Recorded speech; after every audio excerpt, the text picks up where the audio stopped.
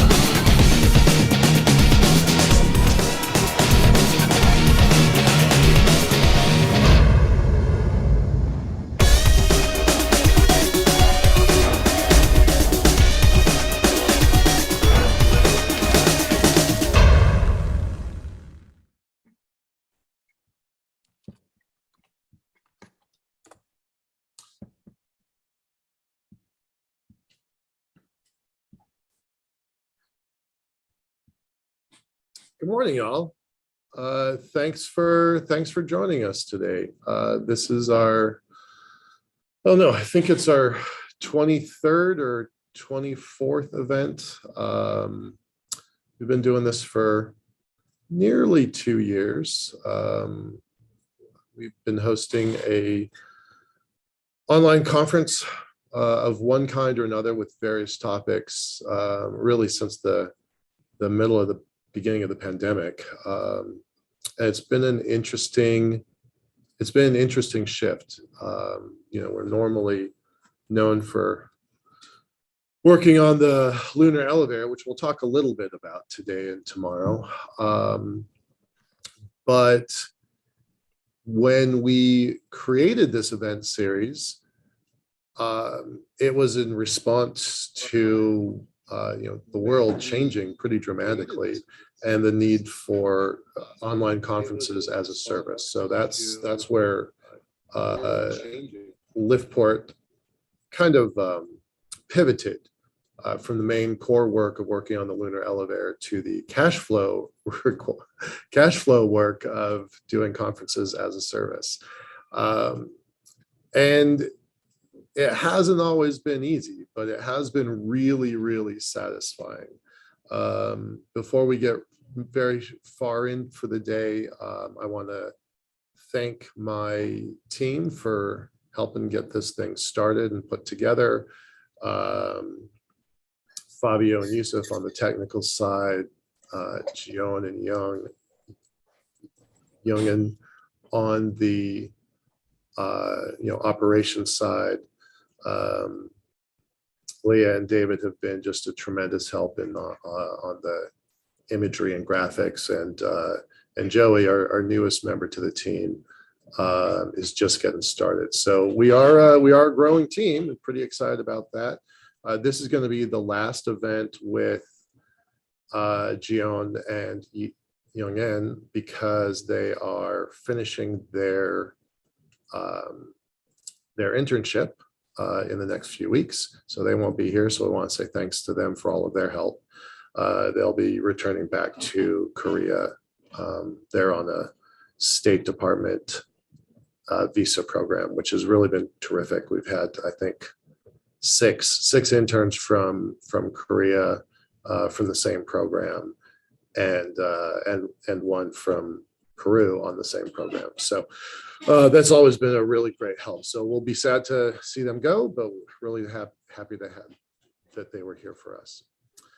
All right. So what's the theme of today? What are we doing tomorrow?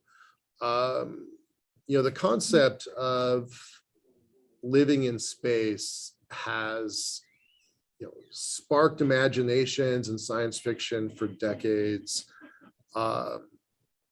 But we all know it's really challenging. It's really tricky stuff. And it's not easy. We've had people on the International Space Station for 20 years continuously,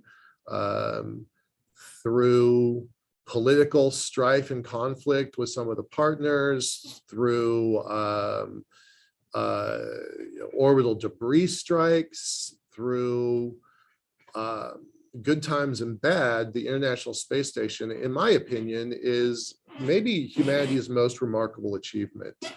It's political cooperation, it's financial cooperation, it's scientific cooperation.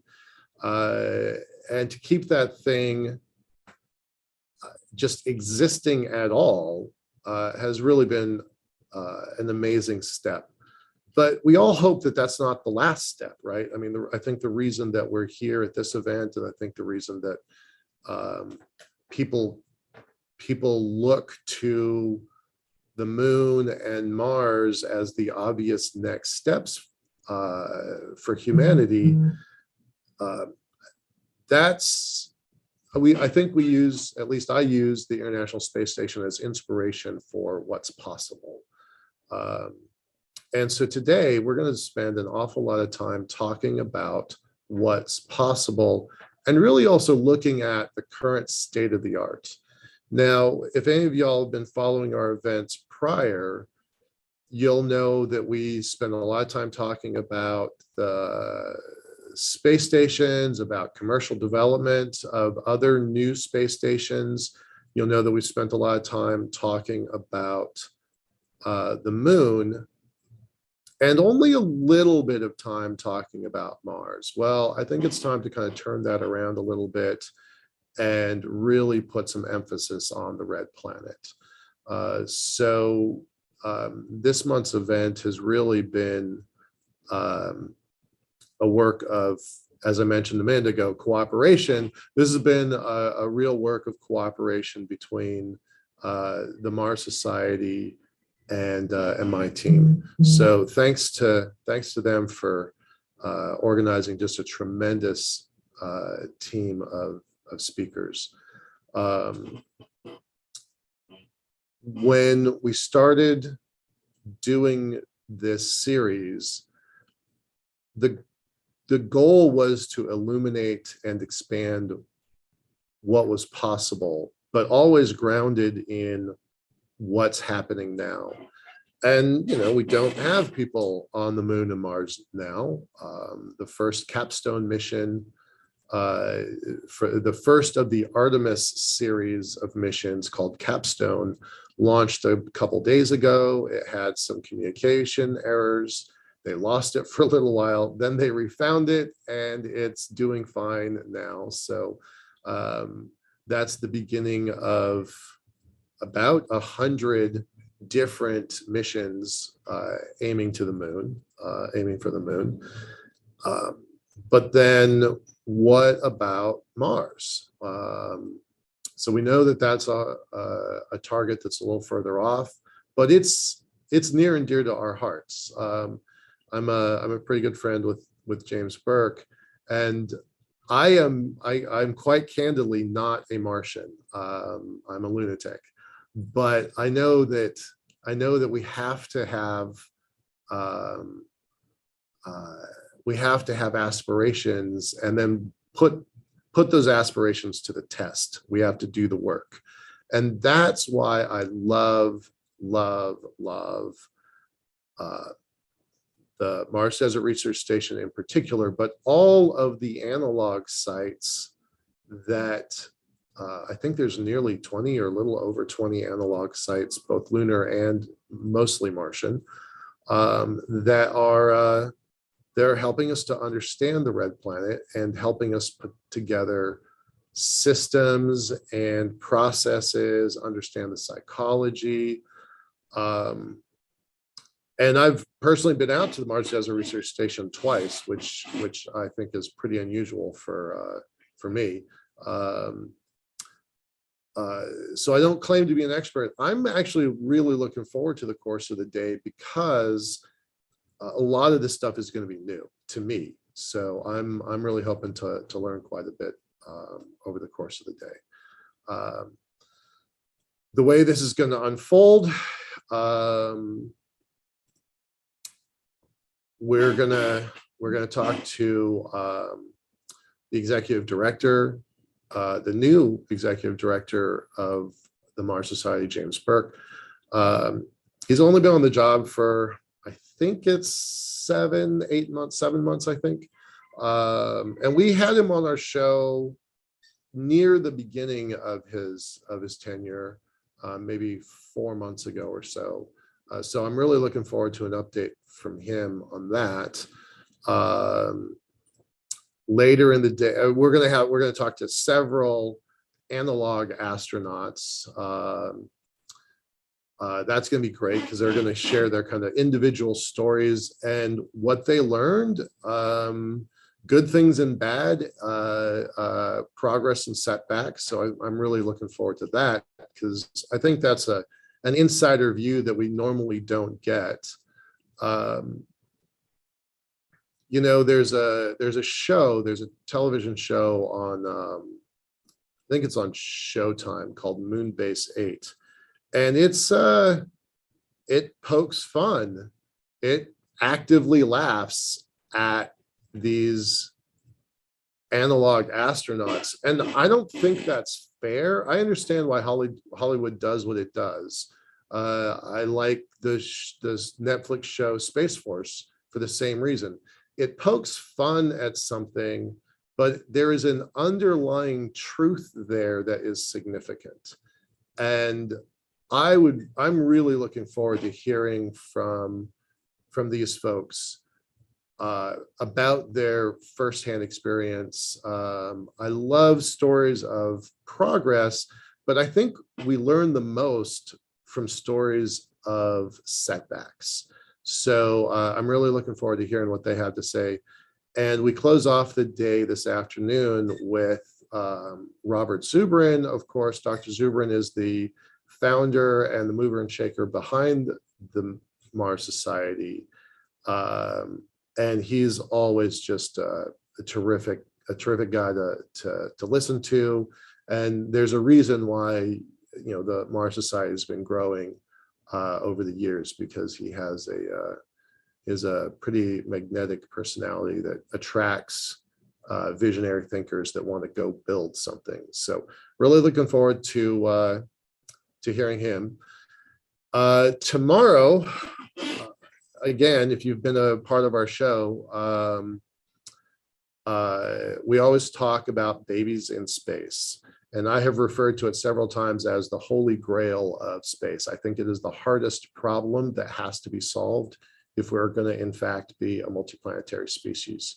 So tomorrow is going to be a really interesting talk with Dr. Edelbrook, because we're going to talk about some of the controversy over his research. We're not going to get into the politics of it. I don't think that's appropriate, but we are going to talk about the science behind it, and why now is an appropriate time to start this work. Some people have criticized him for being years or decades too early, but I don't think that's true. So we're gonna dig into that quite a bit tomorrow, and then Mr. Trevino is going to speak about his experiences on a lunar analog, since most of day one is about a Martian analog. So I want to give some equal treatment, even though it's just one speaker for an hour. And then Casey Hilton is going to come back in and wrap us up with her experiences at MDRS. So that's what kind of the days look like. I'm going to shift now and talk about one of the reasons why I think all of this is not, I repeat, not science fiction. We've got a new member on our team. His name is David. He is he's going to be a staff artist. Liveport has traditionally had a staff artist most of its existence. We have had about 20. Some were only with us for a little while. Some were with us for more than 2 years. This is David's first week, and he's not a space guy, and that's both an asset. And it's a bit of a liability. So when we were bringing him on board, he's a terrific writer, he's a terrific artist, and that's what I was looking for. he has a certain passion that is necessary to be a part of this project. And we were having our first conversations, like, after he's passed through the interview process. And he was telling me that he was talking to his friends about his new job.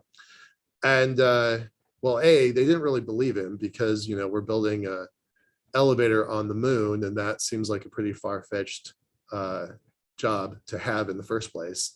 But then he was telling me that his friends, who are kind of science fiction nerds, and I'm a science fiction nerd. He was telling me that his friends don't really believe in this near future of space. They don't know what's happening. They don't know why it's happening. They're unaware. And one of his friends said that this, the idea of building this stuff was hundreds or thousands of years away, right? Beyond their lifetime for sure. And it was, I was surprised by that, right? I know that a couple months ago, on a Jeopardy question on television, the contestant couldn't guess what the name of the new lunar missions, crewed lunar missions, what that was called, and that was the Artemis program, and that was a difficult question, and none of the contestants got it right. So that tells me that the world doesn't really know what we know, what we in this community and this team know, is that the world is changing very rapidly, that we, this community, are a part of it. And I then pulled him over to my computer, and I pulled up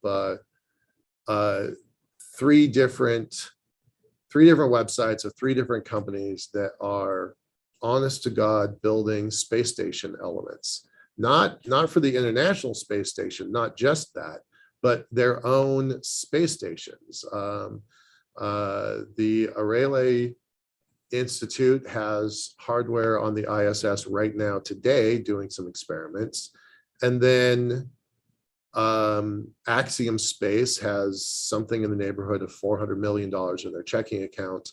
And the former NASA administrator, the former astronaut, and the former 4-star US Marine, Charlie Bolden, on their board. I mean, that is pretty credible. I pointed to their board and said, look, there's 4 astronauts and the husband of another astronaut on this team. There's the program directors for space shuttles. There's program directors for ISS controls. Like, this is a super credible team with hundreds of millions in the checking account. And then I pointed to Orbital Reef as an example of, the second richest person in the world, Jeff Bezos, with his Blue Origin and Orbital Reef program, again partnered with Redwire and Boeing, organizations that have hundreds of millions of dollars in the checking account in order to work out space stations, commercial space stations, right? And so my story to David was, look, this stuff is real. You have a part in building it. You have the ability through us and through all of these other communities. You have the ability to influence, the next step in human evolution, what I believe is the next step in human evolution. So it was pretty eye-opening. It was pretty exciting to take someone who really didn't understand this stuff and show them that this is happening and they are a part of it. He left with a really big smile on his face, by the way. He's pretty excited to be a part of this. So happy to have him. But I want to talk about one of the what I think is one of the most important enabling elements of all of this. I want to first preface it by saying I'm officially not a fanboy of SpaceX. In fact, in their early days, I was with a lot of people, I was openly critical of them. They've certainly changed my mind. And I want to talk about Starship, their new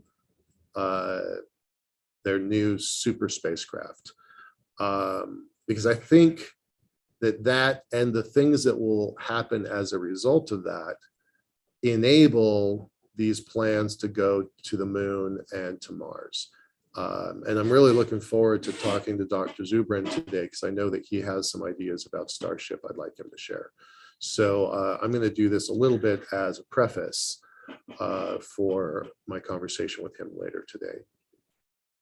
So about a year and a half ago, in a conversation with a venture capitalist named Michael Mealing, we were talking about kind of the future of money in space and how there's a tremendous amount of capital being put forward into this community, billions, tens of billions of dollars, hundreds of billions of dollars over the last decade and a half.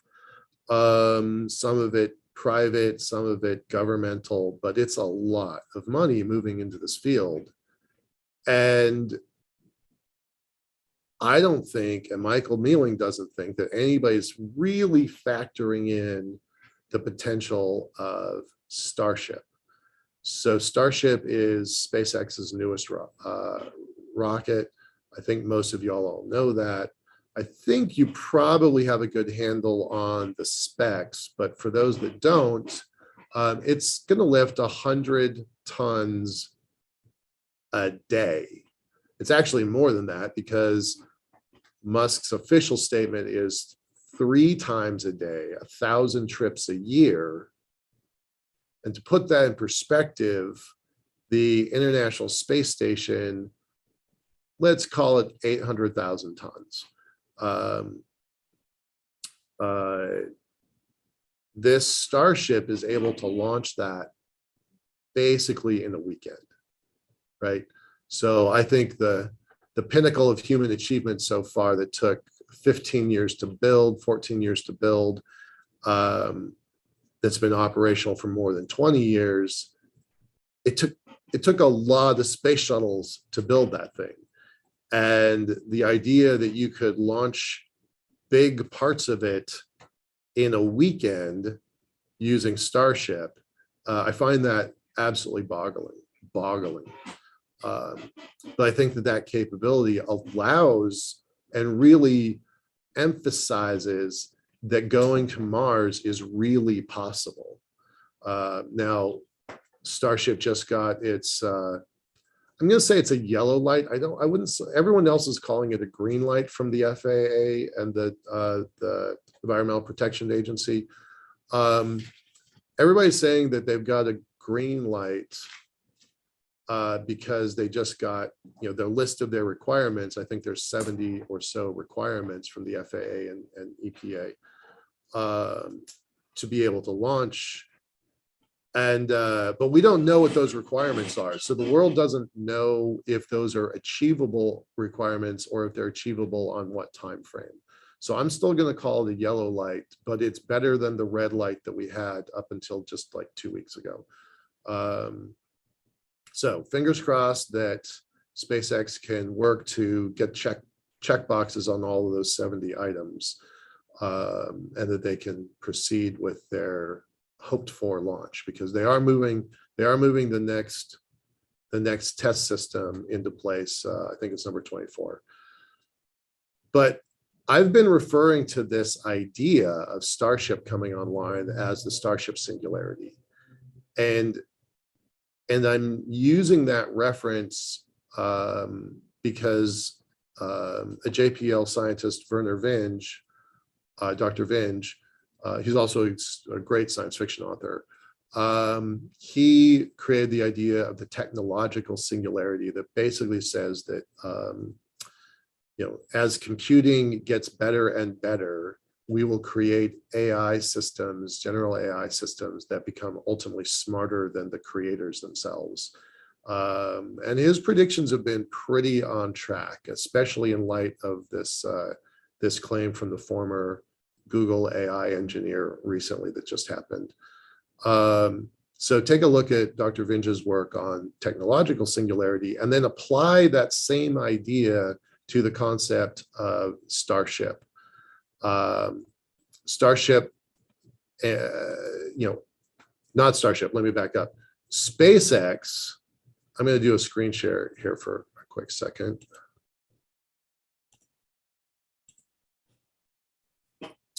And these stats, by the way, were not put together by SpaceX. These are fans of SpaceX, but they've got good data. Look at this curve of just how many rockets they're flying. Now, the Falcon Heavy hasn't flown very much. The Starship that I'm talking about has not flown at all yet. Certainly not orbitally. This is their cadence. This is what they're currently on track for.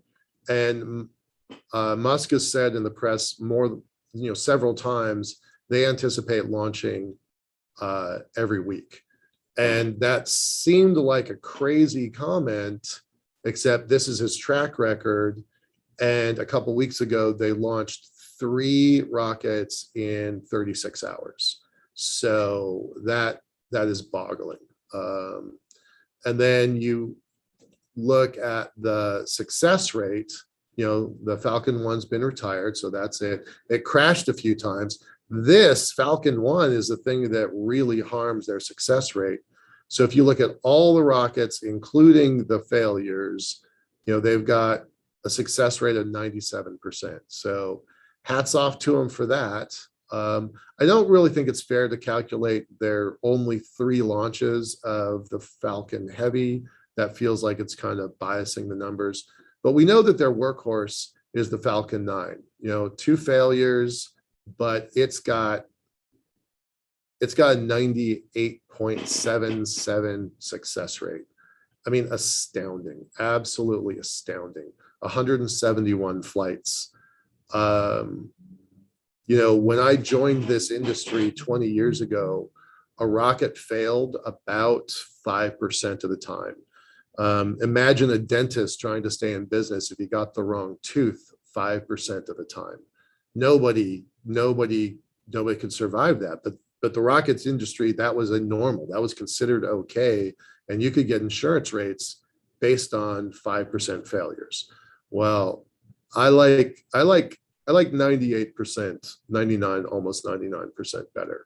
So it's not great, but it's not perfect, but it's pretty amazing. And so if you take into account that their launch cadence is speeding up, that their capabilities are speeding up, that their success rates are speeding up, and you take all of those and try to factor in this enormous Starship capability. And by the way, this I'll post this link in the chat here in a moment. But the stats on Starship are pretty remarkable. It's 100 metric tons. 100 metric tons to low Earth orbit. It's when I was working on the Earth's space elevator, and I think you all know that I stopped working on that almost 12 years ago. We were trying to do 5 tons a week. This is 100 tons. We were trying to do it per week. They're going to do this 3 times a day. And our elevator 20 years ago was considered revolutionary. So, I think this rocket actually kind of probably puts it shamed any of our ambitions of the elevator. So I'm going to post both of these links in a bit in the chat here. But I really want you to kind of spend some time taking a look at this page, because there's a lot of really interesting information here. So with that, I'm going to close out my section and bring on our friend James Burke. Let's see. Stop sharing.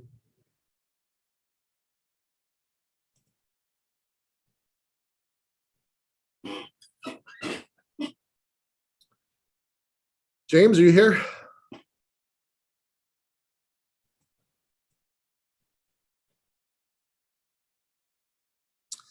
Fabio, can you promote James to, he's an attendee, and can you promote him to the panelist, please?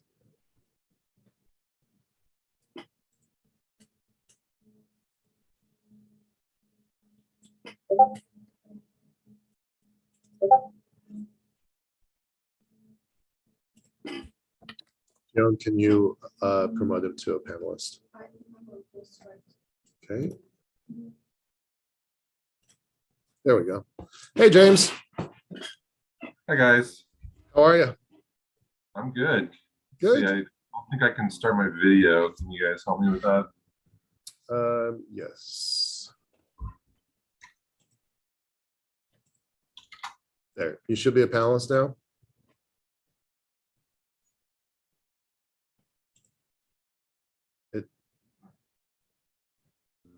There we go. Okay. Oh, there we go.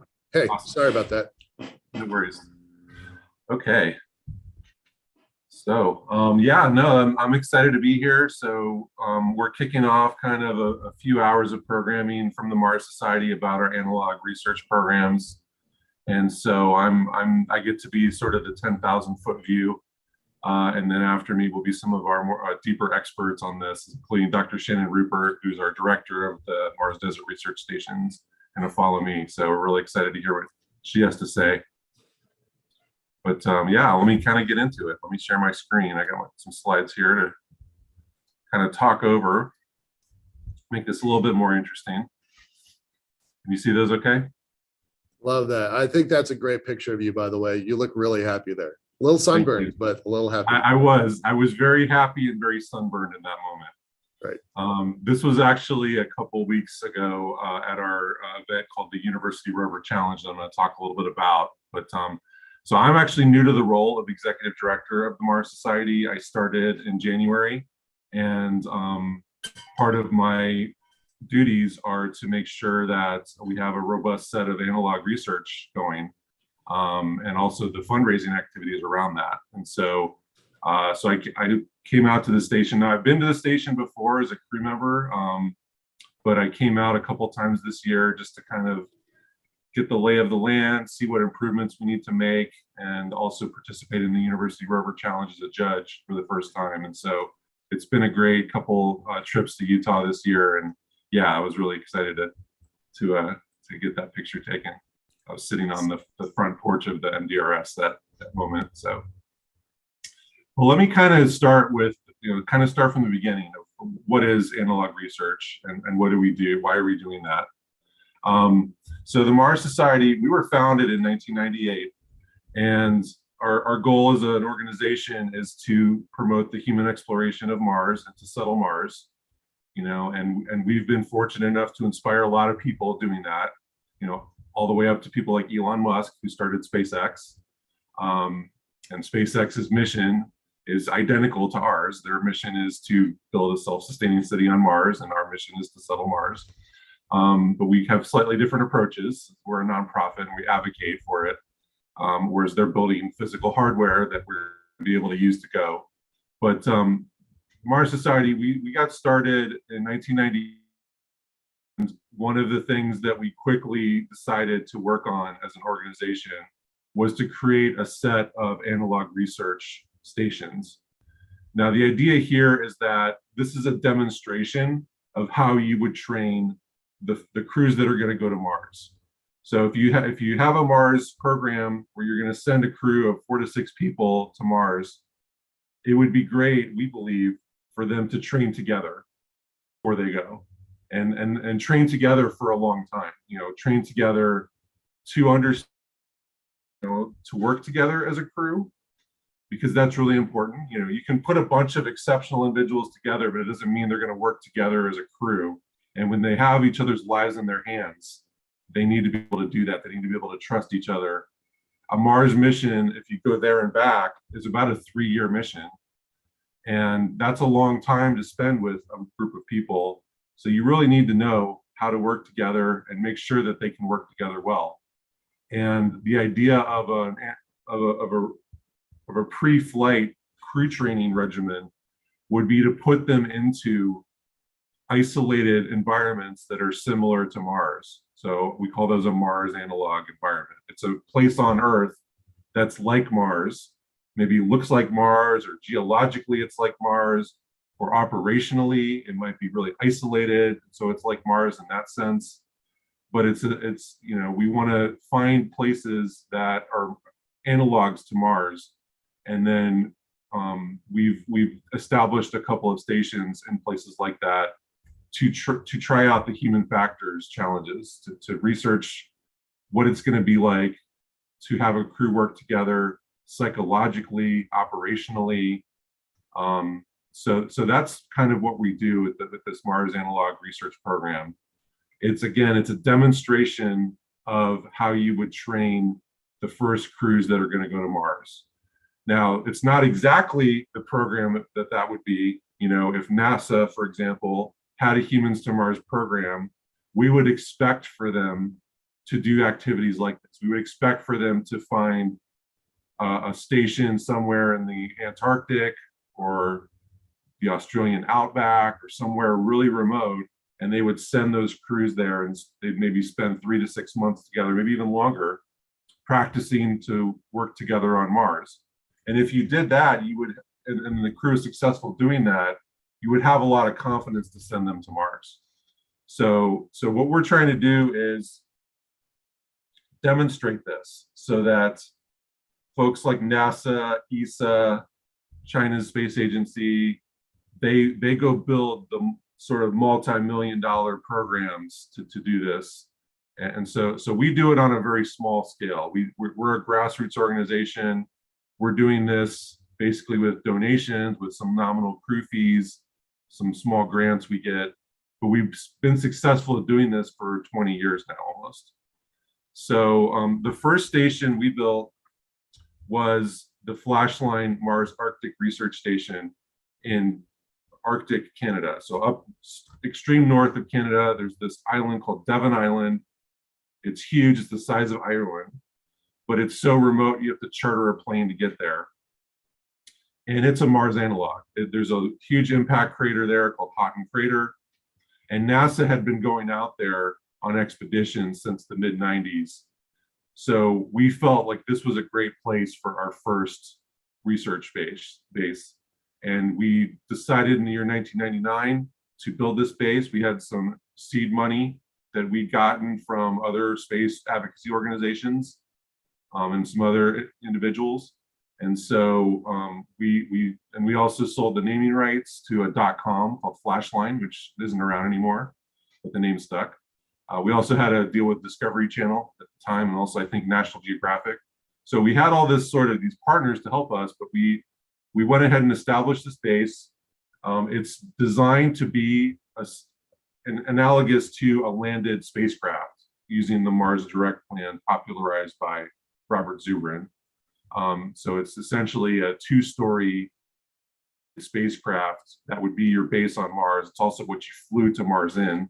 It's the tuna can style habitat. Upper deck has 6 staterooms, lower deck has a lab, and space to put on your suit and go outside, airlock. And so this design is what we chose for the station, and that's actually what we used for the station in Utah. I'll get to in a second. But we built this. It was a pretty epic event when we built this. It's described in Robert's book, Mars on Earth. A U.S. Marine flight, a cargo plane that dropped a lot of the payload to set the base up. And unfortunately, there was an accident, and the crane we were going to use to build this station broke. So they jury-rigged a block and tackle system and put these panels up. Each side walls of the station are essentially about a 2-story panel. So you can't really pick that up with a couple people. You need to have some type of leverage to do that. And they figured out how to build that in the remote wilderness of the Arctic and set up the base, and it was epic. And we've sent several expeditions up there. So it's pretty expensive to mount an expedition to the Arctic, as you might imagine. We have to charter a plane to send a crew here, and they land on the ice. And so we don't do this every year, but we've done it several times since the station was built. And we're hopefully going to do one next year. So we're hopefully going to do some fundraising and assemble a crew to go next summer in 2023. But this was the first analog station we built. I think it was pretty successful. There's been a lot of stations that over the years that have done great research there and have practiced factors. And so, so this really demonstrated that we could do this type of activity. Now we did a more easy to get to base than this. So we decided to build in the Utah desert. So that's the second one on this screen here, the Mars Desert Research Station. We constructed that in 2001. It was essentially just initially it was just the hab, and now we've kind of expanded that campus to have several other buildings. And this is what it looked. But we built this in 2001, and we took it on a road show. It was at the hab was at Kennedy Space Center for the summer in the year 2001. And then the first field season started in 2002. And we've done field seasons every year since. So our field seasons run October through May because we can't really operate there in the summer. It's too hot. So right now we're shut down for the summer. But we just finished I think it was our 19th field season. And we've had 280 or so crews there. Over 1,500 individuals have gone through the station. And 2 of those crew members have reached space. In fact, one of them is on the ISS right now. That's Jessica Watkins. She came through our program in 2005 when she was a young graduate student. The other person that's reached space is Cyan Proctor, who's also been a crew commander for us. And so this has been a fantastic program. You know, you can meet folks at conferences that have been through this, and they've had a great experience. It's typically folks that are in college or just out of college that come to the station. We have a whole process where you apply to be on a crew or assemble a crew and apply together. We kind of run it as an academic program rigorously, and we have more slots, or we have less slots than we have applicants to fill them. So usually the program's in high demand. Right now we're scheduling out about 2 years. But what's also great about this is each crew can do their own research. They can bring their own subject matter expertise and do the research they want to do, whether it's geology or wilderness medicine or human factors, psychology things. So there's a lot of different research that's done here, although the overall umbrella is human factors research. So at this point, we have these 2 stations. We've also been talking to our chapter in Australia about building a station there. And so that one, slightly different design. You can see the rendering there. It wouldn't be a hab. It would be a spacecraft that had landed on its side, and almost more like a space station module is the design station. And this would be located in southern Australia in a region called ARCAROOLA, which is probably the most interesting Mars analog we know about, because ARCAROOLA has some of the oldest fossils on Earth, which are called stromatolites. And those are essentially fossilized bacteria from the early days of Earth. And that's the exact type of material that you'd look for on Mars. So ARCAROOLA is going to be a great operational analog, because searching for stromatolite is what a human crew would do on Mars as well. And so we can really pilot out some of that, some of those procedures and processes. So the Mars Society here in the US, we've pledged to help support this project by the Australian chapter. They're in discussions with the agency, which is relatively new, as well as Australia's National Science Agency and a company, Sabre Astronautics, that actually was started by a Mars Society member. and has the contract to do mission support for the Australian Space Agency. They're also involved as well in this project. So we're really excited about the ARCAROOLA Station in Australia, and that should be up and running in the next year or two. And then there's also a fourth analog we're working on. Our president, Robert Zubrin, will talk about this at his talk today. He just got back from a trip to Mongolia. And during his trip to Mongolia, he met with our local chapter there, which is called Mars V. And it's an organization of 3,000 members in Mongolia with about 150 active volunteers. And they've established a process to do analog research in the Gobi Desert, which is really interesting. And it kind of builds, and he'll go into this more, I don't want to steal his thunder, but it kind of builds on the heritage of Mongolia as like nomadic people, where they can actually move the station to a better location and have the station be mobile and explore different types of terrain in the Gobi Desert. So we're working with them as well, and that first field season is going to hopefully start next year in May. So that's kind of what the Mars Society does with analog research. We have a leadership role in this field. We take credit for getting the ball rolling, establishing this field of analog research. And there's other stations out there that participate in this, but they don't do it in the same way we do.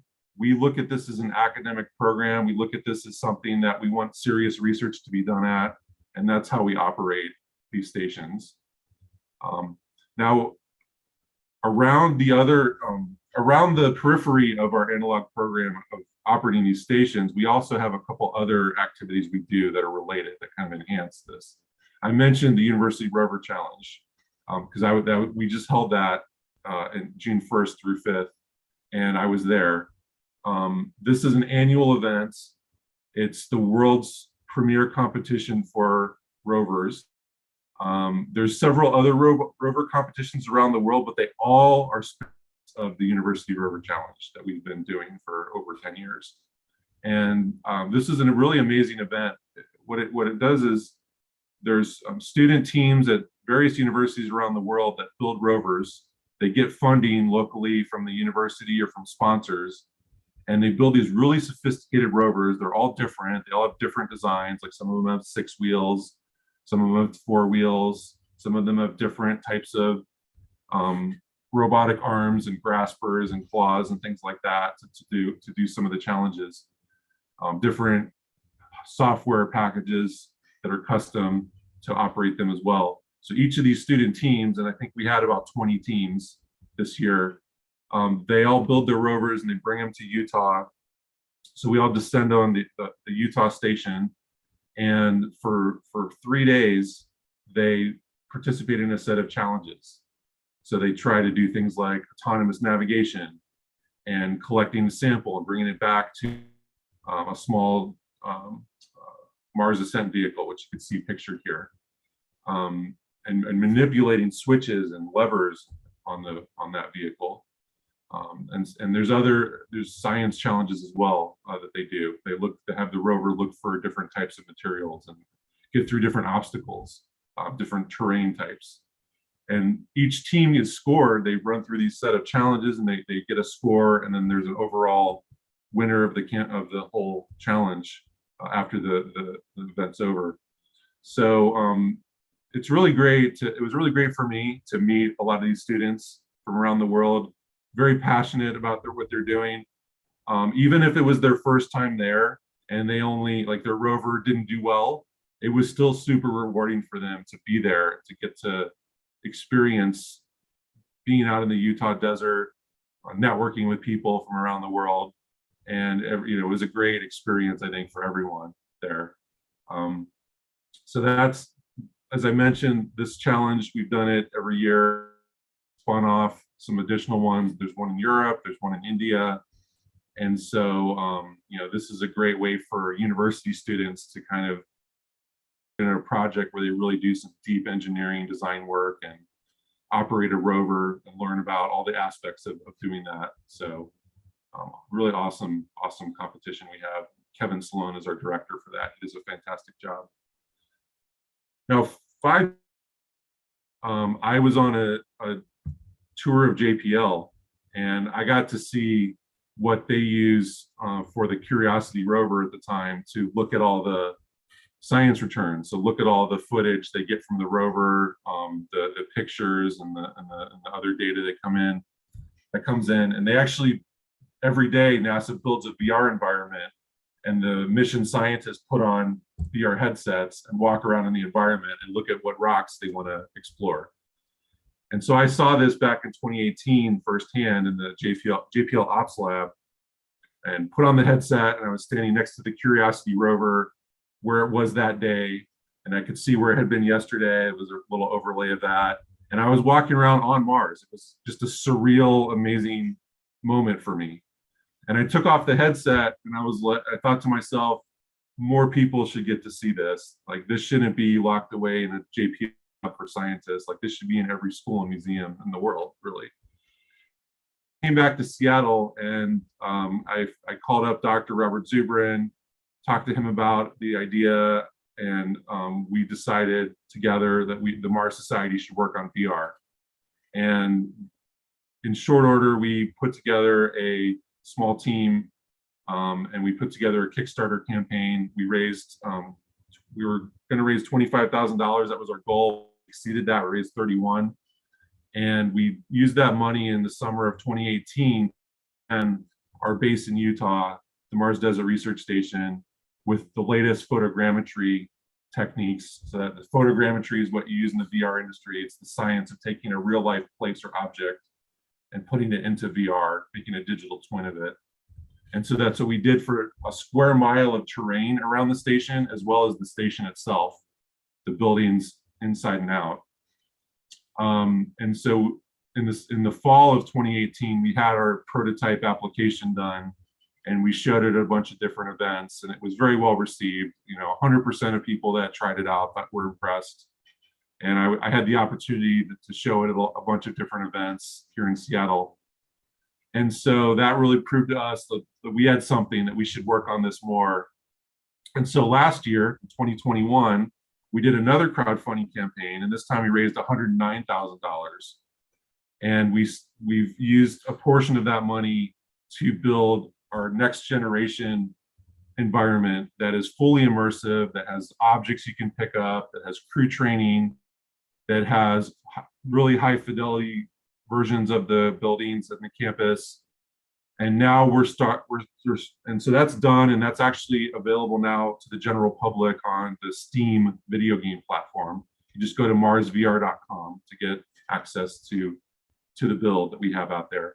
We also have a browser version, so we call it the static environment, and that works in on any computer. It doesn't need a headset, and you can walk around the campus and learn about the MDRS and all the different buildings.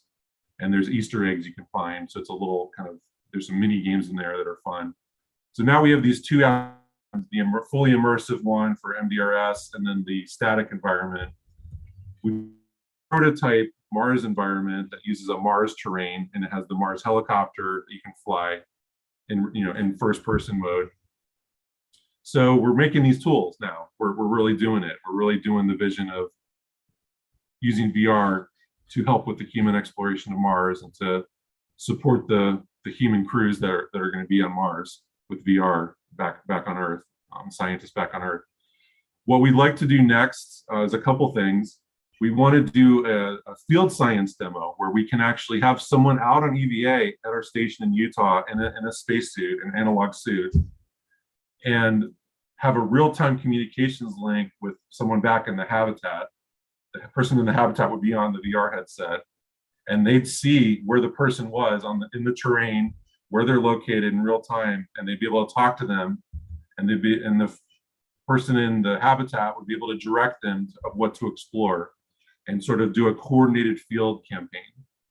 And most of the time in science, in field science for geology and other disciplines, you try to do this like over a radio link, and you use grid coordinates up, and it's a little kludgy. So we're trying to make that whole situation better for researchers, and demonstrate that you can use VR in real time to help explore a landing site. The long-term goal would be that an astronaut crew on Mars would send out some rovers and drones and photograph and scan their immediate vicinity, and then send that data back to Earth. And then like literally millions of people could explore it in VR before they did, find interesting places geologically or maybe possible fossils, and then radio that information back, and the astronauts could go explore whatever is the most popular thing to look at. So we call that concept crowd exploring. And so we want to try to pilot that out as well with Mars VR. And then the last thing is we do have some education and outreach programs. I hope Dr. Rupert talks a little bit about this with her talk after me. But we want a grant from the Utah Space Grant Consortium to fund some students coming out to the MDRS. I was actually fortunate enough to participate in some of that when I was there for my first trip earlier this year. There was a couple of crews of middle schoolers that were staying at the station and got to go out and do geology hikes. And I got to speak with some of them. And it was really cool that they got to come out to this really unique facility and learn a little bit about geology.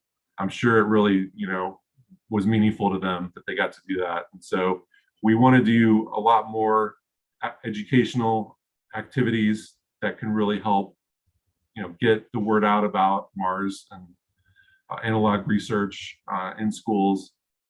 And so you'll see more coming from us at the Mars Society as time goes on in that realm. So essentially, the Mars Society, we really are passionate about analog research, and we want to maintain our leadership role. And if you are interested in participating and staying at one of our stations, you can find out more information on our website, marssociety.org. You can click through to get to the MDRS website and how to apply there. And then, reach out to me if you're interested in the Arctic base, because we're starting to talk about planning for a field campaign next year for that. But we're going to fundraise a little bit for that as well. So, if that's something of interest to you and you're an analog researcher, talk to us. Might be able to work together there. Yeah, so basically that's what I wanted to cover. Michael, I'll kind of throw it back to you if you have any questions. I have a ton of questions. I said in my intro a minute ago that I was really excited about this topic because it's not something I really know that much about. So I wanted to do this deep dive. But gosh, you and I are friends, but I learned so much from just this conversation that I didn't know. Starting with Flashline, you said it was your first. I did know that. Did you say you sold the naming rights to something? Like, that's just, you can short answer on that. Sure. Yeah, this was back in 1999 during the dot-com era, right? And there was a company called Flashline. And so back then, Robert Zubrin and others talked to them, and they were able to secure, sell the naming rights to the station. What was Flashline? What was it? I don't know. Yeah, I think it was. I'm not really sure actually. I'll have to look that up. Yeah. We'll pass. I had never thought about that. I knew that Elon Musk was an early supporter, and when I was there, he had a small observatory named the Musk Observatory out there. I don't know if that's still there or not, but I know he was really involved in the beginning. Yeah, so for the Mars Desert Research Station, one of the early donors was Elon Musk, and through his Musk Foundation. And so he donated some funds, and we built the small observatory, which is now a sun-facing observatory. Okay. Because we actually have two now. We have a robotic observatory on campus that is operated by a college on the East Coast. And that's our primary observatory now. And that has a high resolution telescope. And as you can imagine, in the Utah desert, the skies are just amazing. Yeah, I'm sure. No light pollution whatsoever. Right. So it's just, it's incredible to be out there. But the first observatory is called the Musk Observatory after Elon, because of his donation. Nice. And this is back before SpaceX. Yeah. No, it was, it was the very beginning. I know that. I met him at a Mars Society event in 2002. So, I mean, he wasn't really making any noises about what he was really working on at that point. Maybe he was talking to y'all about it, but he certainly wasn't telling the public about it yet. So, yeah, it's neat. Yeah, So, there was the whole story about that, because Robert was one of the people that was giving him advice at the time, and he wanted, what Elon wanted to do, just as an aside, I'll tell the story really quick.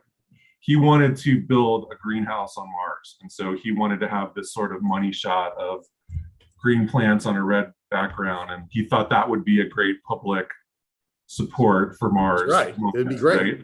So he, like most people do, he wanted to go. He needed a rocket, and he flew to Russia and tried to buy an ICBM, like most people try to do.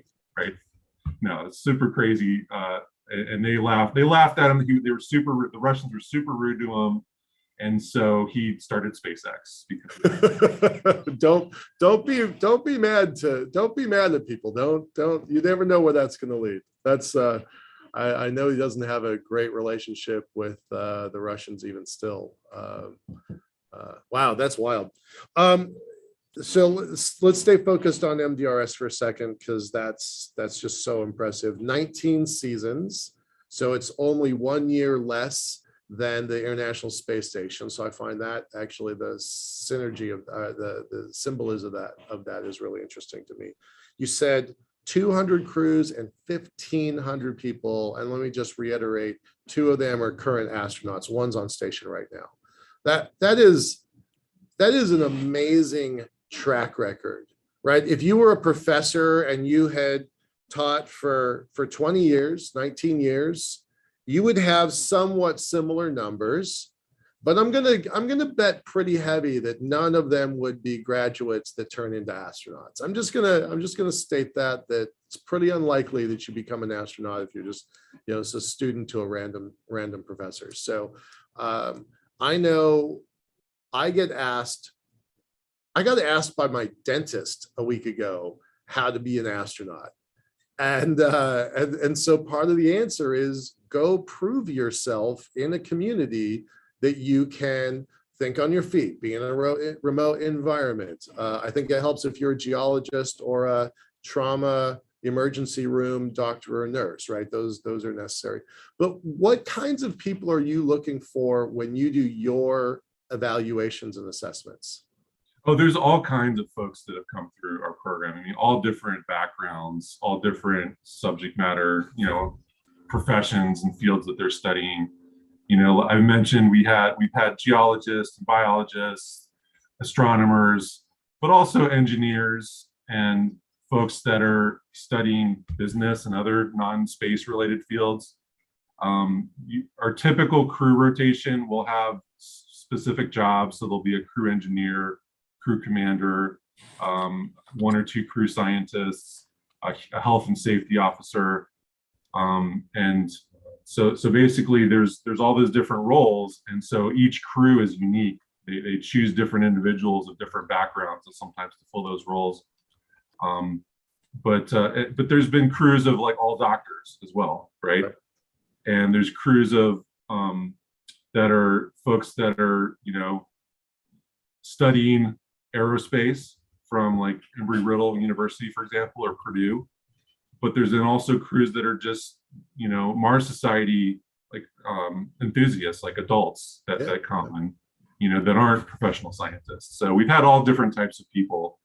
But in general, we're looking for folks, when folks apply, we're looking for people that have scientific interest or backgrounds that fit into what you'd study at a Mars analog like this. So geology, biology, medical aspects, psychological aspects. We've got one of our great researchers is a sociologist, and she just recently got her PhD.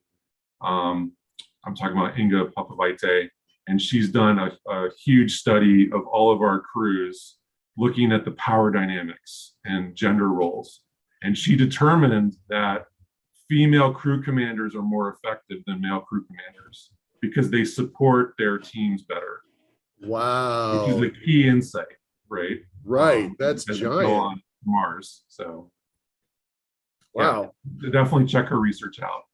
Is there I know that International Space University has sent crews out there. When I went out, I was not a crew member, not anything like that. I was there to support Georgia Tech. They did some robot experiments with us. We'll talk about that later. But is there any, obviously with this professor, you are tracking the alumni.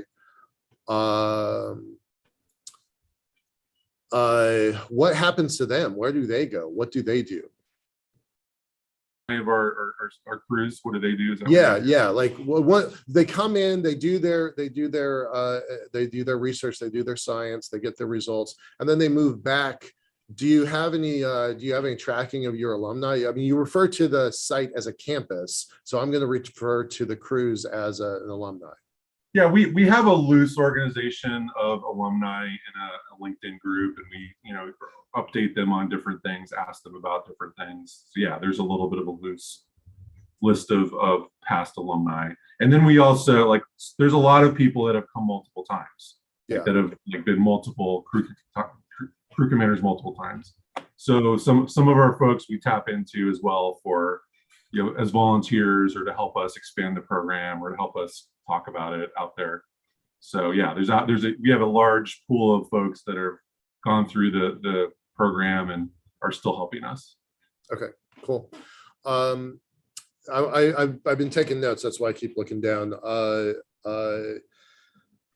So I didn't know anything at all about the Australian program. Do you want to dive into that a little bit further? Because I like the idea of it's a spaceship on its side is a different kind of architecture, and I think maybe that's a pretty accurate architecture. Yeah, no, it's exciting. They've actually been developing that concept of having a station in ARCAROOLA for several years, and so they just kind of needed some help to get the ball rolling recently, and so we're stepping in and pledging to get that moving. And this year there's been some movement there on building that campus out, and so we're very hopeful that they're going to be able to successfully partner up with the space agency and the science agency to get that project done. But it's early on that. Okay, cool.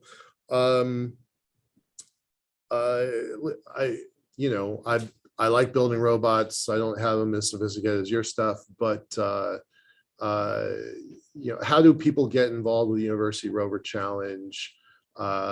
What's a typical path for a student if they were to do that? Yeah, all the information is on the website for the University Rover Challenge. It's urc.marssociety.org. And the competition is sort of a year-round thing. It kicks off in the fall, and there'll be different design reviews throughout the year leading up to the event in Utah. And so if students are interested, just go to the website, and there'll be some updates coming out in the fall for the next campaign, in the next cycle. And so yeah, it's a great competition for people of all different backgrounds that are in university. Do you have any stats running for them the way you do for the Mars crews, MDRS crews?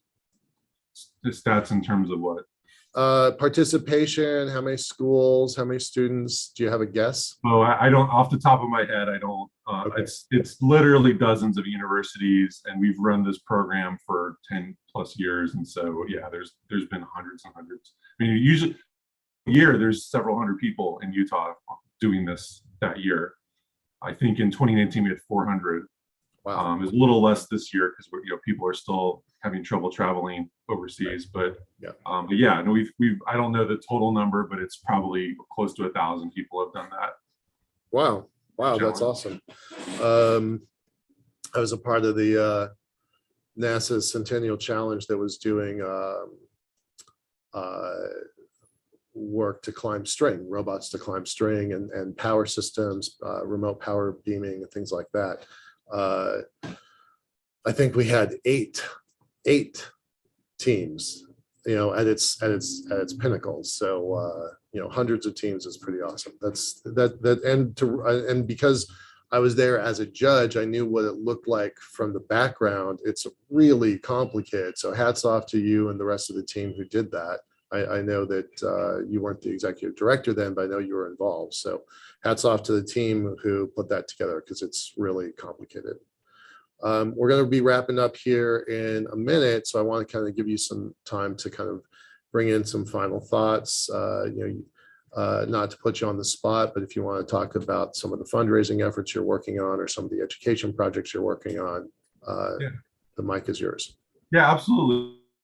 We are going to start a large campaign to raise funds for the MDRS. We've put together a budget of what we need to do for improvements there.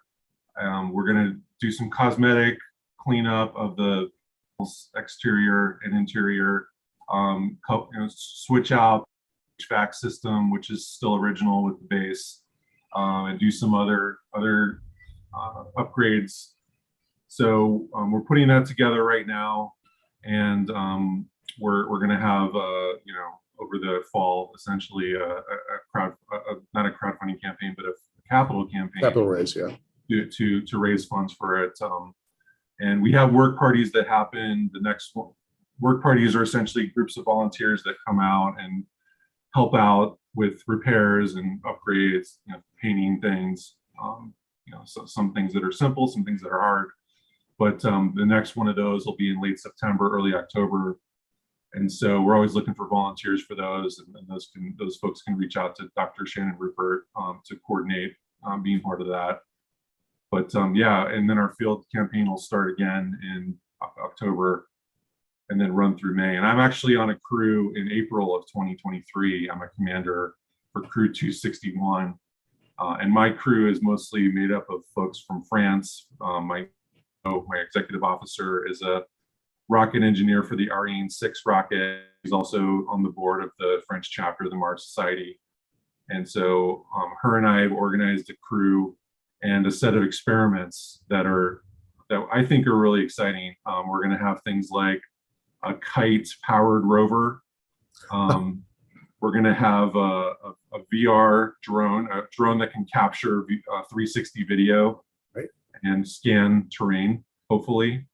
We're going to have a gas dome experiment where we put these little domes on the surface of the ground in Utah, and then they measure the trace gases that come up over time.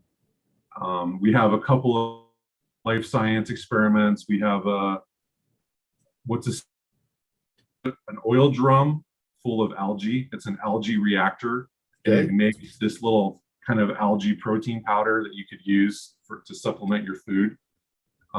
So yeah, a lot of really cool experiments we've been working on. We actually been working on this mission for 2 years. It got delayed. Right, you got delayed. Yeah, I knew that. Yeah, so I'm excited about that.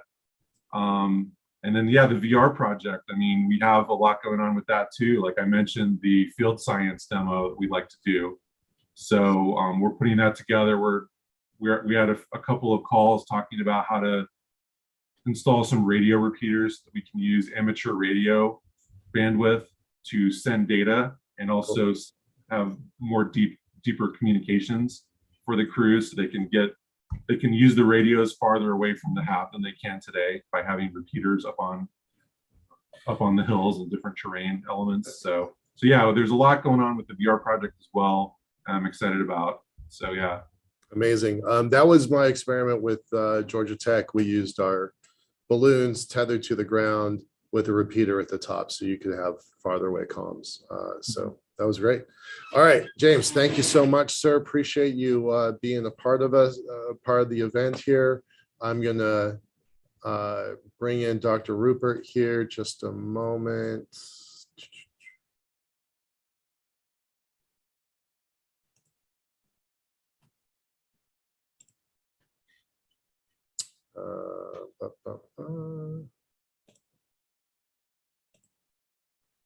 Good morning, Dr. Rupert.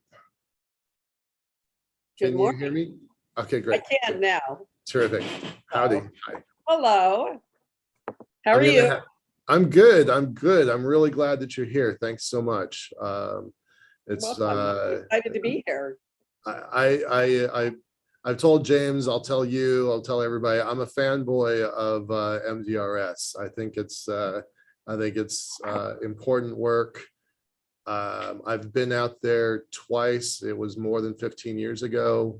But you know, the idea of doing these kind of simulations, I think the general public does understand just how important this stuff is. So thank you for all of your work here.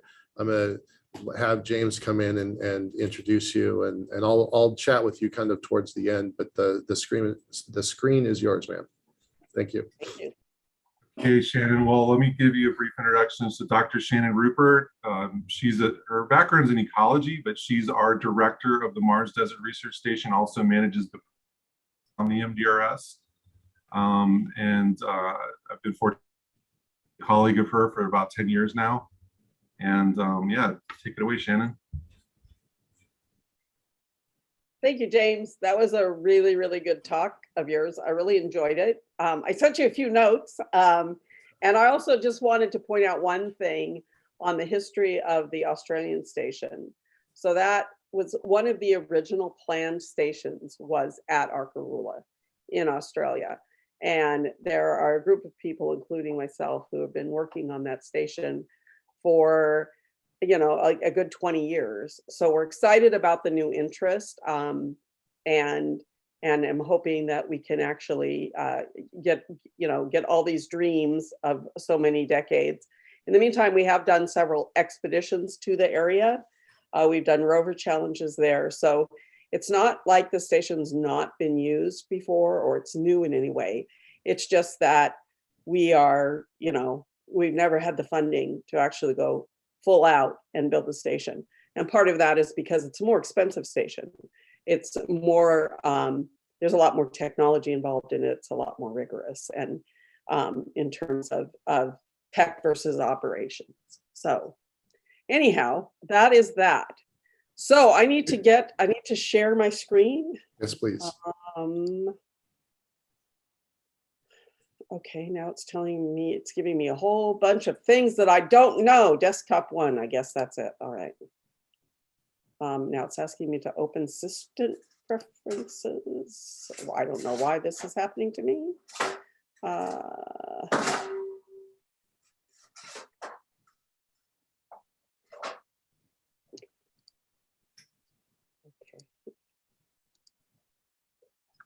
I don't know what to tell you. It's not allowing me to do anything.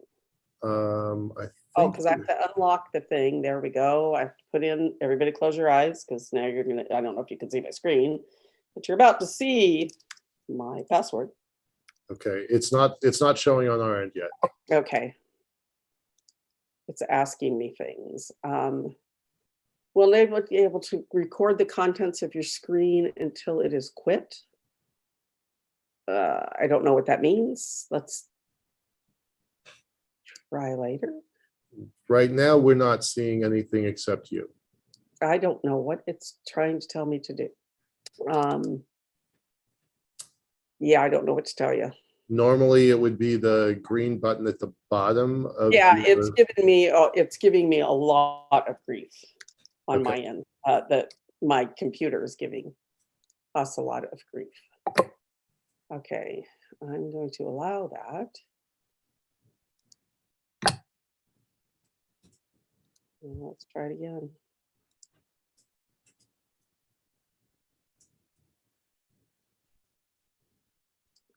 Interesting. It's happening. There you go. Am I there? Yep. Okay. It's asking me to go to system preferences again. You can just minimize that. I don't know what you're doing, you silly little thing. Go away. All right. Are you still there? Yep, we're there. All right. So we did get Brief there. history of planetary analogs. Yep, we're There live. we Loud go. and clear. Oh, that was quite startling. I was like, what is it doing? I don't know. Dr. Rupert, I have complete confidence. If you can run MDRS, you're going to be fine. A field station's a lot easier than a computer. All right. So this is actually a talk that I gave in April to an analog conference in Cambridge in the UK. And I think it has a really good overview about really, you talked in your discussion with James about how a lot of the work that we do is not really understood. And so this is kind of like a way to maybe capsulize and synthesize and make a summary of what we do and why we do it. So the first thing you have to think of when you think about analogs is, what is your ultimate goal? Why are you doing this, work that you're doing? And in our case, it's because we want to go here. We want to go to Mars. We want to see what is actually required to live on Mars, to do research on Mars, to discover life on Mars. And so what do you do when you want to do something and you want to be good at it?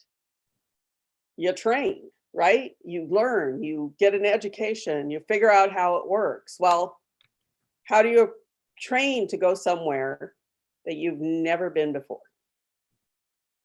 How do you might know a little bit, as we do, about the planet. So you might want to say, okay, this is what we know we're going to have to learn before we get there.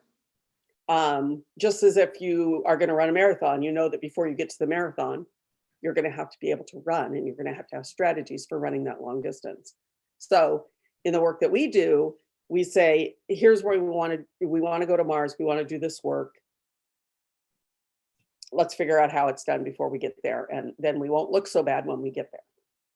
This is an overview of MDRS. I love this photo.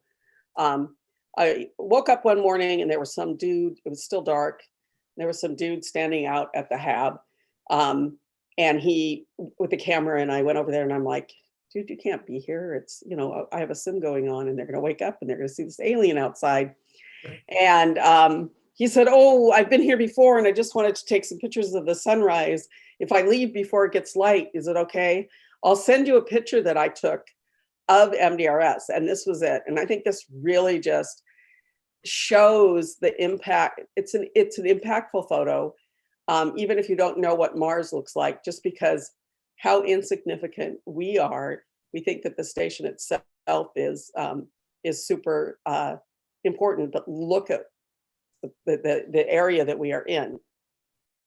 So what is an analog? This actually comes from Wikipedia.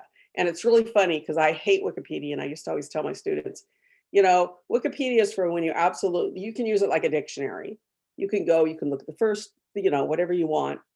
But it's basically that analog is where you go to strategize how you would go to that place in real life.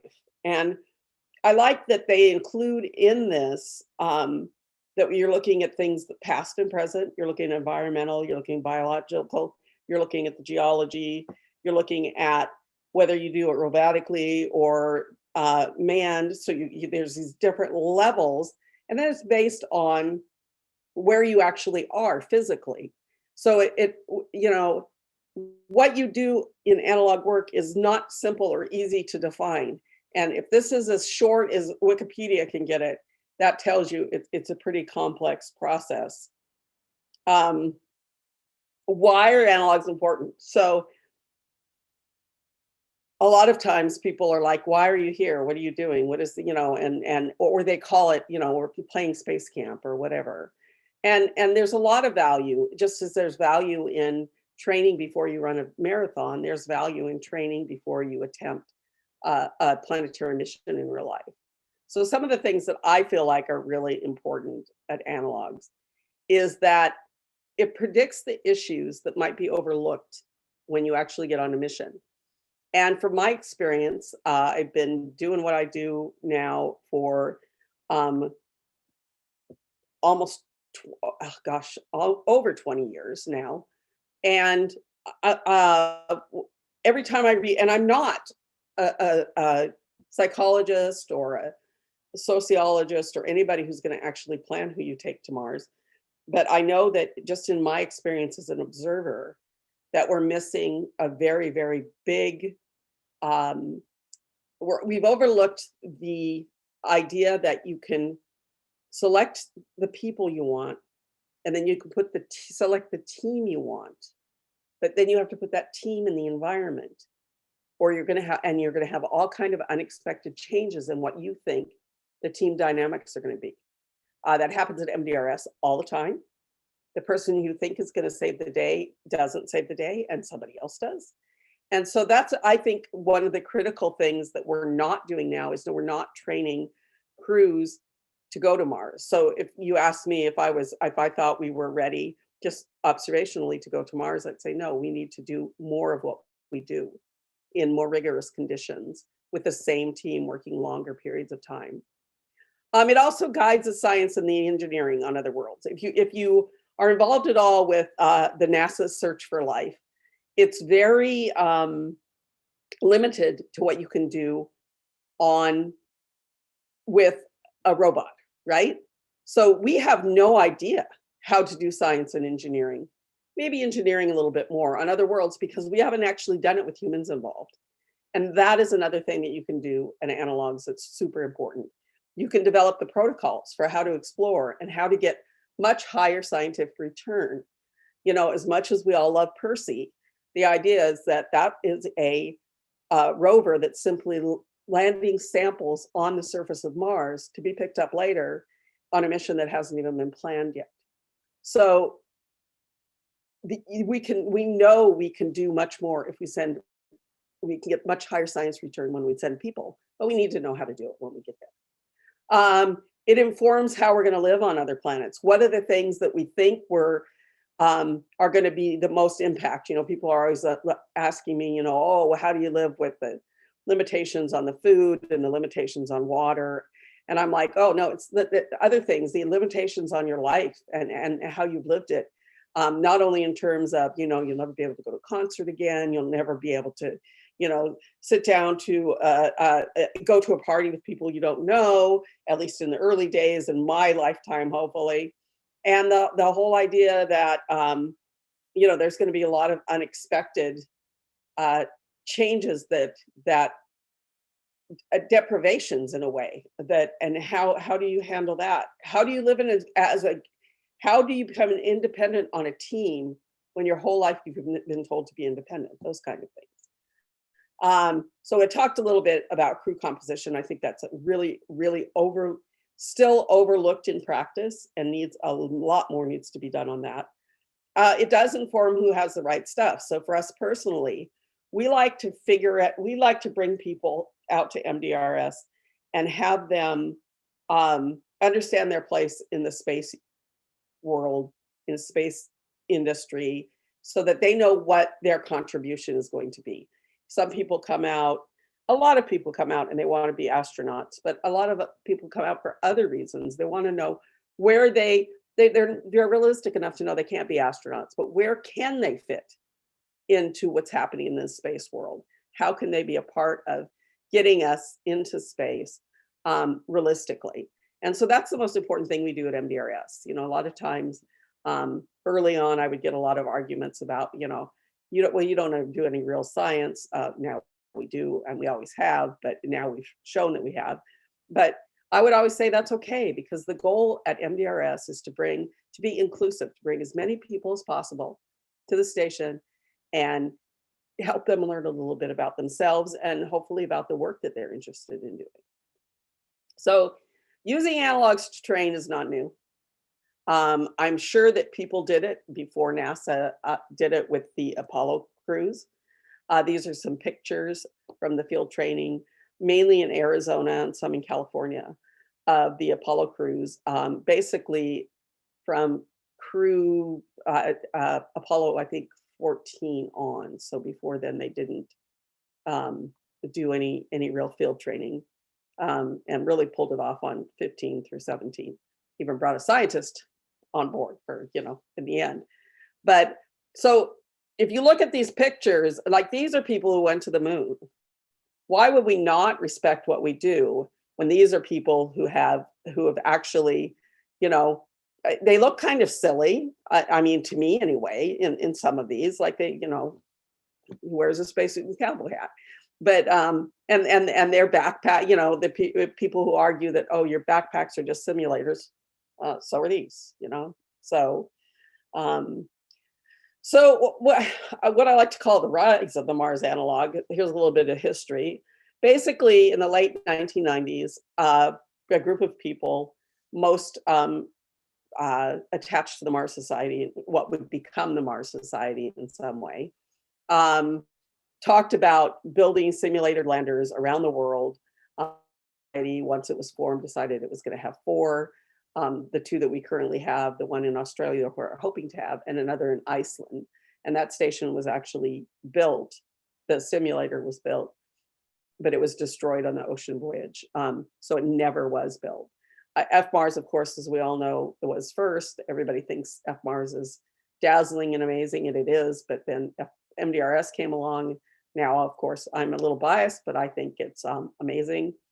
And so for the next 15 years, we plugged along doing this work. And it was a very small group of researchers who were doing it. We all kind of knew each other or knew each other's work. And then it basically exploded. And since, I like to say, as silly as it sounds, the movie The Martian came out. And because before that, SpaceX was still, people are like saying, oh, it's SpaceX. I'm like, no, Elon was shooting off rockets in California long before The Martian came along, and nobody was paying attention. But that movie just seemed there was a synthesis of everything that was happening. And at that point, it became, we became the cool kids on the block. And so the demand is really, really high. James mentioned that we have like a 2-year wait. About 1 in 3 who applies to MDRS actually gets selected the first year they apply, because there's just no space. And we already have doubled our field season. When I took over, we were a 4-month field season, and now we're 9 and increasing. So what exactly we've been talking a lot about FMARS and MDRS, but we need to remember that they're not the only kind of analog site we have here. So here's some examples, and you notice that only one of them has a spacesuit. Only in one of these examples is there actually someone in full sim. What you also see in these analog sites is a lot of researchers that go out and do biology and geology without any kind of space accoutrements at all, right? And so you've got the Atacama here, Antarctica, and where there might be some we call it partial sim, when you do some sort of in-sim activity out in the field, but you're not doing a full sim, which is when you're completely living a life on another planet. And so we also have MDRS. The bottom picture with all the people is actually at ARCAROOLA. That's one of our expeditions. I can't see who's all there to know which one it was. Then on the right, you have Rio Tinto, Yellowstone, and that's me up in the Arctic. So you got to remember that. And actually, the reason that I am up in the Arctic without a spacesuit on is because under that, I have a wetsuit. I did work in streams. And so when I went out, I had to have a wetsuit on. All right, so then there's analog facilities. So we have analog sites. That's those physical environments that look like or act in some way like another planet. The analog facilities have been growing. We know that FMARS was first. It's there in the center. And then MDRS, which is the lower right. And then we have DMARS, which is in Israel. You can read the DMARS on the side of that. Below it is the Analog Astronaut Training Center in Poland. In the middle below FMARS is Lunares, and below that is the Chinese station. Up at the top right is High Seas, and in the middle there is Habitat Marte in Brazil. And all of these stations operate sims to some degree. So analog sites, then you add a facility that you either do research out of in sim or not in sim. And the amount of sim you do varies from place to place. In a place like the Analog Astronaut Training Center, you're going to do only sim because they don't have any outside site. They don't have a site. So then you talk about analog operations, and they run the gamut again from being in sim to out of sim. And when you're doing, you can do something as simple as going out and doing field work, which is in the middle lower picture. That's me and my dog Jack in the background. We're actually doing something with dinosaur bones at that point. Or you can go all the way, which is me. If you look at the lower right, that's me in sim at F-Mars.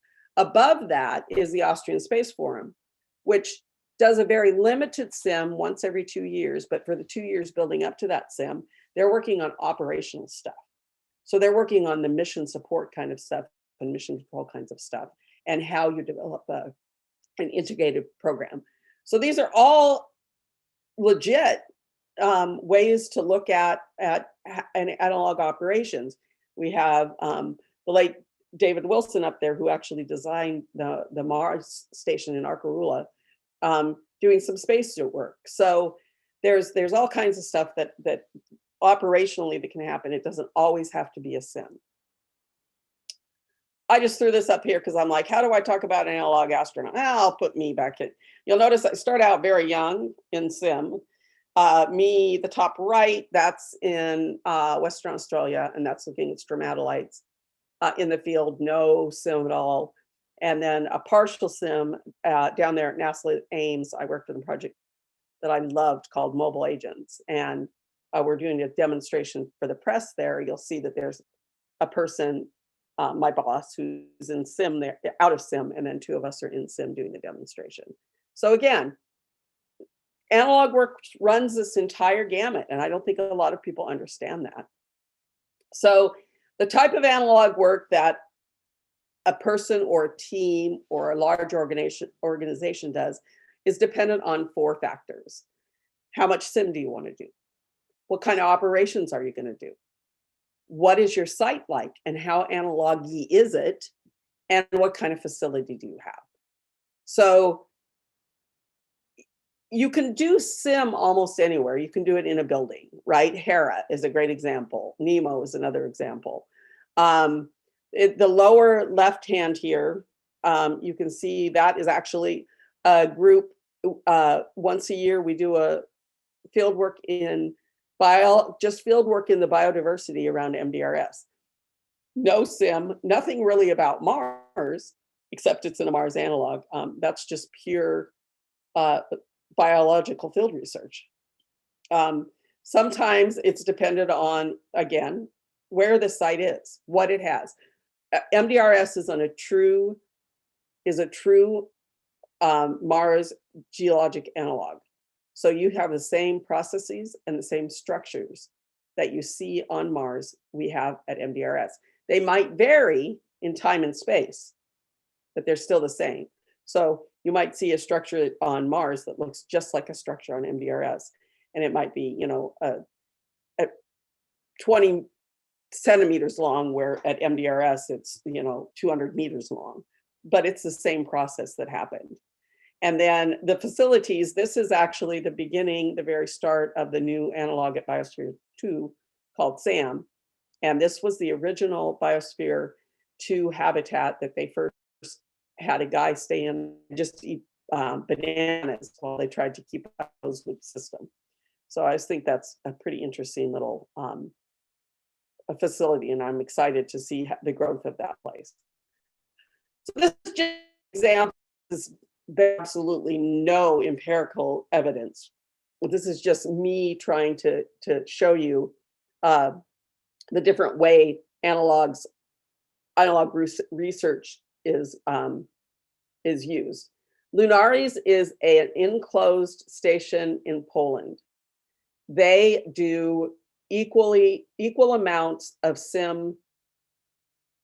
They do sim and their facility.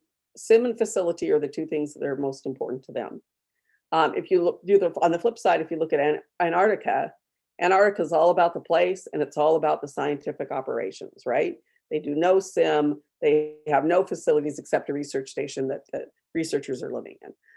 The Atacama is the same way.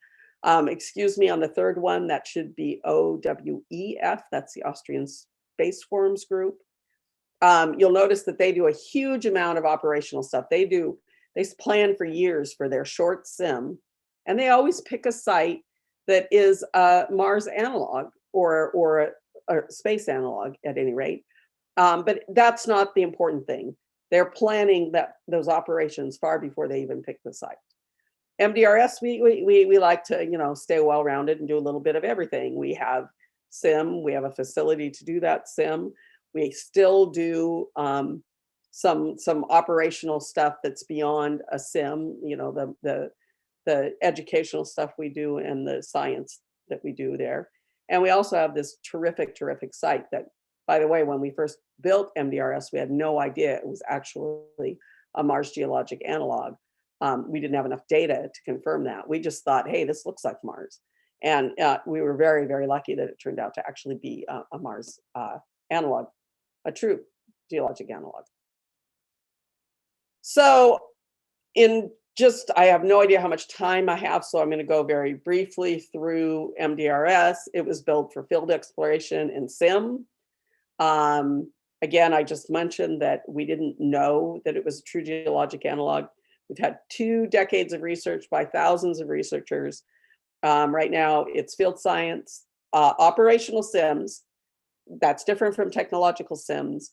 A lot of people, when they get there, they're like, oh, you don't have any bells and whistles. And I'm like, no, we don't, because we don't have that kind of money. And we focus on how we're going to operate on Mars, how we're going to live on Mars, how we're going to do science on Mars.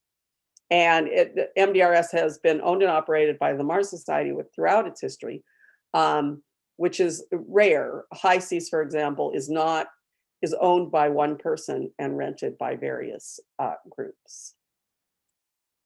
All right, and currently by the way, is being run by its owner. So here's an overview of the campus. The habitat was the original building. Since then, we had a small green hab. It burnt down. We built a new one. It's amazing. I love it. The Science Dome is by far my favorite building. It was supposed to be the new greenhouse. It was crowdfunded. After they put it up, they were like, oh, we don't know how to make this wind and watertight. And I said, well, we can't tear down the geologic frame. It was just, the geodesic dome frame was the only thing that was there. And since people paid for it, I couldn't tear it down. And I said, let's make it a science dome. And so to me, it's just a wonderful, beautiful building. And I love to be able to go in there and actually do science. We have 2 observatories. What you see here is the Musk Observatory, which was the original observatory. It was moved down off the hill above. It used to be up there about where it says research on the top. And it was moved down onto the flat because it twisted the base just by the shifting of the geology. And then beyond it is the new robotic observatory, which you can operate anywhere in the world and anybody can operate it. And then the last building on campus was actually the RAM, which is the engineering bay. And here's some pictures. This is an older picture of the hab. I love this picture. This is probably 2003 maybe. And most people will notice that it looks kind of like this even today. I'm excited about us doing the remodel this fall because it will be the first comprehensive love this building has seen in 20 years. And so I'm really, really excited. We were going to do the exterior this year. We realized it was a little too damaged for us just to paint. And so the exterior is going to get a complete overhaul, and the interior will also get massive upgrades this fall. Like I said, our original green hab burned down. And so this is the one that we built. It becomes a haven for crews in the winter. It's the only green in their red world.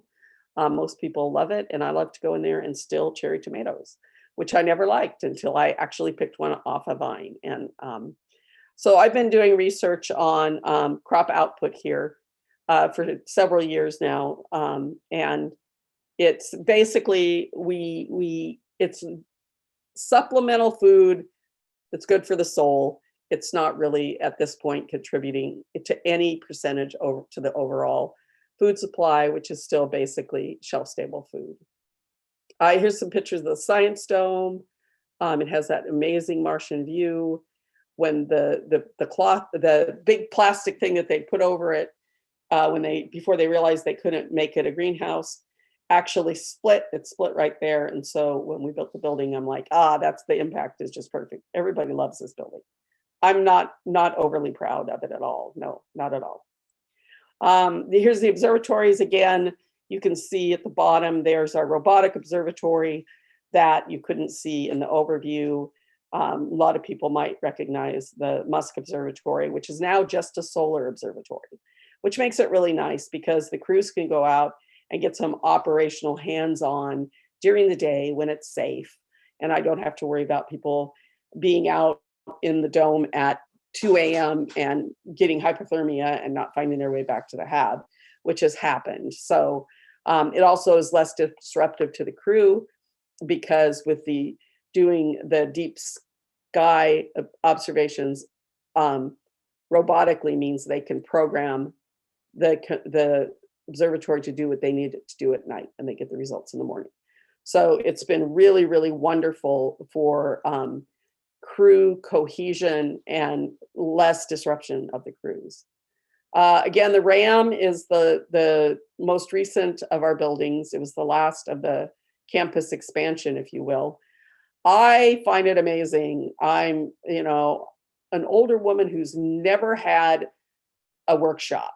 And I love this building because I can sneak in and do things when the crew are occupied elsewhere, instead of having to say, hey, I need a screwdriver. We put it in the airlock and I'll pick it up, So, and I also think that the crews enjoy it as well.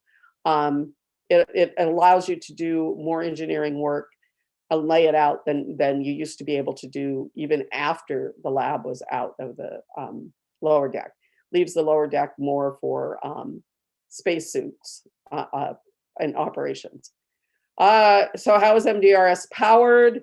We have a 15K solar array that goes into a 10 kilowatt battery bank, and we have a 14 kilowatt propane generator that we use from about October to April, end of April, if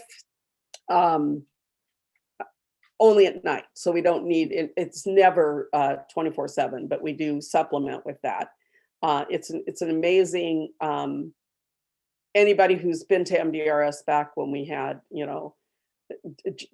generators that didn't have any redundancy and we always lost power, or we had to, in the early days, refill the generator every 6 hours, will really, really appreciate this. I love this system. It's challenging for me.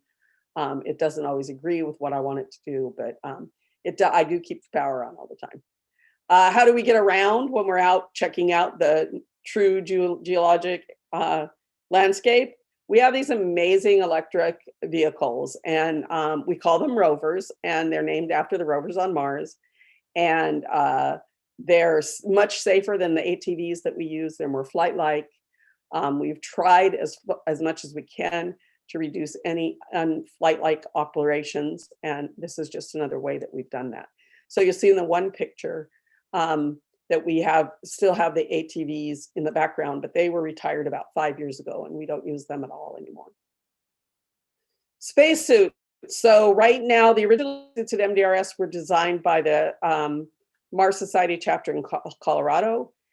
They've been maintained beautifully and built beautifully by the NorCal chapter of the Mars Society for more than a decade now.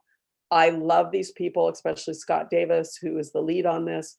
They take such good care of these suits and help our crews, and they take such a huge weight off of me in terms of volunteering their knowledge and expertise to keep them up.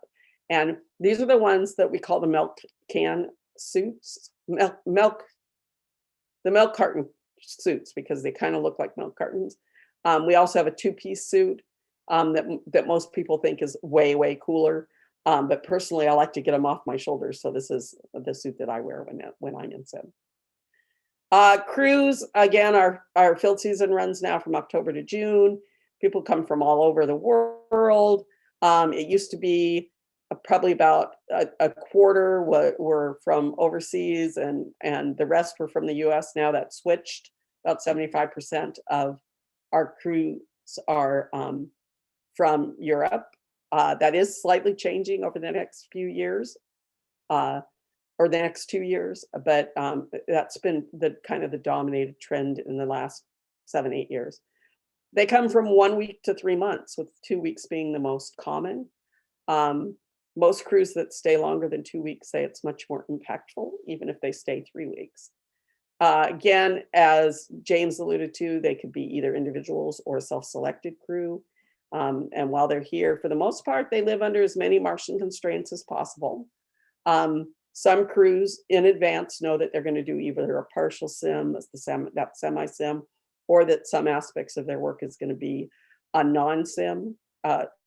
And we have a few classes that come out now that are that way.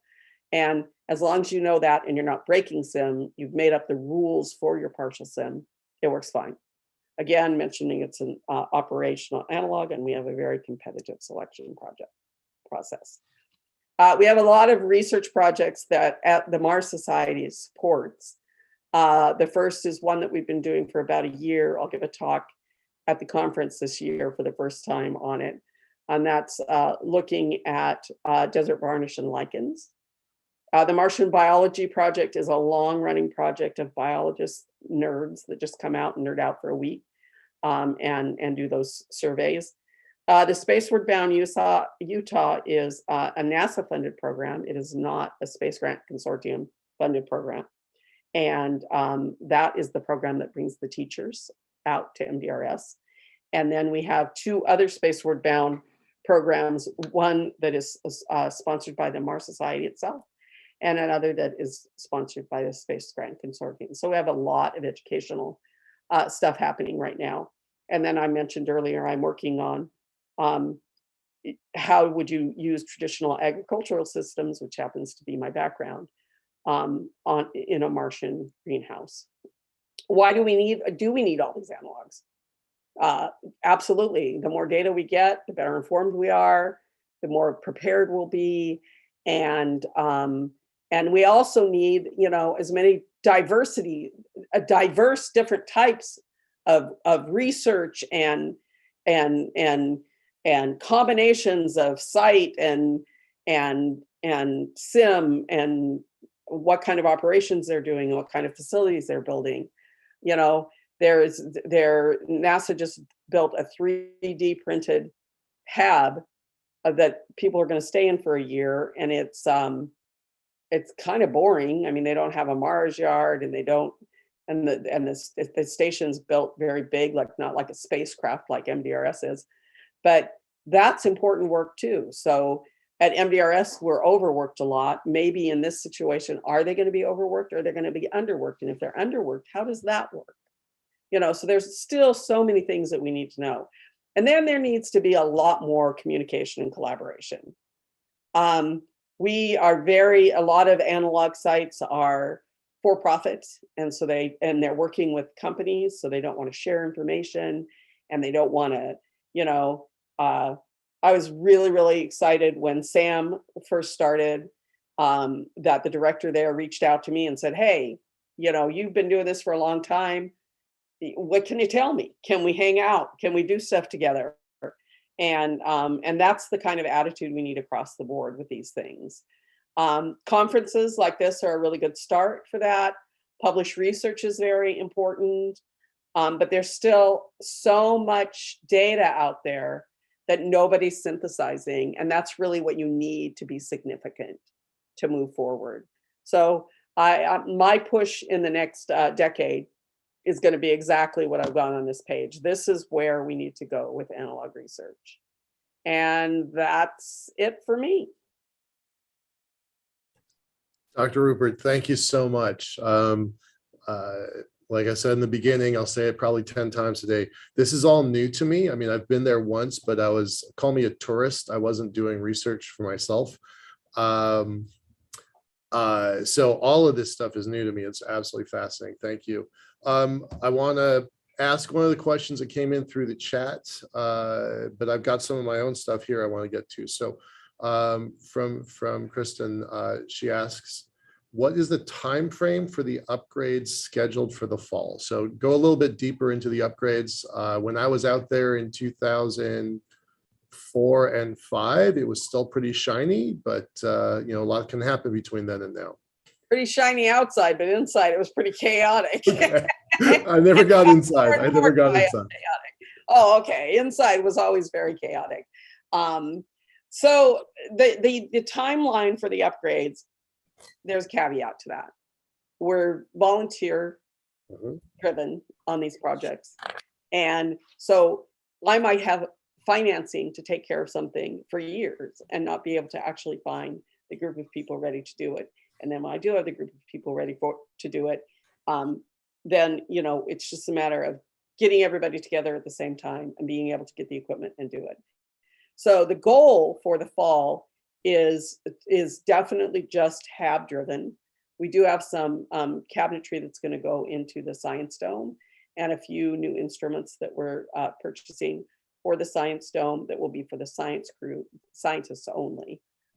Lots of stuff gets broken, unfortunately, by people who don't really know what they're doing.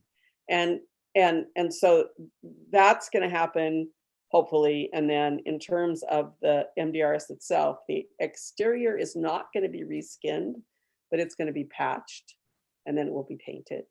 So the entire exterior will be repainted. The airlock doors will be refurbished. We will have a new flight-like front porch, which will be metal. We're hopefully putting in a new water system that will be less complex. It's not that our water system is complex. It's just that if it's been contaminated once and it was extremely hard to take care of that contamination issue. The lower deck is still in serious discussion. I wanted to actually move the bathroom, but that's not being received well by everyone who's involved. And the upstairs will be, for the very first time, completely finished. So it will have the finish. It's never been finished. This paint job is the first paint job it's ever had that was complete. And so as people may or may not know, IKEA put in a fabulous kitchen like right before COVID. Wow. And but it's the same thing. I've had money for flooring upstairs and it's just a matter of agreeing on what kind of flooring and then putting the new flooring in. New heating system going in.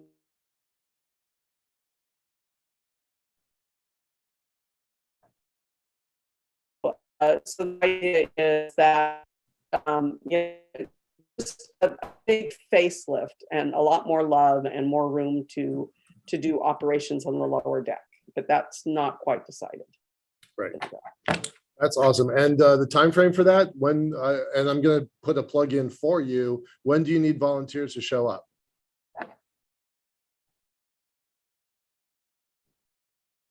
Dr. Rupert, you froze for a moment.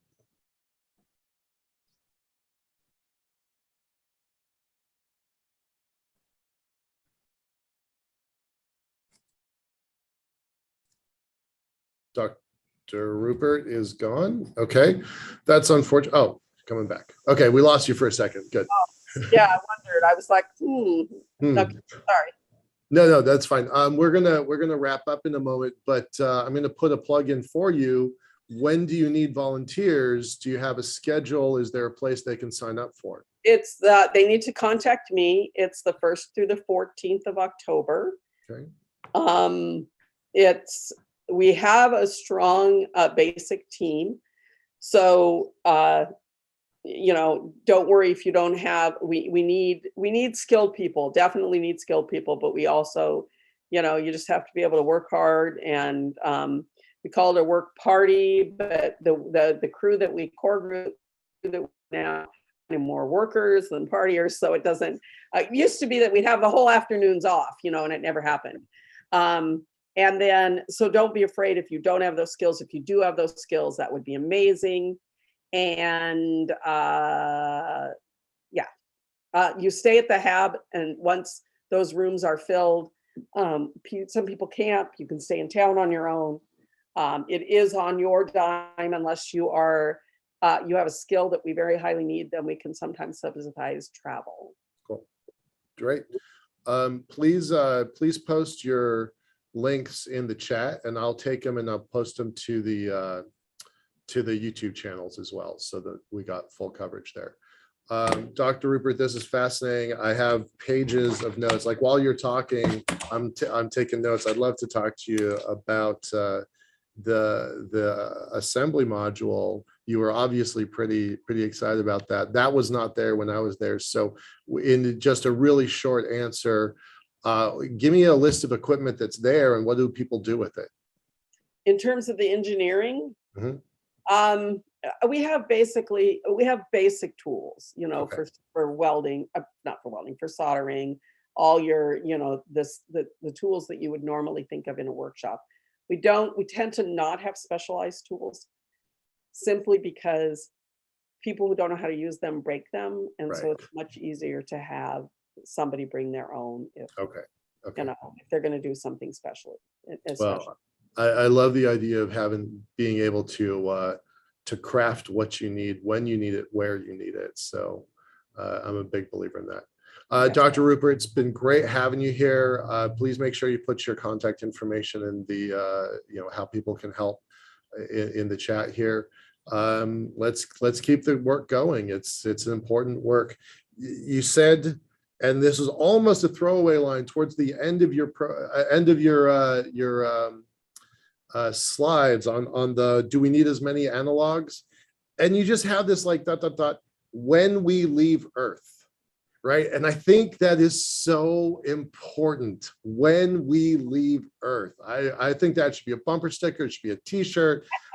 Should be on our business cards. Like that should, the whole industry should take that line and use it everywhere. When we leave Earth, because it justifies MDRS. It justifies everything else that we're doing. So brilliant, beautiful. Thank you. Thank you. All right, thanks a lot. We got to move on to our next guest. Super happy to have you here. Thank you. Mark Levesque, I'm going to promote you to panelist.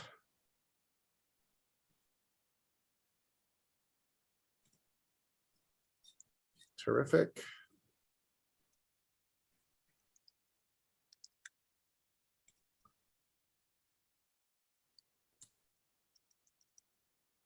Hey, Mark, can you give me a sound check? Great, we can hear you. Terrific.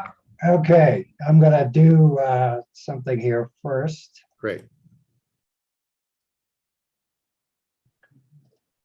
Dr. Rupert, I'm going to put you back into the attendees side of things, so it's a little bit easier on my team for operations. Thanks so much, man. Thank you. Oh, I guess I can't do background on this. You should.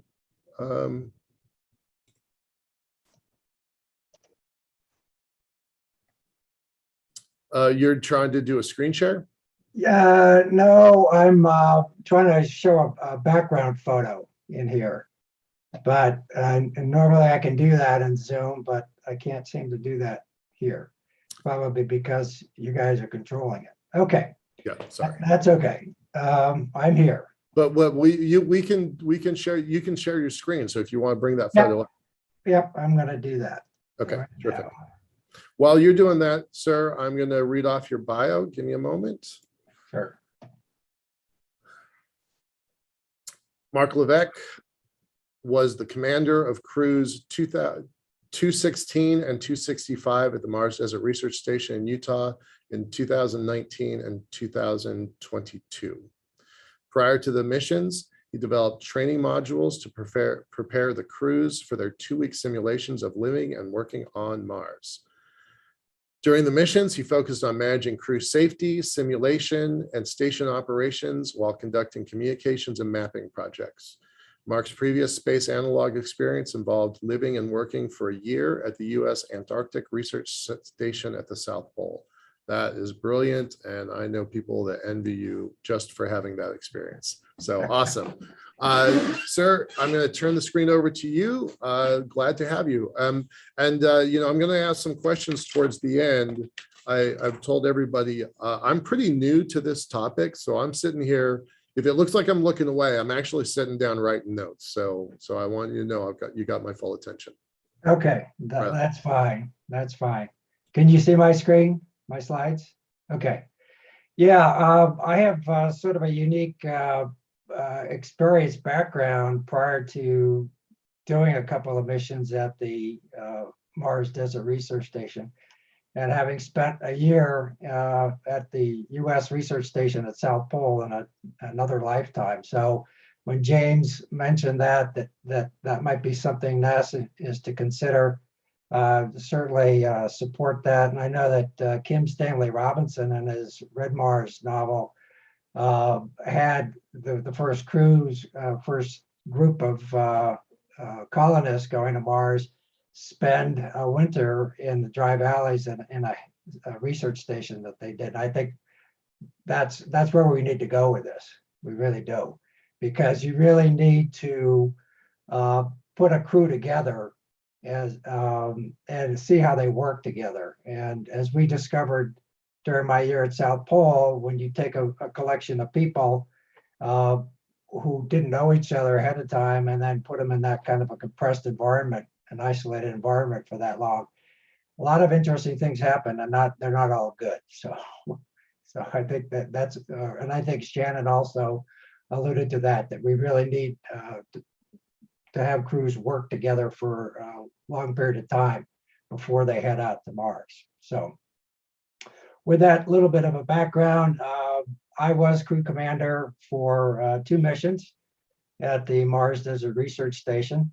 My first crew was in November to December of 2019. This was just before COVID hit. It was crew 216, and we were a Mars Society crew. So we were assembled from individual applications, and Shannon did a great job of picking people that wouldn't kill each other during those 2 weeks. And we called ourselves Team Aries because our projects involved arts, research, education, and science. And I thought that was an appropriate name for us to do. And it turned out to be a really great crew. One of the things that I really wanted to ensure, given that none of us had ever met prior to the mission, is have some sort of a cohesive way to identify each other. So we all got same flight suits. We designed the patch, and we tried to really look like a crew. And that I think turned out to be a really good way to approach this, particularly because we were not a crew coming in from a university or institute or anything. We were just individuals coming together, and we needed something for cohesion. And it was a very international crew. We had Evgenia was a Russian expat living in Paris who was our crew journalist and artist in residence. And she was there to create a documentary film, and which she did do, which was quite a good job. Michael Ho from Singapore was a middle school science teacher. Andrew Kennedy was a dentist, and I think he was the first person from Utah to be on the crew. He only lived about 40 miles away. Rich Whittle was a British Army captain doing a PhD at Texas A&M in astronautics. Mike Lawson was our XO and crew engineer. He's from Virginia. He's a military veteran. And then I was selected, much to my surprise, as a crew commander. So I had my work cut out for me. But I've had a lot of management experience in the past, and I run search and rescue missions for New Mexico State Police. So I'm used to getting an assembly of different people in different circumstances all the time. So this was not too far above what I've done in the past. Plus, professionally, I've also done some management stuff. So that's really what was my focus, is on safety, sim, science, and making sure that the crew really got into that mindset. So we had a lot of activities, wide variety of projects and activities. We had mineral prospecting. Evgeny was doing a documentary film. Rich was conducting a human performance environmental stressor study, some psychological research. Michael, the science teacher from Singapore, was developing some education materials that he could take back and use. I think Rich and Andrew followed up on a project that the previous crew had worked on to look at local resources like gypsum and could you make building materials out of them. And also because he was a dentist, maybe for bridge work, who knows. I was working on a communications project, and before I retired, I did a lot of GIS mapping. So I was working on that piece. And then halfway through, we had a visit from the Al Roker entertainment crew who wanted to film an episode on one of 6 episodes for a show that they were producing called Hacking Science. And unfortunately, I don't think that ever came to be, but it was interesting to have them there. And we spent a lot of time in the field doing EVAs for filming for Agenia. I think she shot about 17 hours worth of film out there and lugging all that equipment around. She had some helpers, but that was quite an effort on her part to get out there and do a lot of filming. And that poster is something that Michael Ho put together, sort of like a promo poster that you might see for a film coming out of Hollywood, which I thought was quite creative of him to do. So, and this is the Roker host, Justin Schaefer, who does a lot of public speaking to kids around science and space and whatnot. And he was sort of like the host of this particular segment. And we took him out on an EVA so they could get a sense of what that was about. And the crew also did a lot of interviews with us and filming around the station. So, there's also a social side to it. And during halfway through our mission, we had Thanksgiving. And so we had Thanksgiving dinner, and it was amazing what people could gin up for pies and rolls and whatnot. So it was quite a nice occasion. Also a little bit there's a game called Terraforming Mars, which I think Dr. Zubrin actually developed, and that was played intensively. This is Michael doing a presentation back in Singapore after the mission. So he put all of his materials to good use. And then this is some of the mapping I did for the communications project. And this was part of the mineral study that went on. So there was a lot of different activities. It was a very busy 2 weeks. We did, I think, 16 EVAs. So we were constantly going out and doing things, mostly for filming, but for other reasons. And just a great crew. We really worked well together. It was a really, really good crew. So then I had the occasion. I knew after I did that mission, I got to go back. And fortunately, Shannon was amenable to that. And so this past spring, I was commander for crew 265, which was, we were actually turned out to be the last crew of the season. And we were also a Mars Society crew assembled from different individual applications. And so we had to go through that same process. This time, however, I had become very familiar with Zoom, so I was able to set up a lot of crew meetings via Zoom so we could get to know each other a little bit more and make sure the crew was really, really well prepped. Because in my mind, one of the key things about going to MDRS with a crew of individuals is to really get everybody on the same page for expectations in terms of what they can expect, what life is going to be like there. And I had I'd been there before, so I really had a good idea. My XO, Dave, had been there twice before, so between the two of us, we really knew the ropes pretty well. But that's why I called our team, our our crew the old goats and the millennials, because the other four were definitely a very different generation than Dave and I.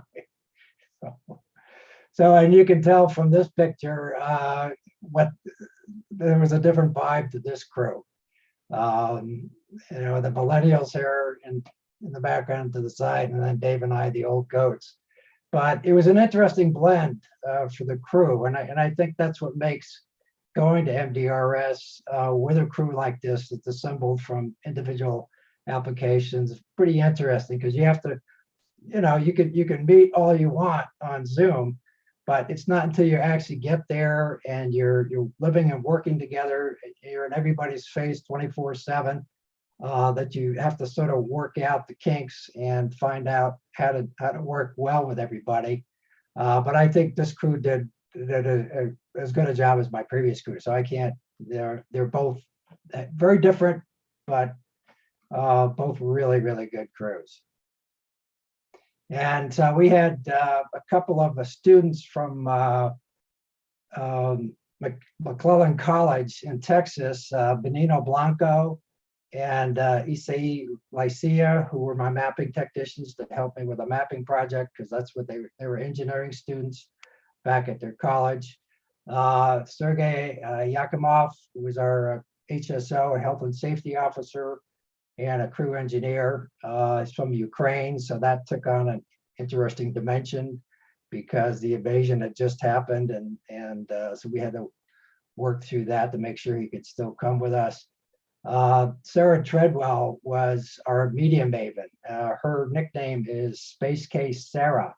And you could look her up on the web. She's out there big time. So she was our media maven and working on all sorts of social media things, most of which I'm not at all familiar with. And then David Laud was our XO, executive officer and crew engineer, and he was great, working with Sergey to make sure all the systems were working well.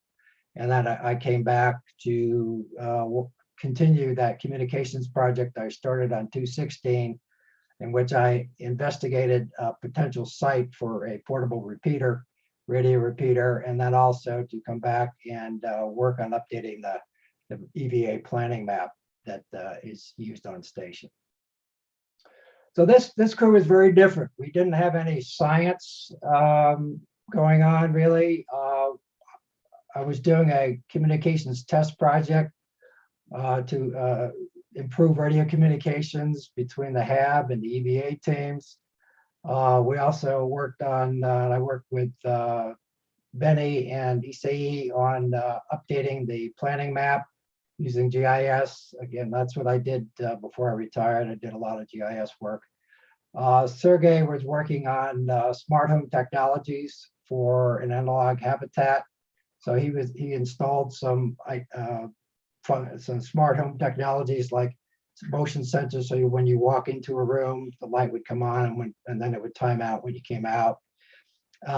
Dave did a lot of work going through all of the battery operated devices on station to check their levels and identify which batteries needed to be replaced and so on and so forth. And then Sarah just did a lot of work on increasing the social media presence for MDRS.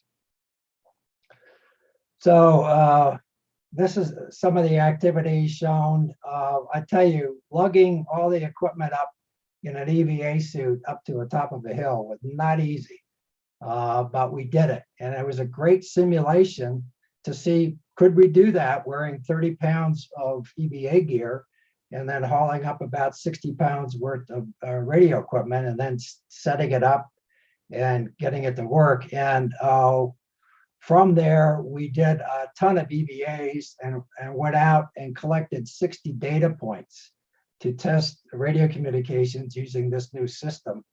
And we had coverage, we greatly increased the coverage from the HAB to the EVA teams than what they currently use. And hopefully we're going to be installing a similar system this fall as part of the station renovations to really increase that coverage. And then the mapping project, This Sarah worked on postings with Twitter, Instagram, YouTube, Facebook, and TikTok.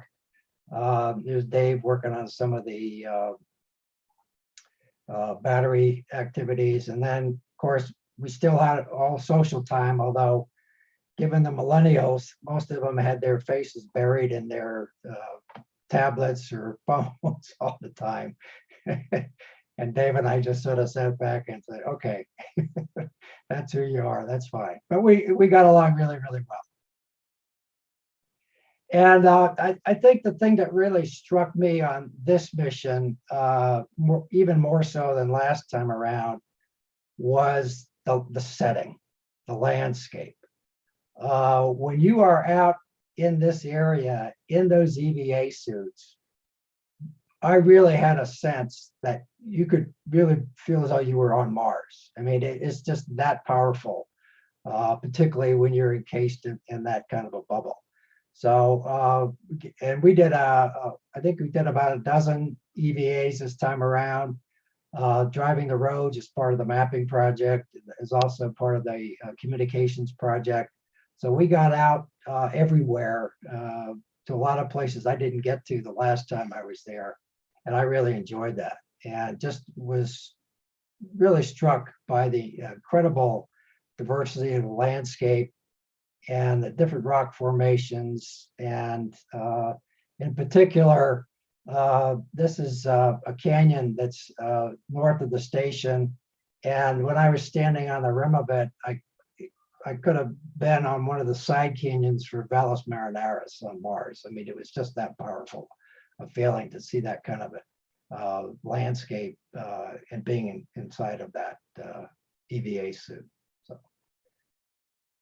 So I've got a little clip here that will, it's a drone clip from my 216 mission, which will really give an overview of the area, what the station is like, if it will work. Here we go.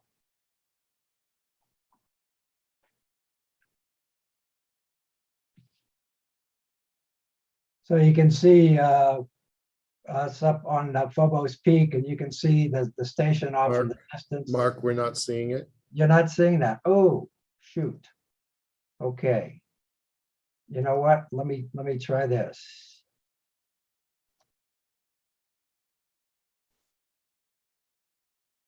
Yep. Now you're seeing it? Yes, thank you. Okay, let me start it over.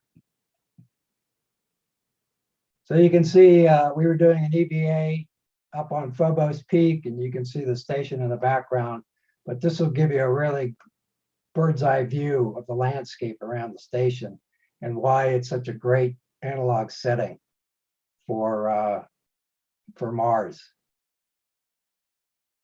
and conducting operations and scientific research.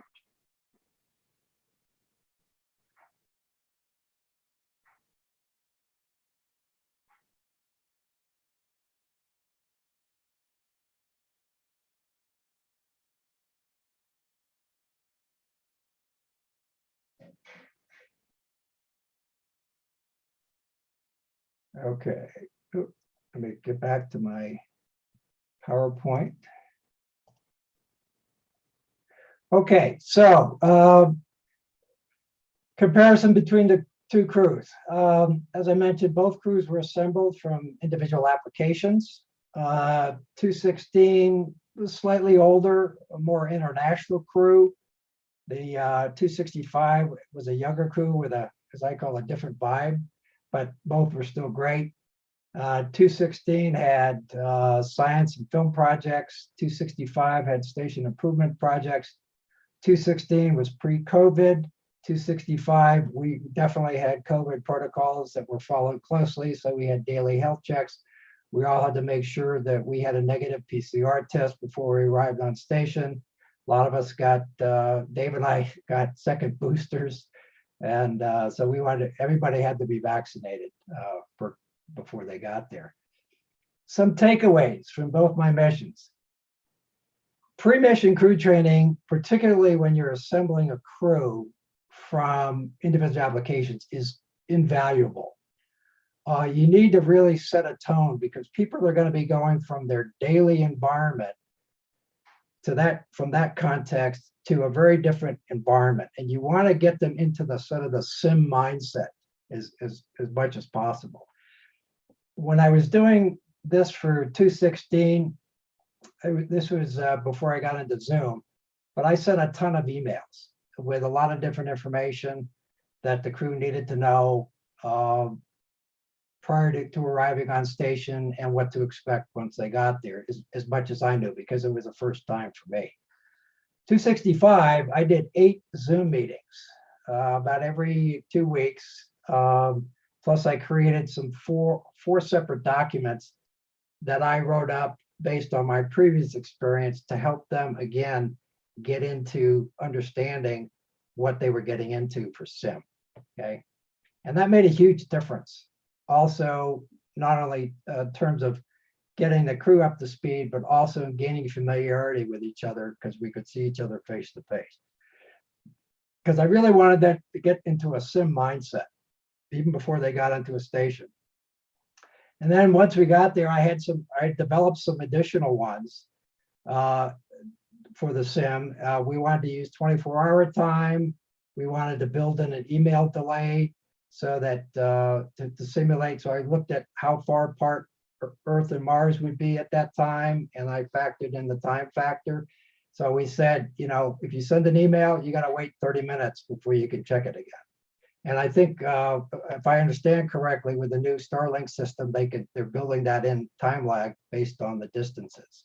So, which is great. I think that's a real thing. We had daily crew meetings, daily health checks, and we did a few other things. But I really wanted, you know, sim was number 2 in terms of priority. And I really wanted people to be in that mindset as much as possible all the time, because you get the most value out of the experience by doing that. So some takeaways here. MDRS is definitely located in a very Mars-like setting. There's no question about it. And during EVAs, you can especially feel it.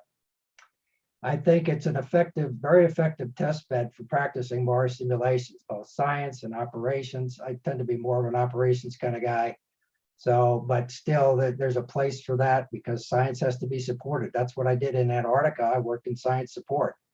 And so you need to have a good operational base to support everything else that goes on. That's why you have crew engineers. And I think the more you can get into sim, the more real it becomes. And that's why I spent a lot of time. I have a background in education and training, and I think that's so important, both during the mission, ahead of the mission, as well as during it, to just get into that mindset that we really want to simulate being on Mars. So with that, let's make tracks for Mars. Okay.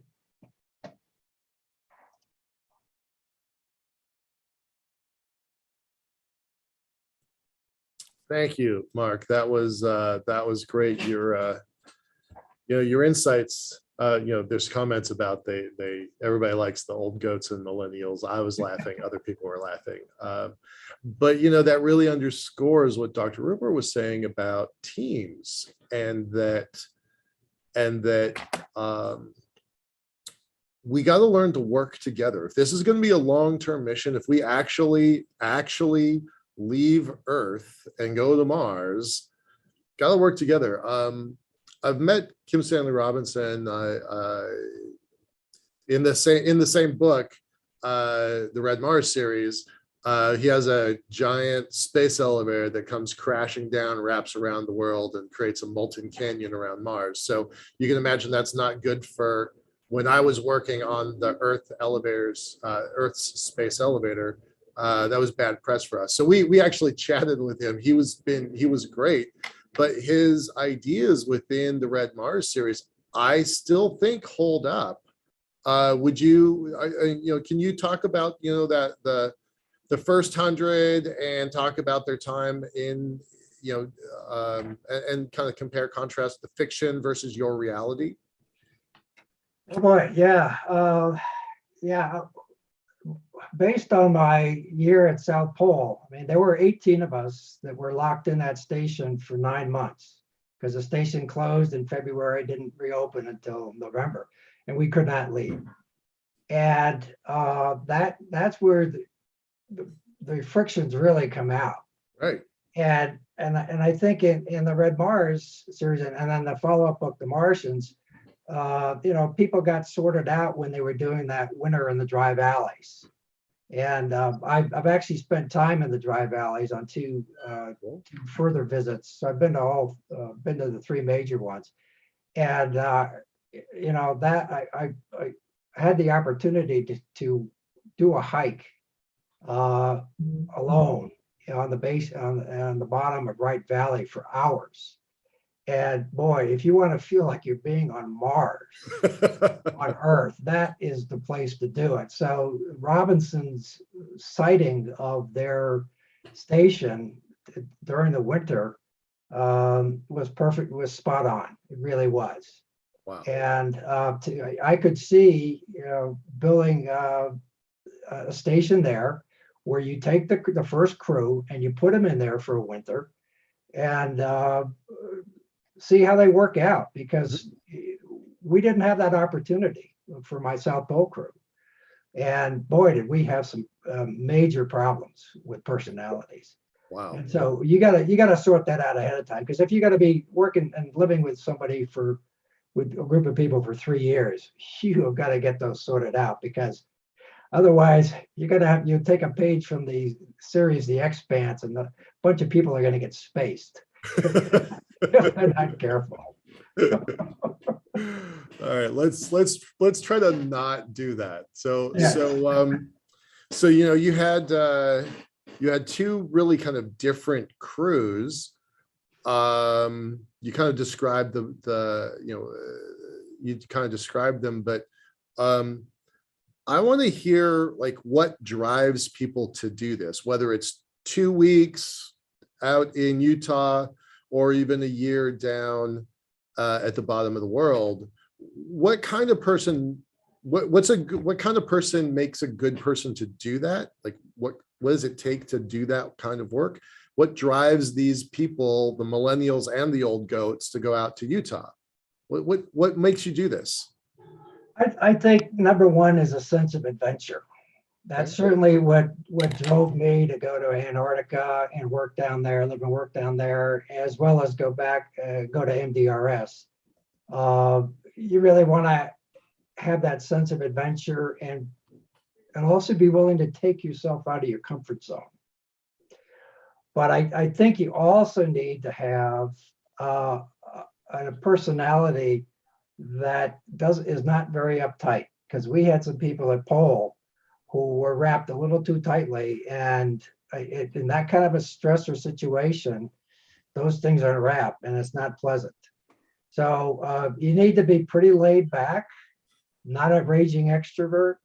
I think it helps to be a little bit more towards the introverted side, and a good solid sense of yourself, that you can deal with that kind of a situation where you're locked in with other people, and you're capable of dealing with the day-to-day stressors and different personality types. So, wow. Sense of self. Don't be a raging extrovert. yeah. Don't be uptight. Have a sense of adventure. I've never volunteered for one of these sites. I've gone out there just as as a helper. I'll share some of my experiences later, but I've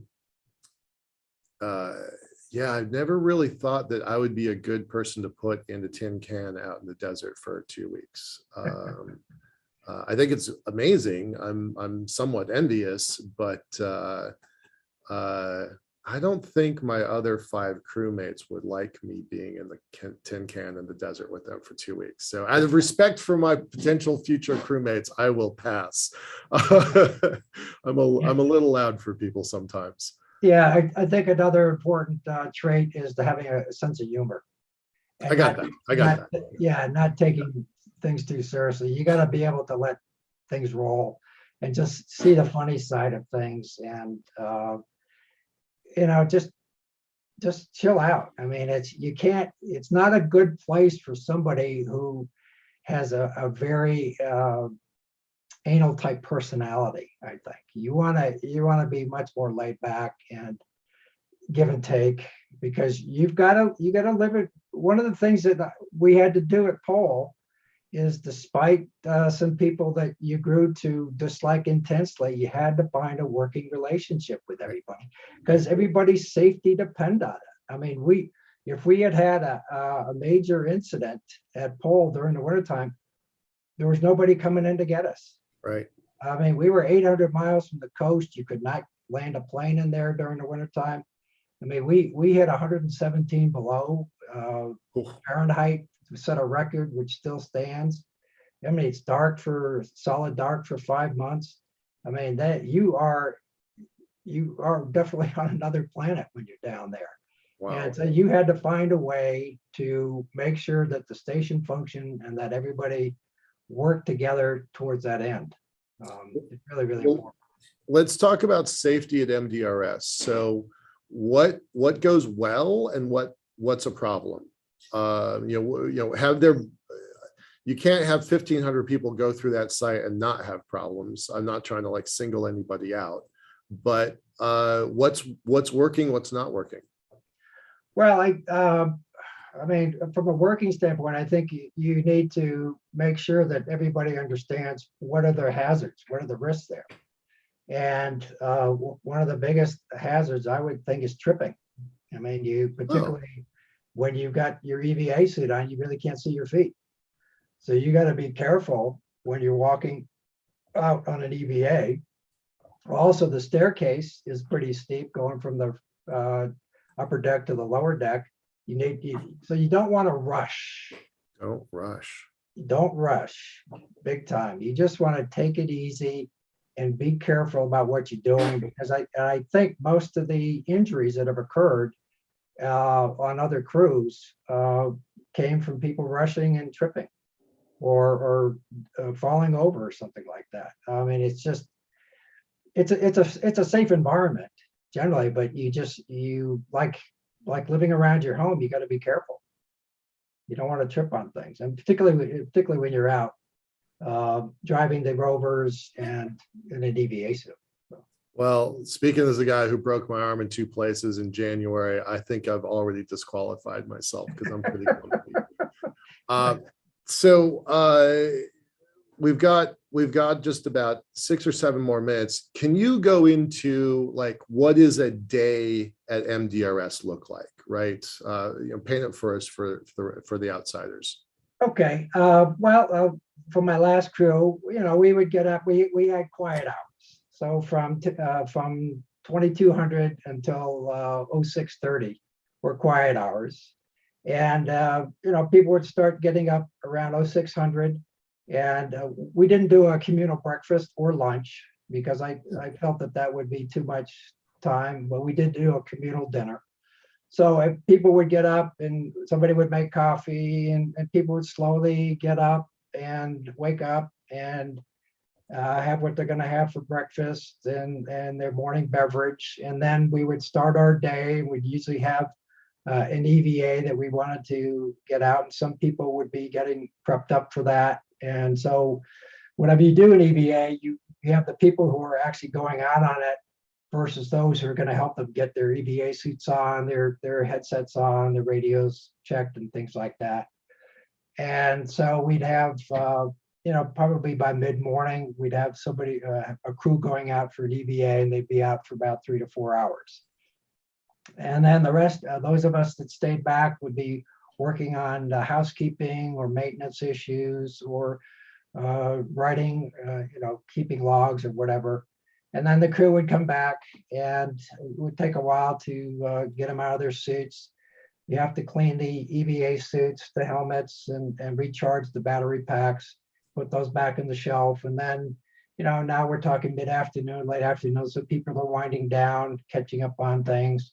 And then around 5 o'clock, around 1700 hours, a couple of people who were either volunteered or were assigned would start dinner prep.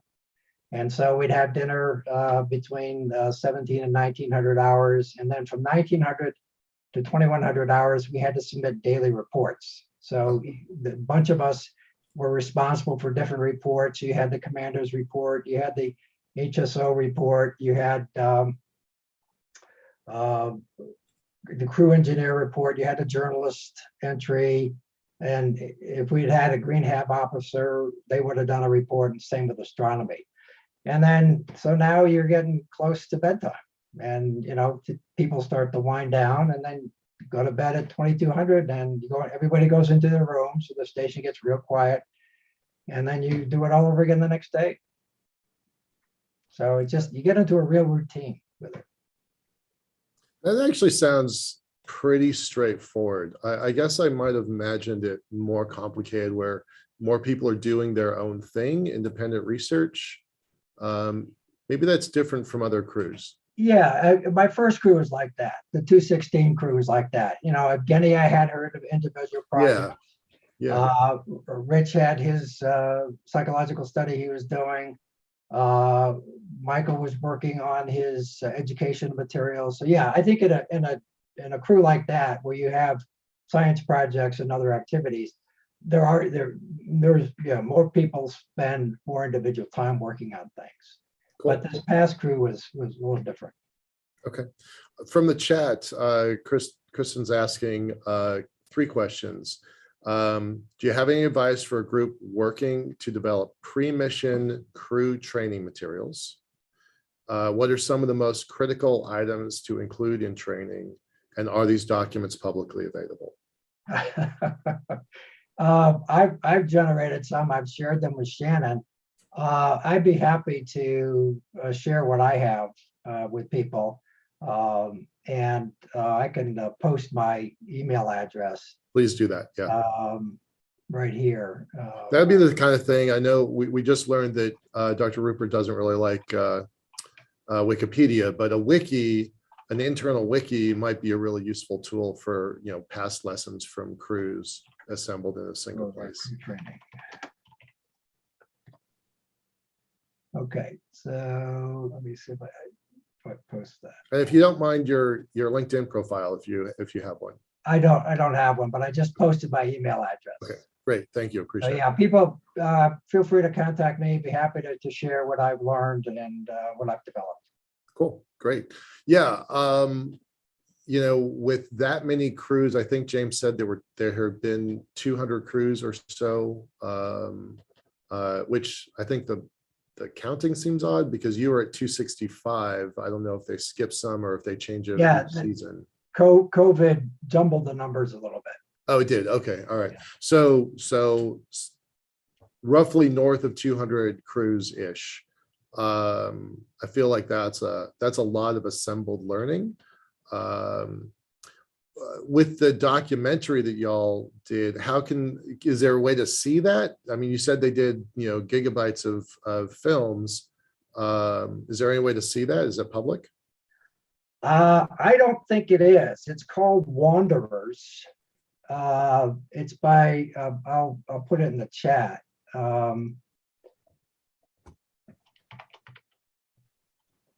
And so for the folks that are watching on YouTube, I'm not going to post Mark Levesque's email address. I don't think that's appropriate, but reach out to us if you want to get connected.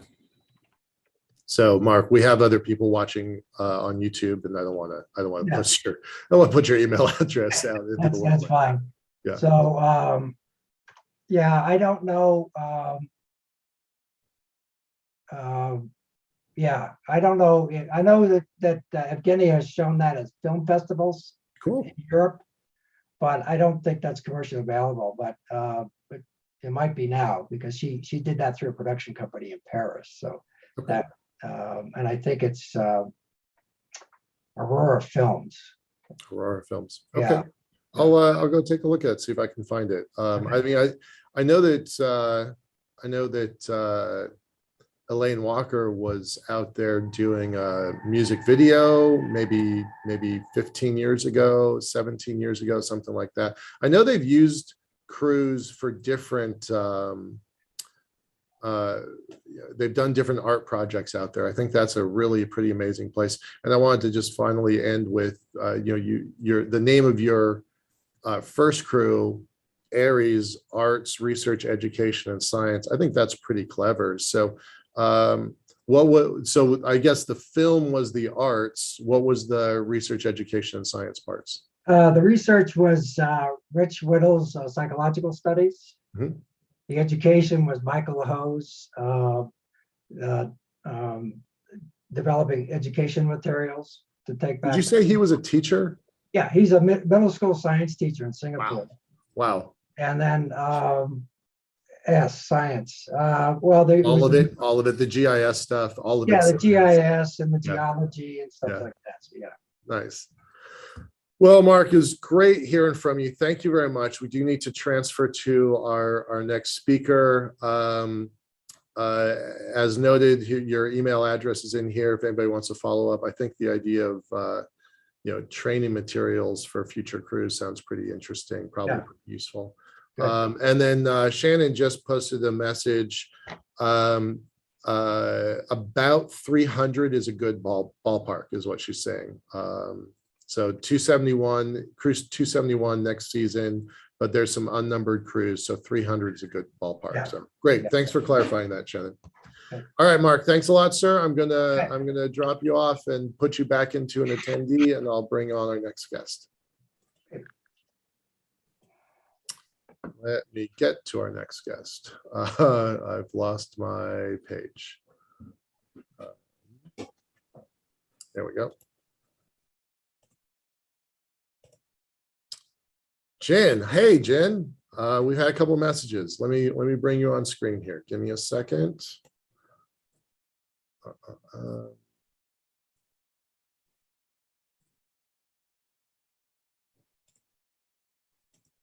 Okay, Jen, I just promoted you to a panelist. It'll give you access in a moment. And no offense, Mark, I'm demoting you, sir, with being quick about that. Hey, hi. Hold just 1 second. Change. Great. Sorry. We have had some pretty interesting technical issues. Two of people on our team, and me being one of them, wound up in the emergency room this week. 2 different parts of the country, 2 different problems, but yeah, things are not completely smooth on this adventure. So it took me a second because I don't usually do this stuff. I have other people on the team who usually tackle that. But great to have you. Let me read your bio. As I've told the other speakers, I'm really new to this topic, so I'm sitting here taking notes, learning just like everybody else in the audience. So I'm really glad that you're here. Jen is the Chief Diversity Officer and a member of the Board of Directors for the Mars Society of Canada. He is currently pursuing a Master's of Electrical Engineering and Planetary Sciences at the Institute for Earth and Space Exploration at the University of Western Ontario. In September 2021, they served as the Health and Safety Officer at MDRS Crew 228. So Jen, great to have you. I had a little bit of confusion if you were also co-presenting with Terry Trevino. No, I was not. Oh, okay, that's one of the cross messages I've gotten. Okay, great. So Jen, let's and actually Terry just said nope. So good. Okay. Oh, great to have you here, Terry. Actually, Terry's a part of the story I'm about to tell, so this will be great to have him here. Great, good. Yeah, Terry's going to be on screen tomorrow, so that's why I had a little bit of confusion on that. But yeah, please tell your stories. All right. Do you see a black screen? We do. Yes. Okay. And the mouse excellent. moving. All right. So my presentation is it's going to be a little bit different from the others that you'll see today. I'm going to take more of a storytelling approach because that is how I approach my rotation MDRS. Terrific. I'm going to start us off with a bit of an introduction. So let's set the scene. It's September 26th of last year. It's Hanksville in Utah. And my crew is arriving at the Mars as a research station for the first time. Oh my God, it's real. Oh my God. Holy shit. We made it at last. Oh my God, there it is. That's the MDRS. Okay, so yes, so we are. Oh my God, we're here. We actually made it this time after 2.5 years. Woohoo! Woo! Say, smile. Woo! We made it. We're slowly approaching. Oh, here New comes the home. doggies, the space dogs. Oh my God. Yeah, no, one of them's gonna bark. We can confirm that there are dogs on Mars. There's the space dogs. Hey, buddies. One of them three-legged because the neighbor ran him over. Oh my God. That's Shannon right there, standing beside the station. That's right. So welcome everyone to my presentation. My name is Jin, as kindly introduced by Michael, and I was a health and safety officer on MDRS Crew 228. And this is my presentation on the path to Mars. I'm going to be talking about the various ways that a Mars analog can help us get us to real Mars. And here's a picture of our crew in front of the station. You'll notice a familiar face standing next to me. That's David Laudy, who was also the XO on Mark Levesque's crew at Crew 265. Before he was in Crew 265, he was in Crew 228, where he was our executive officer. So that's kind of how, a nice example of how tightly knit the analog community is, that you kind of see the same faces pop up so often. And that's Inga in the bottom left here, who was the one that James Burke was talking about earlier, who did this study for her PhD on the effects of gender in the dynamics of analog crews. So this is me. I do a bunch of things. I'm the Chief Diversity Officer, and I'm on the board of directors for the Mars Society of Canada. But I'm also doing my master's at the Western University Institute for Earth and Space Exploration, where I'm actually working on multispectral images for the lunar surface. And where my story comes to this is that I spent 11 sols on Mars on Crew 228. And here's our patch in the bottom right. We have a large number of names in the crew, and as you can see by the number of flags, it's a very international crew, which is probably going to be the way that's going to be in the future. And this is our patch, the symbolism to it. This is a lander touching down on Mars, and you can see plants coming up from the bottom. And this was meant to symbolize how we would be bringing life to Mars. And also symbolism in the tree of knowledge, bringing knowledge to the next generation.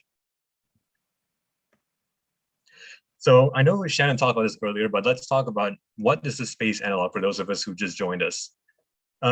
In the context of what we talk about in MDRS, it's a way to simulate aspects of space exploration on Earth, or basically to find something on Earth that is similar to what you're trying to study somewhere else.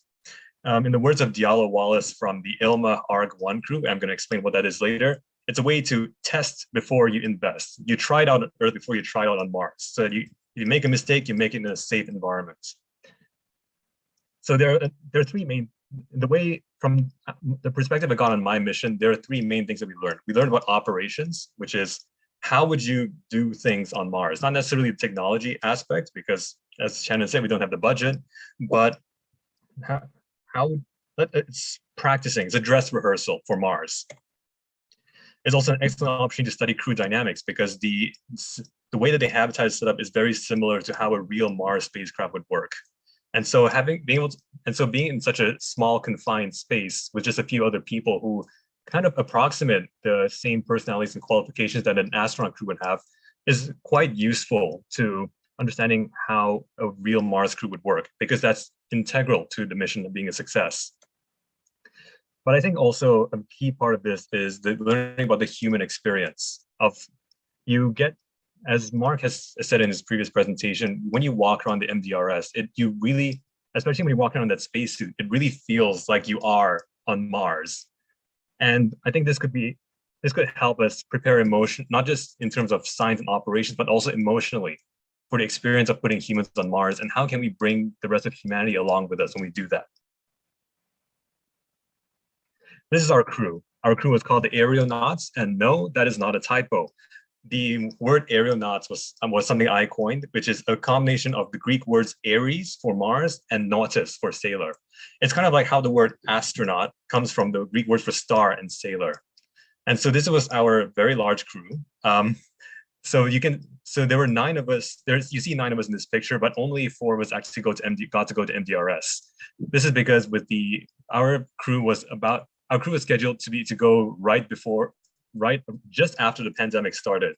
So we had to cancel and substantially postpone our mission. And by the time we got around to it, there were just changes in schedule and restrictions on travel that made it impossible for many of us to come. So the core crew who were actually there were the 4 of us you see in white in the top left. Our commander was Dr. Lindsay Rudder, who is a postdoctoral fellow at the University of Tsukuba in Japan. And her research was on, if we find life on Mars, how do we sequence its DNA if it had DNA? And so she wanted to test how you could do this in the field without bringing a large and expensive lab with you, but instead just using a field DNA sequencer no larger than your cell phone.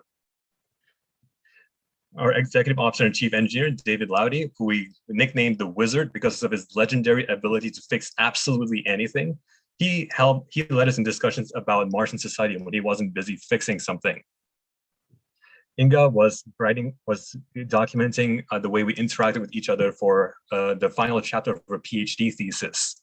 And she was doing a pilot observational study on the effect that our gender had on crew dynamics.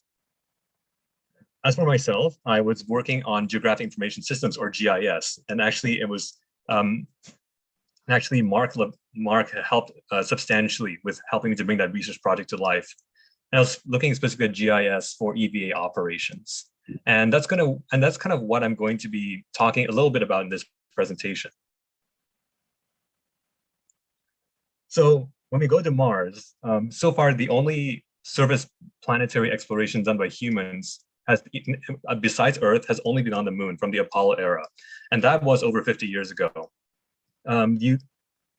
So the Apollo era surface exploration was characterized by having short-term stays. Apollo 11 only stayed for 2 days.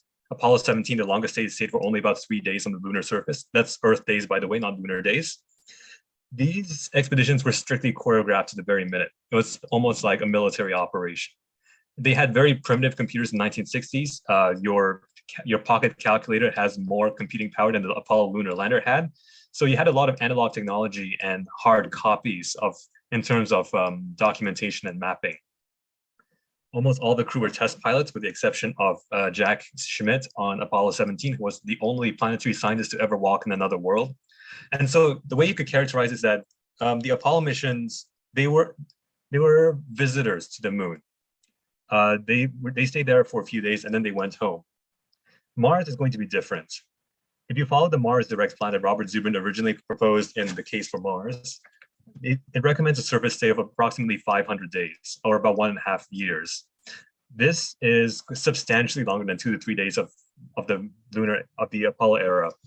You're not just visiting Mars, you're living there for a substantial period of time. You're becoming Martian. Because of the light speed delay up to 40 minutes between Earth and Mars, there needs to be a substantial amount of autonomy. The crew needs to be able to make their own decisions because they won't always have Houston guiding them in their ear. You'll need to have digital mapping. And with the digital age, we have the opportunity to use digital mapping and computers to further increase the crew's capability to help them make them more autonomous and more effective on Mars. And I'm going to be diving a bit more into digital mapping later in this presentation.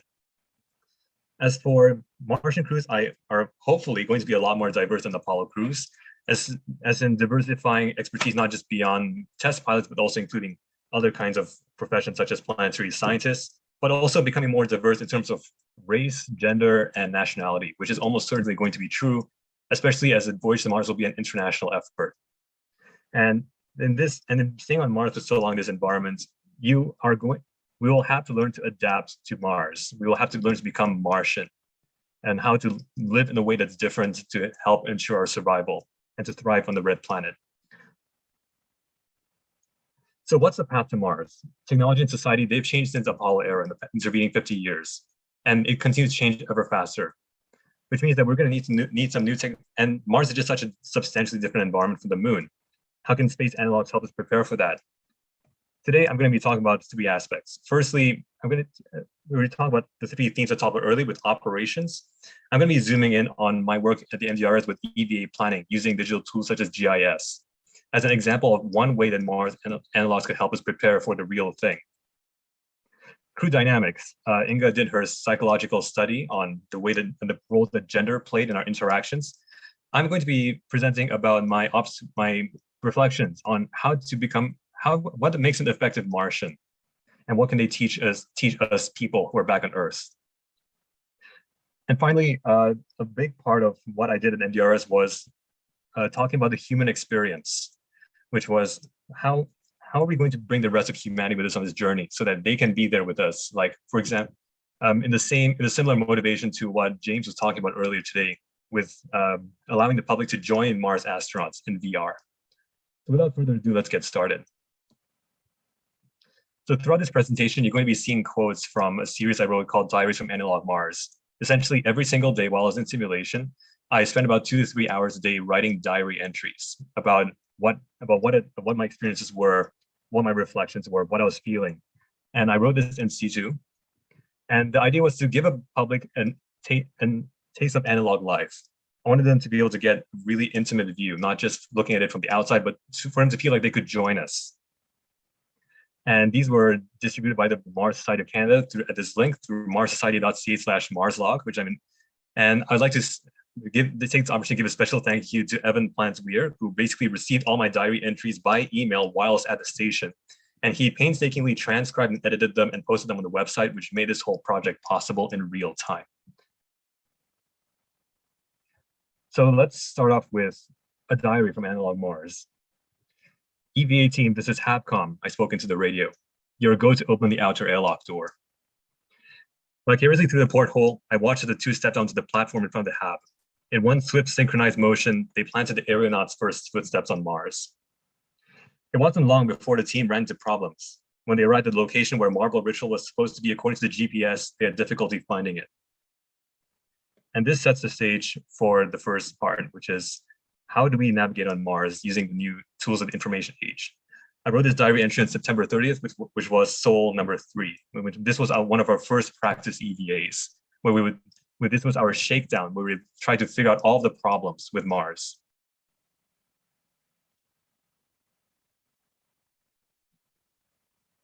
So let's break down the EVA process. How do we optimize EVA planning, build on our past experience from previous EVAs, maximize our scientific return, and maximize the safety of EVA operations?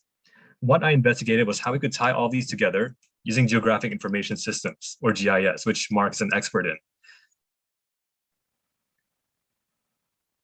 So what's GIS? So the way we've mostly learned about Mars now is through a technique called remote sensing. You have a satellite orbiting over Mars, and it gives you imagery, which mean the visible wavelengths or some other wavelengths, such as infrared. But you can also obtain terrain data from our satellites orbiting Mars. And you can combine those data together into a computer system and process and plan them digitally using GIS, where it allows you to analyze the geographic data. And what we haven't done yet is sending astronauts to the surface who can possibly navigate by GPS using these same satellites and ground truthing these observations to make sure that what we think is going on really is going on, and combining these together in GIS. This is how the majority of planetary sciences for Mars is currently done. So let's take a look at how GIS can help us with EVA planning. Here's a GIS map I made with the help of Mark Lebesque's data. So then, one of the easiest ways that GIS can help us is, let's say we wanted to go to this feature, which was a major exobiological EVA we did. We can obtain coordinates very easily just by clicking on it in GIS. And also lets us plan routes and estimate distances, which is useful to help us to make sure the whole EVA team was on the same page and they knew what to look for. Having the terrain data was helpful for terrain evaluation to make sure that we weren't going up a slope that was too steep or terrain that was too forbidding. And finally, GIS was very helpful with the remote navigational support. So for example, when in that diary entry earlier where I described the team getting lost, I was able to provide how we resolved that was that they transmitted their GPS coordinates to me over radio. I was able to plot that on the map, and I was able to give them a compass bearing and distance to the correct destination. And this was actually something I had not planned for at all. This remote navigational support was something I discovered could be done at MDRS. And so this could potentially, help the crews to have more real-time support like the Apollo crews did from Houston, but instead from the Hab.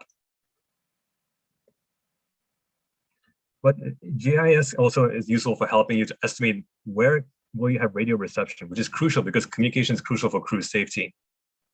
In these green areas you see in the map, you have a direct line of sight to the HAB based on your terrain model. But in these areas that are not highlighted in green, the terrain blocks your line of sight, which means that you expect to have poor communications or radio blackout. Being able to predict these in advance is crucial for safety and to help de-risk the EVA. Being able to see things in 3D also helped us to be able to identify the feature once we got there. So first we looked at this in the GIS map, and that helped us when we were out in the field to actually identify the real structure we're looking for. And this was a crucial part of Lindsay's project, which was to collect samples from there and to see if she could sequence the DNA of extremophiles in that regolith. As for the terrain model, we also used this for more challenging EVAs in which we needed to do some exploration. Our question was, how do we get up there into this river delta you see on the left-hand side of the screen? According to Dr. Rupert, this was an underexplored area. So we tried to figure out how can we get up this steep escarpments, because this is steep escarpments in the way, and that's the main barrier to exploring that area. Using GIS, we were able to figure out a way. So we know the terrain heights at each point in this grid. And from that, we can calculate the slope of the terrain. As you can see, the purple parts of the map have a steeper slope, while the red and orange parts of the map have a gentler slope. And so let's say we drove down here and we wanted to get up onto the delta. By taking a look at these green areas here, where the slope was less steep, we found two possible routes in which we could get onto the delta. And we were able to explore these routes thanks to GIS, and because we could obtain GPS coordinates of where they were, allowing us to do some very precise navigation. And during that mission, we were able to do that. Inga and I were able to explore these hiking routes and validate that they were indeed passable. And you can see a picture of me that Inga took down here in the bottom right, where I'm actually descending from that hiking route on the south. But GIS wasn't useful just before the mission. It was also useful before the EVA. It was also useful after the EVA. For example, for Lindsay's astrobiological samples, it was useful to record the GPS locations at which each of these samples were collected. So this was her collecting one of her samples. And after that, those samples were taken back to the science dome, back at the MDRS, where she put them through a centrifuge and attempted to sequence the DNA of the microbes within it. What we were able to get from recording these geographic data was that the samples were from sufficiently diverse locations, so that to make sure that we had a nice wide coverage of where we were of astrobiological samples, and to make sure that they lined up with the study that Lindsay was attempting to replicate. We're also able to match the samples to geographic data. So we wanted to explain variations in the data in the biological data later, and we wanted to correlate that to geographic location. We could go back and take a look at this through the power of GIS. And this is something that's going to massively accelerate science on Mars compared to what we were able to accomplish on the moon. So here are the key insights on EVA operations based on what we can learn from GIS and GPS. With these new digital tools of information age, Mars explorers can improve EVA planning efficiency and effectiveness, because it's a lot easier to work with a computer when it comes to calculating coordinates or to compute terrain. By also having this advanced intelligence of what we're going into, we can help reduce EVA risk. So for example, identifying unsafe parts of the terrain, identifying or doing other kinds of scope of scouting out that area before you actually go there. This also helps you improve the autonomy of the expedition crew, because now they can help make decisions on their own out there with more autonomy from mission control. And another part of autonomy is being able to provide live support to EVA teams, being able to know exactly where they are at all times and being able to provide support accordingly. And this can help improve, again, independence from mission control, which is going to be crucial when you have a 40-minute light speed delay. Now let's think about now that we've looked at how we can improve operations to Mars, and it allows us to talk a bit more about something softer, becoming Martian. On Sol 9, exactly on time, we experienced a three-quarter effect. That morning, our breakfast was eaten in pin drop silence, our minds preoccupied by the things we had to finish up before the mission ended. Thank Mars for Dave, who broke the deafening silence. Could you all please be a bit quieter? We burst out laughing and started chatting again. This is written on Sol 9 on October 6th. So the three-quarter effect, as Inga puts it, is the effect of people both wanting to go back to Earth and not wanting to go back to Earth at the same time. In expeditions, in expeditions in so many different situations, both at 2-week expeditions to MDRS and several months-long expeditions to the South Pole. At around the three-quarter mark to the expected length of the expedition, you see a drastic drop in crew morale. And this was something we're able to observe while we were there. So I haven't talked too much about our crew itself so far, but so here's the rundown. It was a fairly diverse and international crew, definitely more international and diverse than what we saw with the Apollo era. For example, Lindsay and Dave were our two MDRS veterans. They'd been there before, and they were both Americans, while Inga and I were the international contingent of that crew. Dave remembered, and we also had a nice wide variety of ages. So Dave remembers the moon landings. Inga and Lindsay are in mid-careers, while I was just starting out. I was 19 when I applied to MDRS, and I was 22 when I finally got to go last year. And because of the delays from COVID, we were supposed to go in early 2020. We ended up only being able to go last year. We were online, and we corresponded online extensively throughout that time, essentially for about 3 years pre-mission. And 3 years is approximately the length of time that it would take to have a round trip to Mars. So we had, and this time with pre-mission was essential to getting to know each other and to build trust in each other, especially under Lindsay's leadership through all the unexpected all the unexpected circumstances that COVID brought us and the mission constantly getting postponed. And essentially, by getting to know each other, we're able to help set expectations, as Mark talked about. And this was crucial to our success. And this is a question that I asked myself. I've been asking myself since this pandemic started, which is, what would a Martian do? And the pandemic was an opportunity for me to start thinking about this question because of behaviors of how I observe of how Earth society responds to discomfort, deprivation, and disaster. Essentially, how do we respond to a crisis? And to be honest, I think the answer for Earth's civilization right now is not well. We've all observed hoarding-induced shortages in the grocery stores, people making away with huge piles of toilet paper, as you see in the picture. You saw people devalue vulnerable populations. For example, the devaluing of people who are elderly or people who are immunocompromised. You saw the surge in xenophobia and racism against, for example, against people of East Asian descent. Essentially, what this sums up to is prioritizing personal comfort over community well-being, which is not going to fly on Mars, and a refusal to adapt for survival, which is people refusing to adapt towards a new normal that help society overcome the difficulties of the old. So when we go to Mars and we learn to become Martian, I think that the Martians will have a lot to teach human society. And I want to dive a bit into that of what Martians can teach us Earthers, as people in the expanse would call it. So what makes up a Martian? And I'm going to use Inga here because she was an exemplary Martian.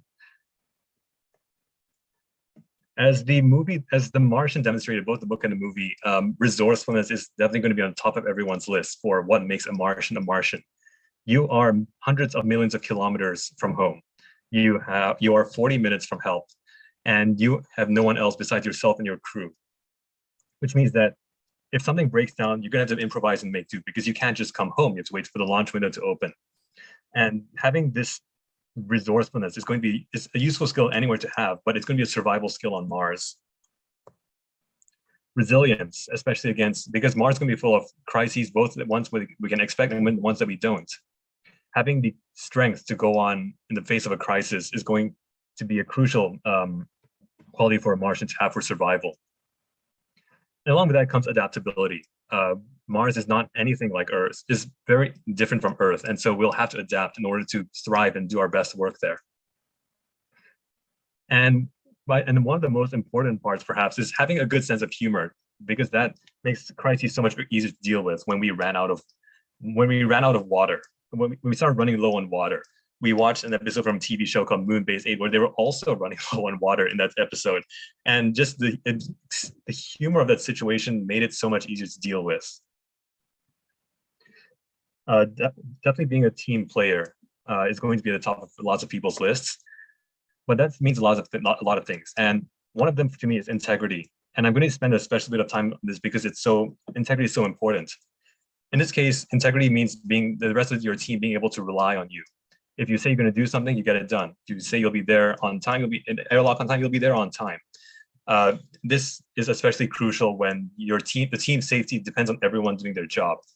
It's not, here on Earth, we're a bit lax with that. Maybe it's okay to show up late to something, or perhaps to forget things, but this could lead to lethal consequences on Mars. I like this quote from Loretta Whiteside, which is saying that about integrity. Without something being whole and complete, it will not function properly. This includes sets, fixtures, relationships, and people. The integrity of a Mars crew is going to be just as important as the integrity of the spacecraft structure itself. And being part of a crew also means sometimes taking one for the team. If everyone else is busy, sometimes it means taking on doing the dishes, even if it's not your turn that week. And being in such a small confined space with no escape for such a long period of time means sensitivity is not optional, it's mandatory. It's being willing to compromise, being willing to understand what other people are thinking and saying, and being able to accommodate that to make sure that for the good of the team. Martha Linneo, who was a Canadian high seas commander back when it was still under the ownership of NASA, used the term when it talked once, be proactively kind, which is something I think we could use on Earth too, which means that don't wait for a problem you see in your community to spiral into something disastrous. Go and fix it before it turns into a big one. But I think courage is definitely a common. I think it'd be accurate to say that every astronaut has had to demonstrate courage, but it's not just courage for putting yourself in danger.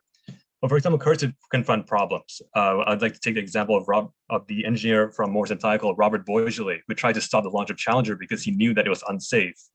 Having that kind of courage to stand up to authority and leadership in order to fix a problem will be key for survival on Mars. But also courage to ask for help, to admit that you're hurting or that you don't know, or to admit that you need, or just to admit that doing it by yourself is not enough. This is going to be key for long duration space flight. The old right stuff will not work on Mars. We need to think of a new right stuff, a healthier right stuff. And here's Terry Trevino in our picture. Analogs aren't just great for space research. They also help make it more accessible to the public, people like you and I. And then I was able to be a part of this space exploration experiment because of the MDRS. It's because of its existence. It just so happened that our mission was happening at the exact same time as the ILMA crew at the University of North Dakota. ILMA stands for Inflatable Lunar Martian Analog Habitat. And Terry was one of the crew on the ILMA habitat. That's actually how I met him. So we were able to have this wonderful video call, perhaps the first ever known Mars to Mars video link, because the idea is that we're both crews on Mars, and so we could call each other in real time. And we use this as an opportunity of a public outreach to help get more people involved in give more people the inside view of what space exploration research is like. And of course, throughout this time, I was continuing to release diaries from Analog Mars, which continues to attract new readers to the cause of Mars to this day. Inga and I checked into our rooms and took our first real showers in 2 weeks. I connected my phone to Wi-Fi for the first time in 2 weeks and left it onto the table for about 10 minutes so that I could download the hundreds of notifications that had piled up in my absence. I lay in bed that night reflecting on how suddenly the experience had slipped from daily reality into the realm of memory. Yesterday, I was on Mars with my aeronaut crew, my Martian family. Today, I was not, and might not ever be again. But at least I had the chance to be a part of it at all. I wrote this on October 8th, the day after our simulation ended. And so I'm extremely grateful that I got to go on this experience.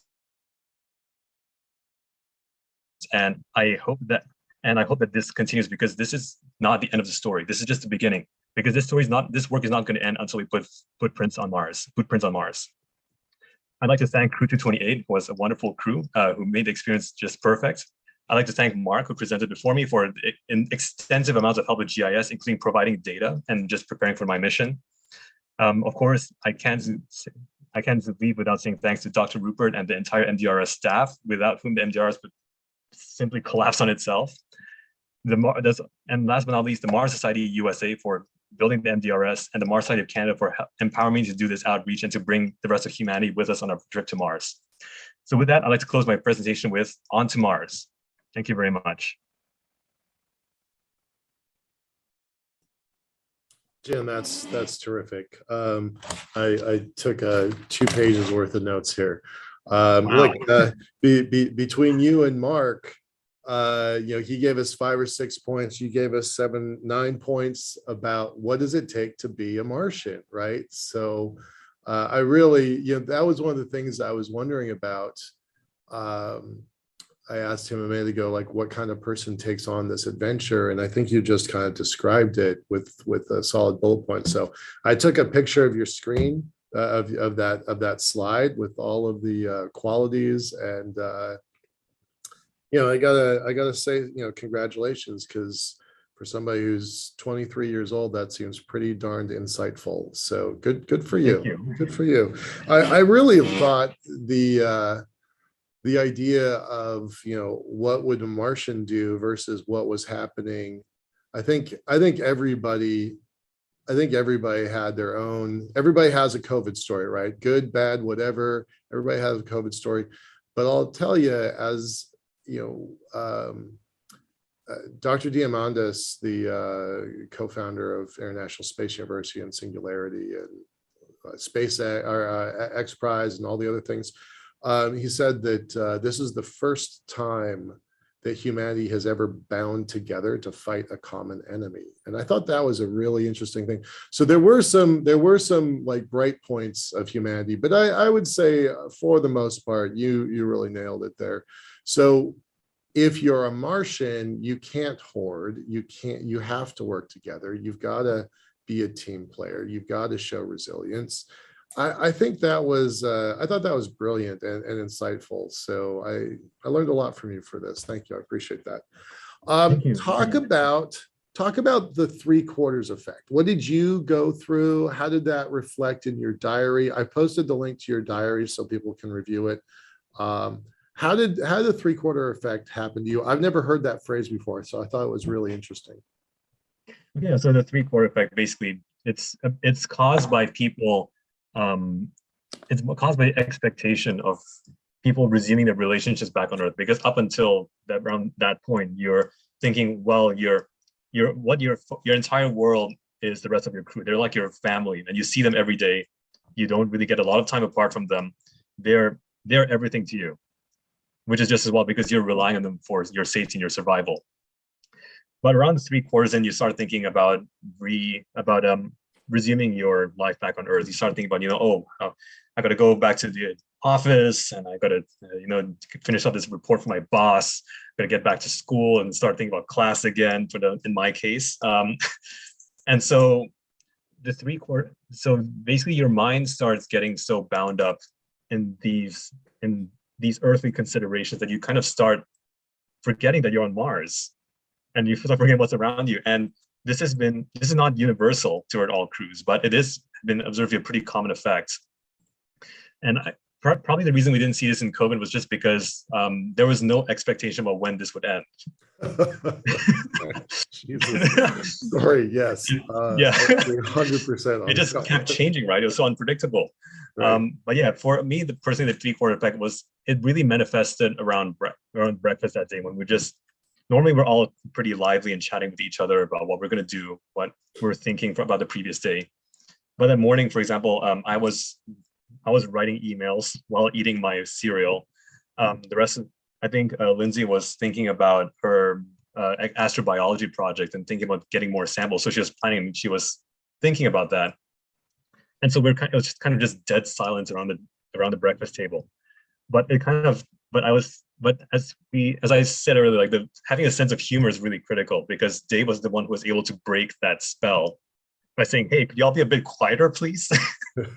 And so that kind of remind us, okay, yeah, we're still on Mars. Come on. Still on Mars. We still got a few more days left in this. Right, right. Wow. I mean, to go from the contrast of, the video that you showed with the puppies showing up and seeing Dr. Rupert in the background, and you're like, it's real. That was your quote. I wrote it down.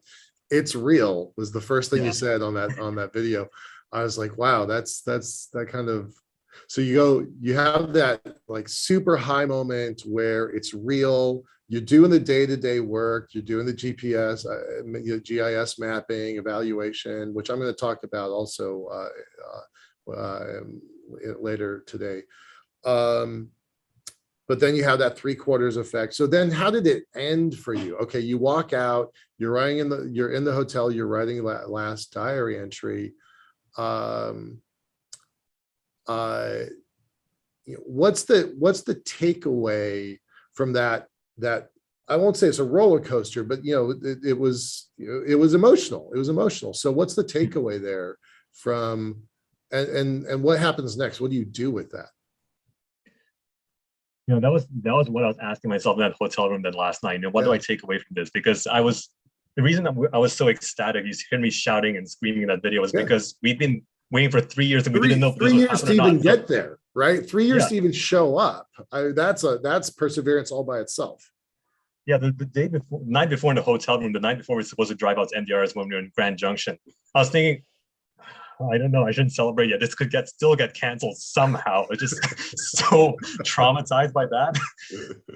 But yeah, we had that high. And I think a big part of what I learned personally, not for scientific research, just for my own personal development, was learning to expand my capacity for joy. Which basically, I knew that there were going to be hardships. I knew it was going to be a rugged life, but there was also so much that was just awesome about being there. And I imagine it's going to be the same for space travel. Like yes, astronaut training is hard. It's uncomfortable living in space. You're going to have to sacrifice a lot of things, but my God, you're in space. You look down at the Earth and you're just hit by the overview effects.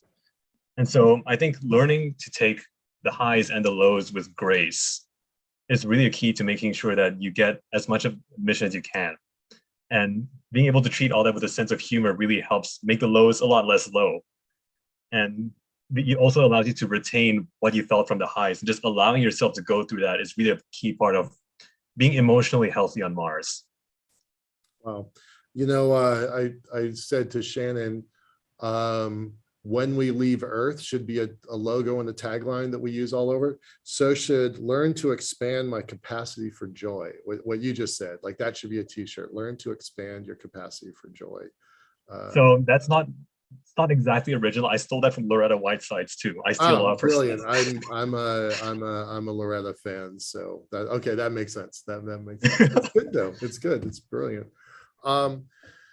We're gonna transition here in about 3 minutes. What happens next here? Okay, so you're in your master's program. You're gonna graduate pretty soon. Is Mars in your future, or was this a one and done, or what happens next? So I've had this since I was 12. Good. I got that up there somewhere. Yep. There's a book that inspired me to become an engineer. Right. I wanted to go to Mars for a really long time, for at least over a decade now. So over half my life. For about half my life. And so I hope that Mars is in my future.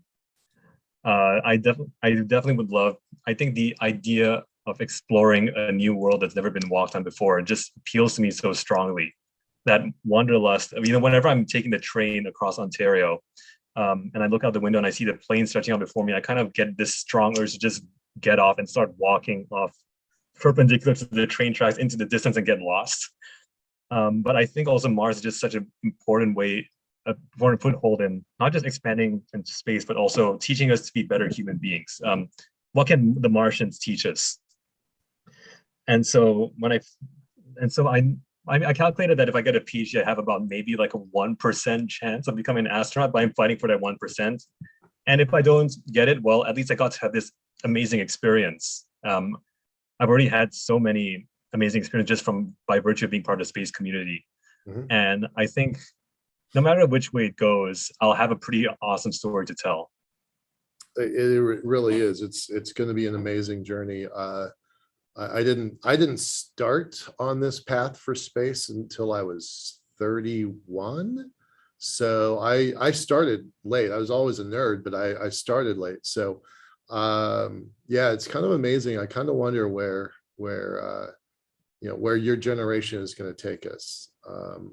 I think it's going to be, despite all the science fiction, I don't think we have a really good handle on what it means to be a Martian or a lunatic or live out in the asteroid belts. I don't think we really understand, but I think these tests where you go and do this stuff, I think it's a necessary precursor. So amazing work. Keep up the good work. Stay in touch. I posted your Twitter profile because I saw you had that in the link. So I posted that to the channels.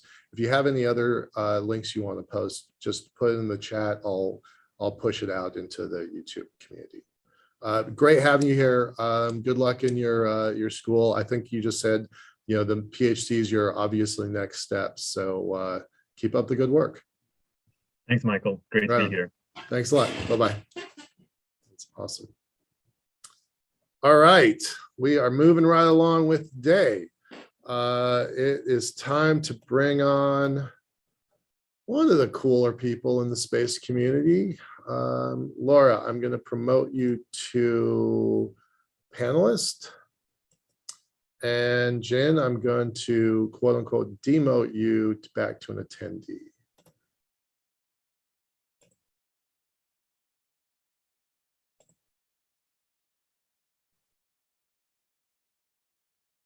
Okay, that's one. Thanks for posting the links there, Jen. Appreciate that. Hey, Laura, how are you? Doing great. Good, good, good. There's a weird time delay. Are you getting a time delay on the video? No. Should I rejoin? No, it's synced. It's synced. It's good. We're good. All right. Yeah. So let me bring in let me read off your bio here. For those that don't know,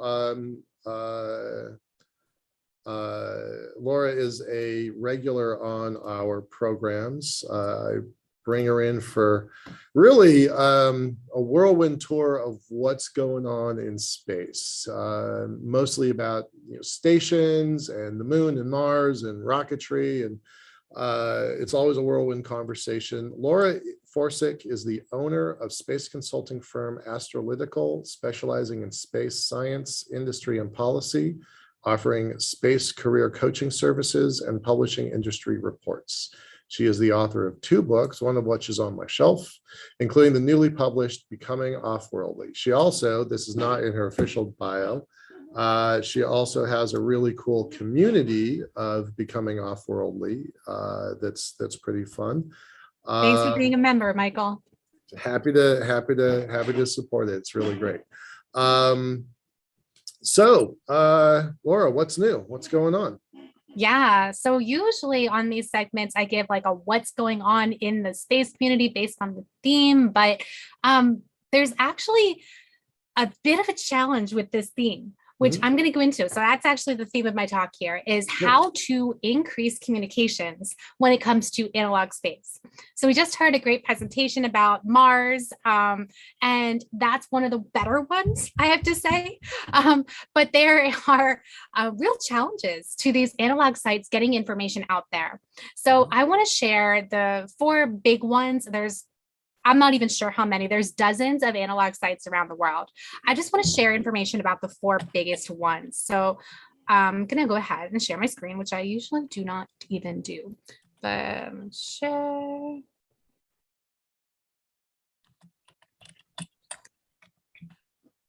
right. I don't know if you can see it. Can you see it? Thank you.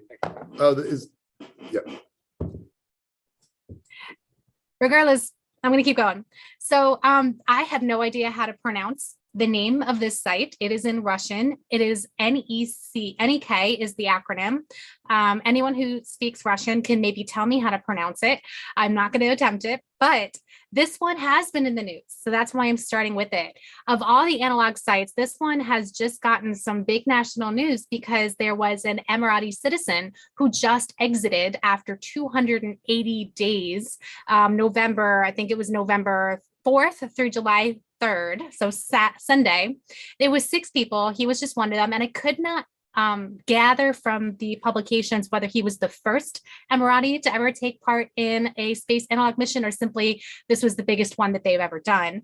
But 6 people, mix of men and women in Russia, in Moscow, as part of this facility.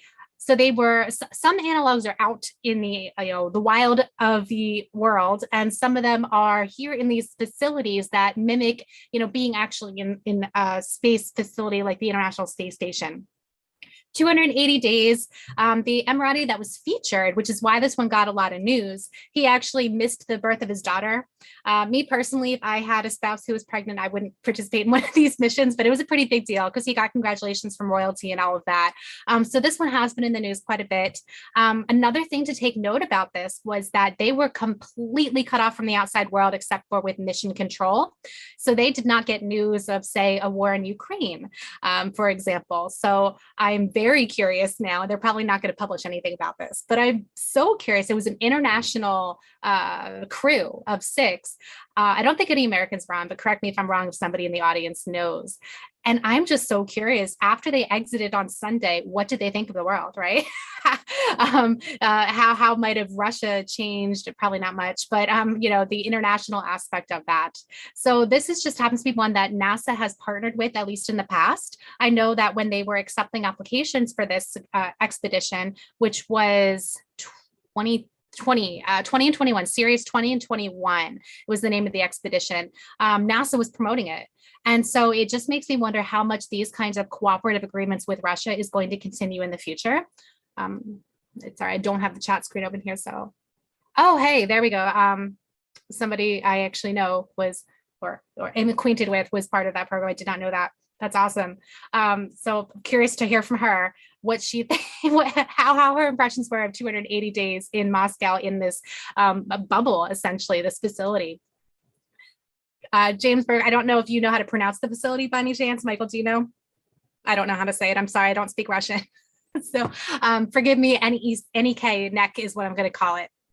But moving on, we already got a good overview of Mars, which is Mars Desert Research Station in Utah. So there are quite a number of groups that come in and out, 2-week sorties, typically, as far as I understand. Again, I said this was one of the better analog facilities for communication, but it's still not very good. Their website is not very well updated or presented. There's really not a whole lot of information. They don't have anything more recent than some tentative dates for June. But what I can tell you was that in May, there was crew 265 from the Mars Society. And then after that, immediately following was crew 246 from Team Peru 6. And what kind of research they do, it's not really well presented. So these kinds of conversations that we're having today are good for getting information out there from individuals about what they did or what their crewmates, if you want to call them up, what they did. But still not the best way to get information if you are not on one of these talks, or, I don't know if these conversations are recorded, for example, but it might be lost forever what was just spoken about. So one of the things that I think that the Mars Desert Research Station does well is actually keeps it mostly up to date. They have these crew reports, when there's a problem submitted.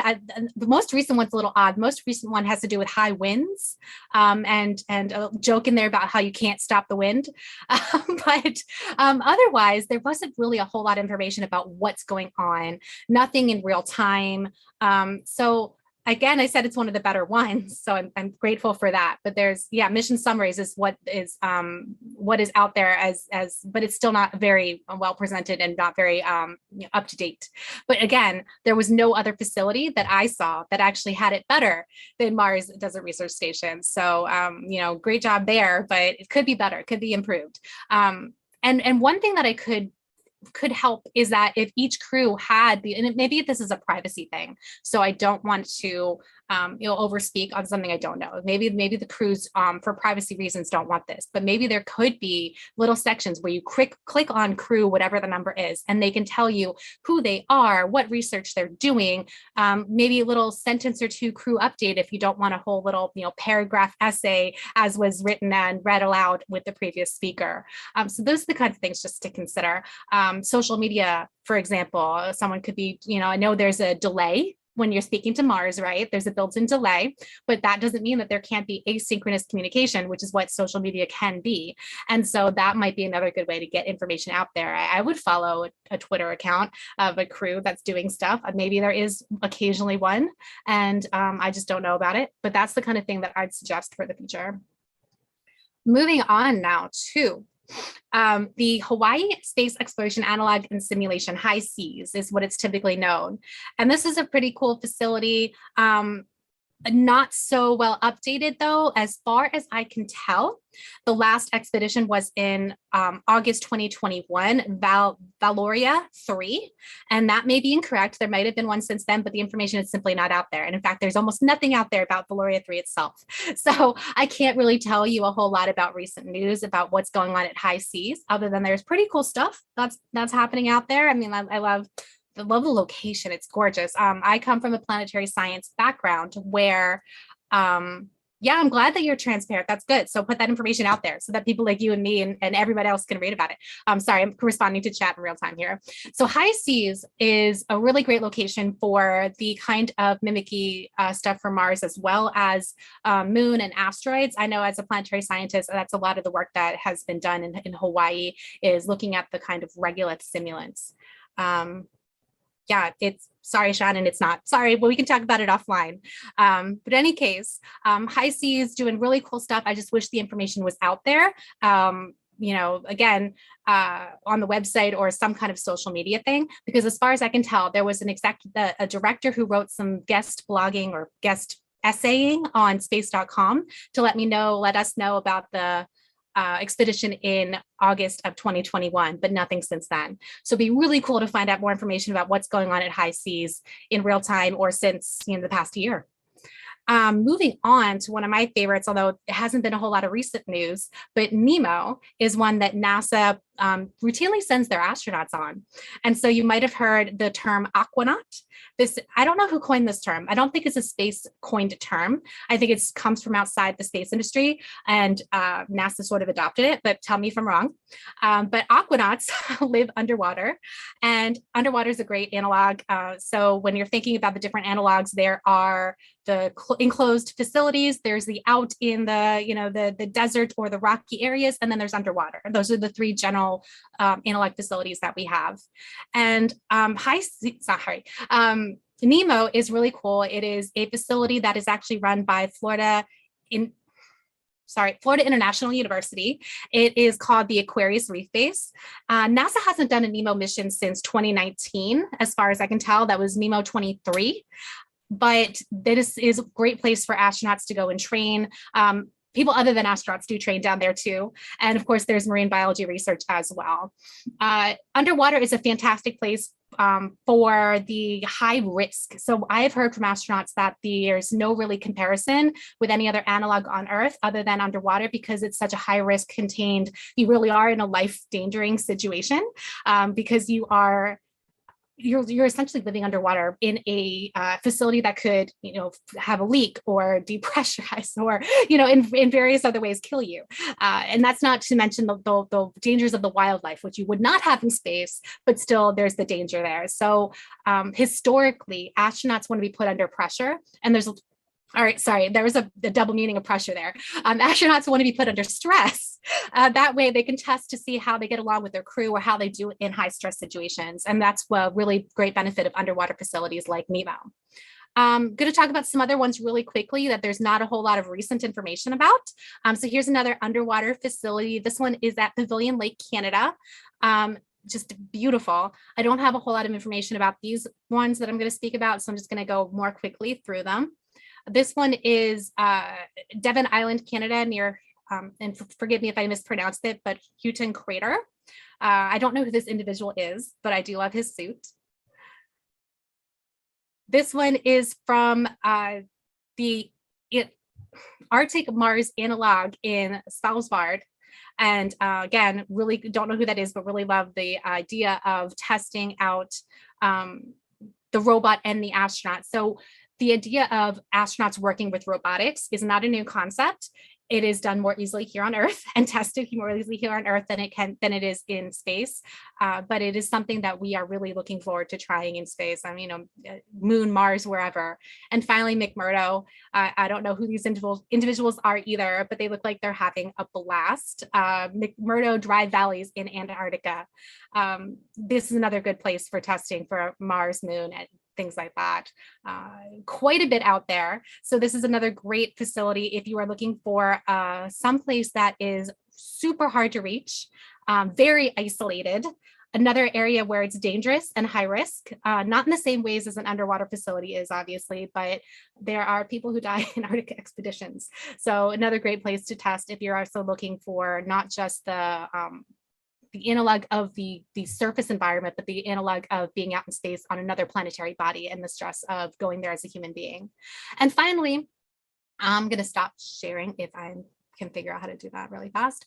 Finally, there's one thing of wanted to talk about, which is ways of improving communication, that being a conference that was just held in May 6th through 8th at Biosphere 2 in Arizona. So those who are not familiar with the Biosphere project, it was supposed to be an entirely enclosed facility. I think they had like minor leakages and that kind of thing, but they wanted to live in an entirely enclosed biodome, and they did. They actually did do this, and now this facility is like absolutely gorgeous. I've never been there in person, but it looks fantastic.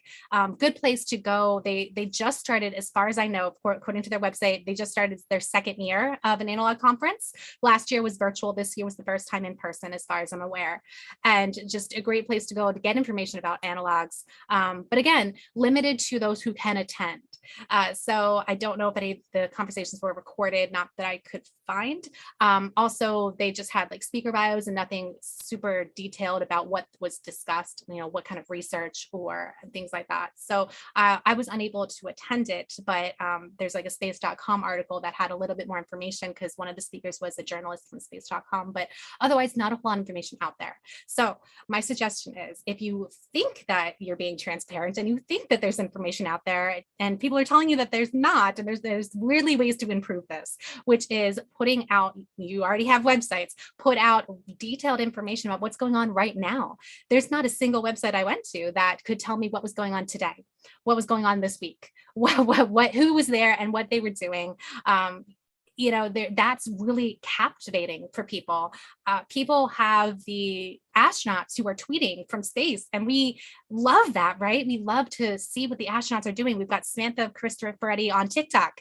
There's so many different ways to communicate these days. Use them. And I know that easier said than done. And a lot of these are volunteer or low budget operations. Some of them rely on government grants only, but there are different ways to do this, to get the information out there. So if you want more people knowing about your analog activities, if you want people to know what's going on at either your facility or your research, tell people about it and partner with organizations like NASA or the university that you're partnered with, or whoever it is that has a bigger platform that can then spread the information out there about what it is you're doing and how they can get involved. So there you go. Thank you. Thanks for the summary.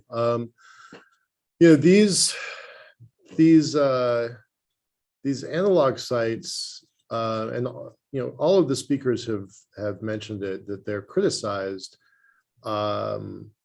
because they're playing astronaut, and two speakers have referenced the Showtime show Moonbase, and I mentioned the Netflix show Space Force. But there's real science that's happening here. And so what you're saying is it's not being communicated well. How would they do it better? How would they, and this is across the board, right? Because it wasn't just one organization or the other organization, it was all of them, right? So how you've got the director of the Mars Society and the site director of the MDRS on the call now. So help us. What would be a recommendation that, in your professional opinion, how can they get this information out better? What's missing? Yeah, it depends on the audience. Are you talking to the general public? Are you talking to other scientists? Are you talking to Well, your let's take right? you. You were looking, and not everyone's going to look. It's 7.8 billion people. There's probably 5 million that care about this stuff. So it's a pretty small subset. We're nerds. We know it. So let's talk about how do we get to the people who really want the information. What would simplify the search process for you? Yeah, honestly, the most information I know is word of mouth. I know people who've gone on these things and they tell me about it. And that's very few. That's way less than 5 million. That's going to know people who know who've been through it, right? So to get it out there, generally speaking, use the resources that I mentioned. The websites, that's the number one. That's exactly the very first place I went for every single one of them. Some of them didn't even have websites. Some of them only had like Wikipedia pages or news articles, but not even a website. So for those who don't have websites, which, the big ones did, but some of them didn't, that's the number one place. Because if you are Googling something, that's going to be usually the first hit, first place, most credible place people are going to go to. And then on those websites, again, people are going to disagree with me here, but you can go look at your own website so you can see it's not up to date. It is really not up to date. And so if someone thinks that if the last entry was in 2019 or 2020 or whatever, people are going to think that it's been active since 2019 or 2020, right? So keeping it up to date, even if it says something as little as we are doing this at this time and that's it, that's at least something to let people know that it's still active. But that's not enough, right? Because it's not enough to know that it's active. What are they doing?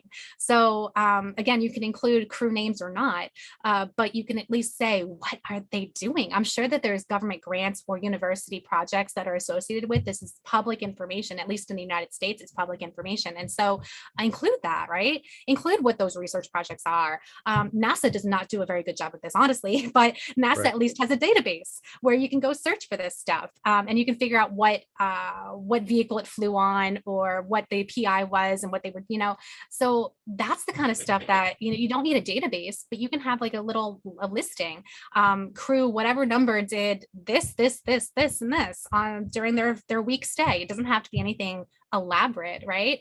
But if you do want to get elaborate, you really could go in and do the constant flow of social media. And this could be someone who works there full time, or this could be each crew member hands it off to the next social media person. There are social media accounts that do this. They just hand it off to the next.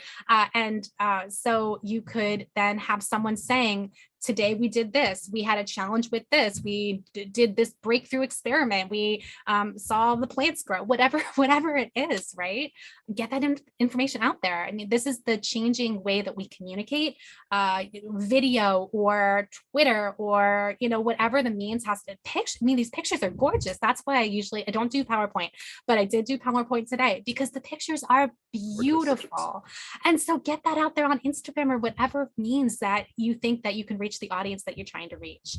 And then of course, once you get that following, once people want to know more, that's where the news articles come in. This expedition at this analog site did this and they discovered this, and that's why it's useful for this Mars mission coming up. And you occasionally do see those, but I think that could be improved upon because it seems to be maybe 1 a year, 2 a year for a facility that's doing something, and maybe that's all that needs to be.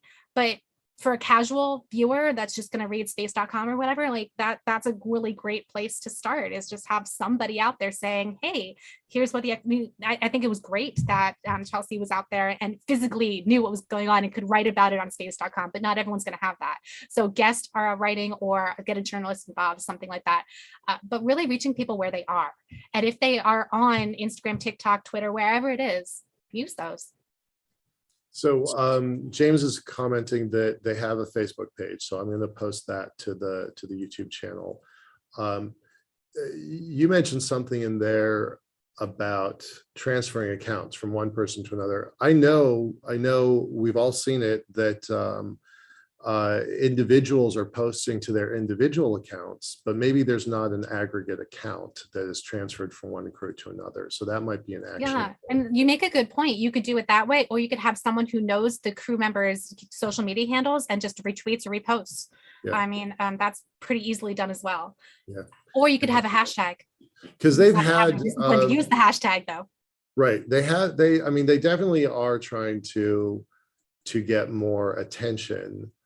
I've had individual conversation with James, and I'm not going to try and put words in his mouth, but he and I both recognize that marketing is a weakness of the whole space industry. And we're not good at telling our story. And in fact, Inmarsat just issued a 40-page paper on how the whole space industry is not good at telling our stories. So that's something that we just keep bumping up against. The work is important, the research is valuable, but maybe sharing it, maybe there needs to be a different mechanism for how we get it out into the world. And here's why I care, right? Because yeah. I'm a scientist and I run across all of the criticisms of why are we wasting money in space? Why is we sending billionaires to space? And what people don't understand is the science. They don't know what's going on. And this is a criticism I've had for many years. I used to work on ISS payloads. So it's a similar type of criticism where NASA is a little bit better, but they could certainly be better. And that's where I come from, is if you want the taxpayers, at least here in the United States, if you want the taxpayers to support NASA, you need, or the space industry in general, you need to let the taxpayers know what they're paying for. That is describing what the science is doing and why it's important. And I don't think anybody in the science community does that very well, I'll be honest. We don't for sure. I mean, that is one of the reasons why we put this channel together in the first place, was to start building that community, was to have a little bit more connection to, I had this conversation with somebody the other day, and they were really, really worried about planetary defense and asteroids impacting the Earth. Like that keeps them up at night. And I had a reality check conversation with them. I'm like, people are worried about $6 a gallon gas. They're not worried about asteroids impacting just yet. So we have in the industry, we have to showcase our relevance and communicate, as you just said a moment ago, why it matters. So yeah, we have a difficult path ahead of us. With your work on the International Space Station, you were vetting cargo, you were vetting equipment that was going to go up, and that's a very— Not equipment so much. I was vetting the science. So the PIs would submit proposals, or the companies would say, we want to do this R&D, and really figuring out which ones were worthy of being taken to space station, which is another topic that I don't know how much people know about. Like how is the science chosen that's done on these analog missions? I actually don't know.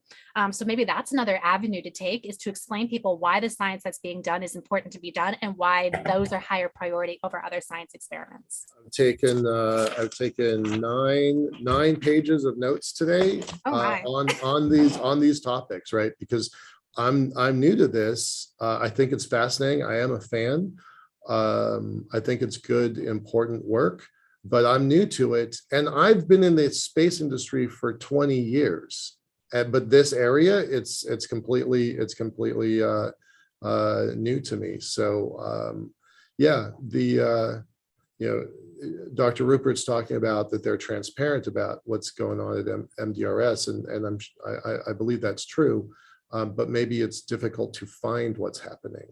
Maybe it's not that there's not reporting; it's that it's hard to find the reporting. They've had nearly 300 crews, 15-ish, 100 people go through the thing. That's a heck of an alumni organization if you were to kind of band that together and try to track down the lessons learned there. So pretty amazing community. And maybe you learn from what's worked. Like NASA has separate budgets for education and public outreach. So maybe that needs to be taken into account for whatever the budgets are, whether it's individuals paying or a government grant or some other way that these facilities are running them. Set aside a budget for someone or somehow doing that education and public outreach. I'm not going to speak for James, but I have a strong hunch that that's something that he's pretty supportive of. Just that communicating what we're doing, we just aren't that good at it. Like the whole industry is just not that good at it. So, we talked earlier this morning about some of their outreach, their VR program, their STEM education program, their robotics program. So that work is happening for sure, but it's just maybe the average person who's worried about $6 a gallon gas, maybe it's just not on their radar, and I don't know how to make us relevant to them, but that's maybe that's the challenge. Yeah. Thanks so much for inviting me to speak. Yeah. I have a hard cutoff, so I can't stay. Right on. But for those of you who want to get in touch, Astrolytical is my company that does, consulting on projects, like this, solving what needs to be solved in the space industry. So if you're curious to know how else I might help you to promote things or solve the problems, then contact me, astrolytical.com. Thanks so much.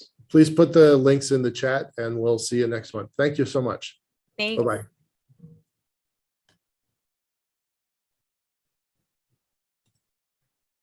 Andrew, I'm sorry I didn't get to your question. I'll try and reach her afterwards. But the question is, would this be an opportunity for the Mars Society to collaborate the info? Or sorry, to collate the info. I read that wrong. Would this be an opportunity for the Mars Society to collate the info? Small organizations often have little ability to do this. So I think that's a really interesting idea. Certainly, James and I maybe can talk about that afterwards. I don't have any role in this, but I'm trying to be a facilitator. All right, thanks. We're going to move on to our next speaker. So let me pull that up. I've lost my page. Give me a second. Oh, sorry, making fun of myself. I am the next speaker. We'll have Dr. Zubrin coming up after me, and then Anastasia Stepanova after him to close out the day. So I wanted to spend just a few minutes talking about this series that we're doing, why I think it's important, why we're doing it, and where we're going with it.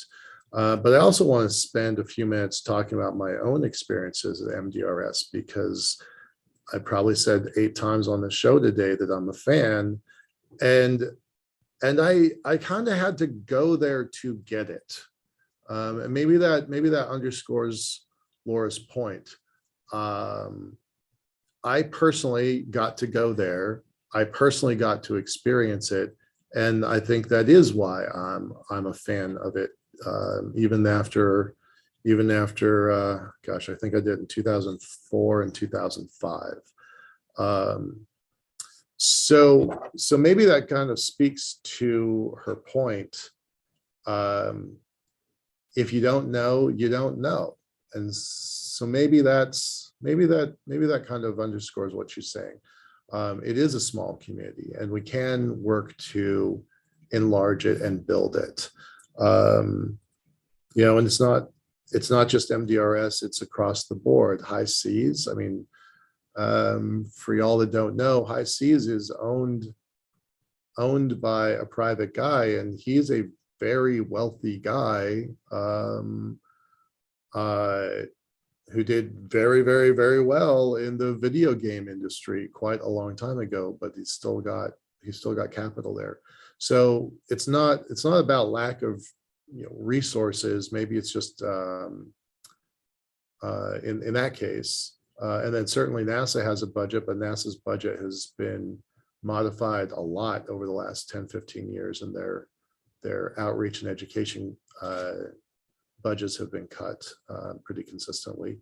So maybe that outreach piece is maybe that's what maybe that's what's missing, right? The work is solid, the community is solid, but maybe the outreach piece is a little tricky. I'm going to talk about that a bit tomorrow. I've got a 15-minute segment on a tool set.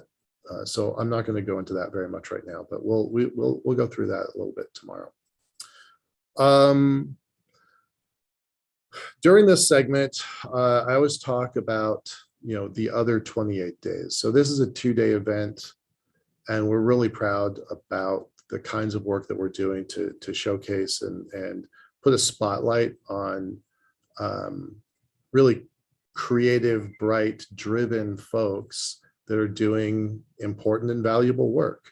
But then what happens on the other 28 days? What I would love for this community to wind up being is a community of doers, right? Right now, we're all taking in information, we're all absorbing it, we're taking in, I told you I'm taking notes. But then what happens during the other 28 days? Is this just like a radio program or a television program? You're watching it for a few minutes, you think that's interesting, and then you move on to the rest of your day? Or are some of you interested in doing more than just watching from the edges? And watching from the edges is great, right? I just talked about the conversation about $6 a gallon gas versus asteroid mining or asteroid protection. We all have our own lives to lead. But I think that there's probably an opportunity to do something during the other 28 days. I know that the Mars Society has volunteer roles. Most of these organizations have been mentioned today have volunteer roles. And I feel like there's a way to maybe build a community that does something beyond just showing up for a television show, if you will, every month. So we've been doing this for most of 2 years. There were 2 breaks in there, but most of 2 years. We've done 24 events. We're going to do 3 more this month, and then 1 more in August. But we only started a Discord channel maybe 2 months ago, maybe 3 months ago, something like that. It's still relatively small. I'll post a link to it in a moment. Mostly what we're doing over there is talking about the news of the day. I'm a very avid consumer of space nerd news, and I tend to post stuff to that channel. We tend to post it out to Twitter and Facebook and LinkedIn occasionally. But I feel like there's things that we can do, but I don't necessarily know what that is. So I'm going to kind of intentionally leave that as an open invitation. A, to join the Discord channel, B, to start a conversation, C, let's see if it leads somewhere. And I'm not really trying to sit here and kind of predict where that will lead, but I do feel like it's an opportunity that this community can rally around. So we're doing this series, and like I said, it's changed over time. We did one called Blue Marble Week for a couple months, maybe 6 months. We worked with the Foundation for the Future to build a series for them, Conversations for the Future. We consulted with them. We've done some stuff with the Moon Society, International Space University. I did a project for the Chief Scientist of US Space Force. We've got a couple other projects that are kind of in the works. So it's been fascinating to do these video series and showcase this work. Because as far as I know, this is not available anywhere else. No one on the internet, as far as I know, is doing this kind of event where we get in and we talk to the experts who are actually, in this case, literally digging in the dirt, wearing the HAB suits, walking around with the communications equipment and the satellite comms equipment.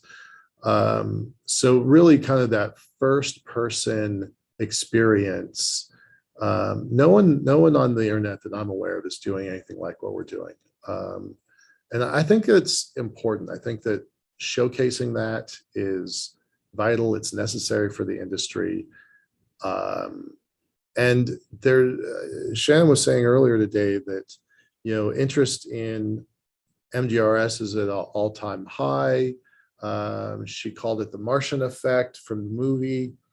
But I don't think that's it. I think that's definitely a portion of it. I think launching folks into space for the fun of it is a part of it. I'm a big fan of the ISS. I mentioned that earlier. But the commercial teams are going up to the ISS. I mean, I think that changes the conversation a lot. And so I'd like to use this channel that we've built to explore those, explore the people who are doing the work, find out what they're thinking, find out where they think we're all going, and try to understand what the future is together. And it's a fun, fascinating journey for me. I tell you, I love this stuff. Switching gears, I want to show some of the work that we did, and it's just gonna be a slideshow. Let me do a screen share here. We went out with not that one. We went out with 2 times, and we were supporting the Georgia Tech University, their electrical engineering team. And like I say, this was 2004 and 2005. And the idea was, and you've heard this actually several times, Mark talked about it quite a bit, Jim talked about it, that there are safety protocols in place where if you don't have line of sight back to the HAB, you can't go there, or you can't do it in a safe manner. And so in 2004 and 5, those were forbidden territories. You could not go out there. And those were important, relevant, useful safety protocols. It sounds like in the intervening 14, 15, 16 years, 17 years, that they have mapped that place pretty well, since 2 of our speakers, 3 of our speakers have talked about it. But in 2004 and 5, there were places that you just weren't, it wasn't safe to travel. So what we wound up doing was we went out with a set of balloons and robots, and we built communication platforms. This is all in the HAB itself. And then this is out building out the site, getting the balloons filled. By the way, it was really hard. Dr. Rupert was talking about how there are support crew, and then there's in-sim crews. So there was a lot of support on this one. But, building out the system, getting the balloon high. I think this is their bee. It's their mascot. You can't really see it, but they have a bee as their engineering mascot.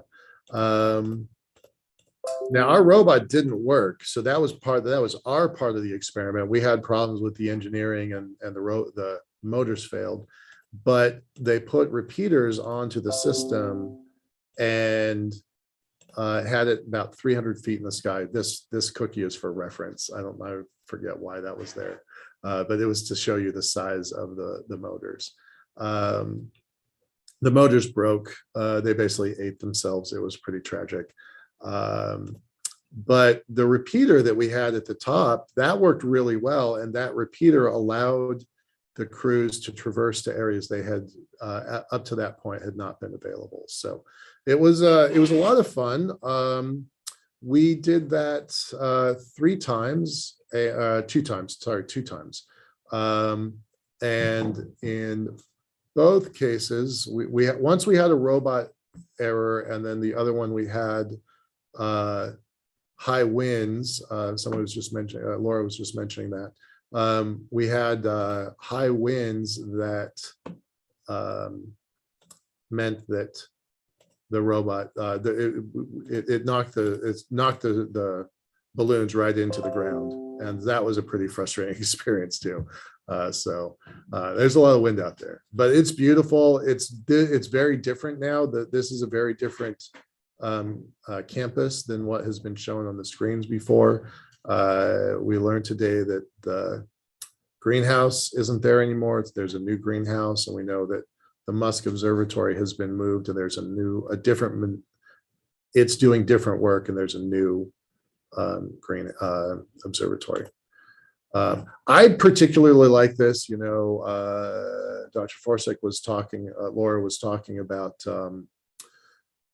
it's just a great view. It's beautiful out there, and I think pictures like this, I mean, to me they spark my imagination, right? What would it be like to be out on the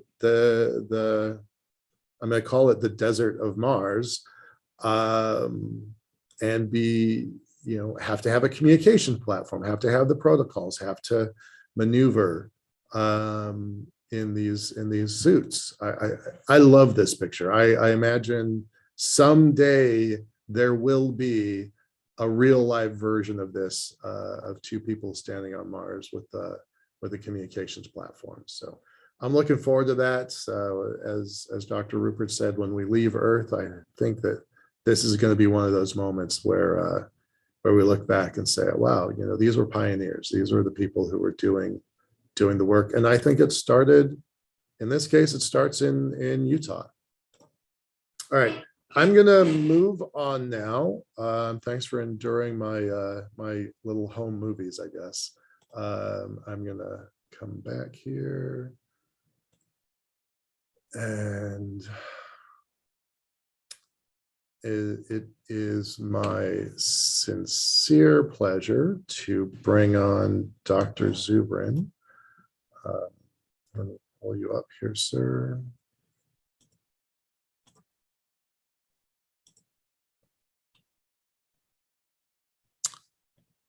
Okay, Dr. Zubrin, I'm promoting you to panelist.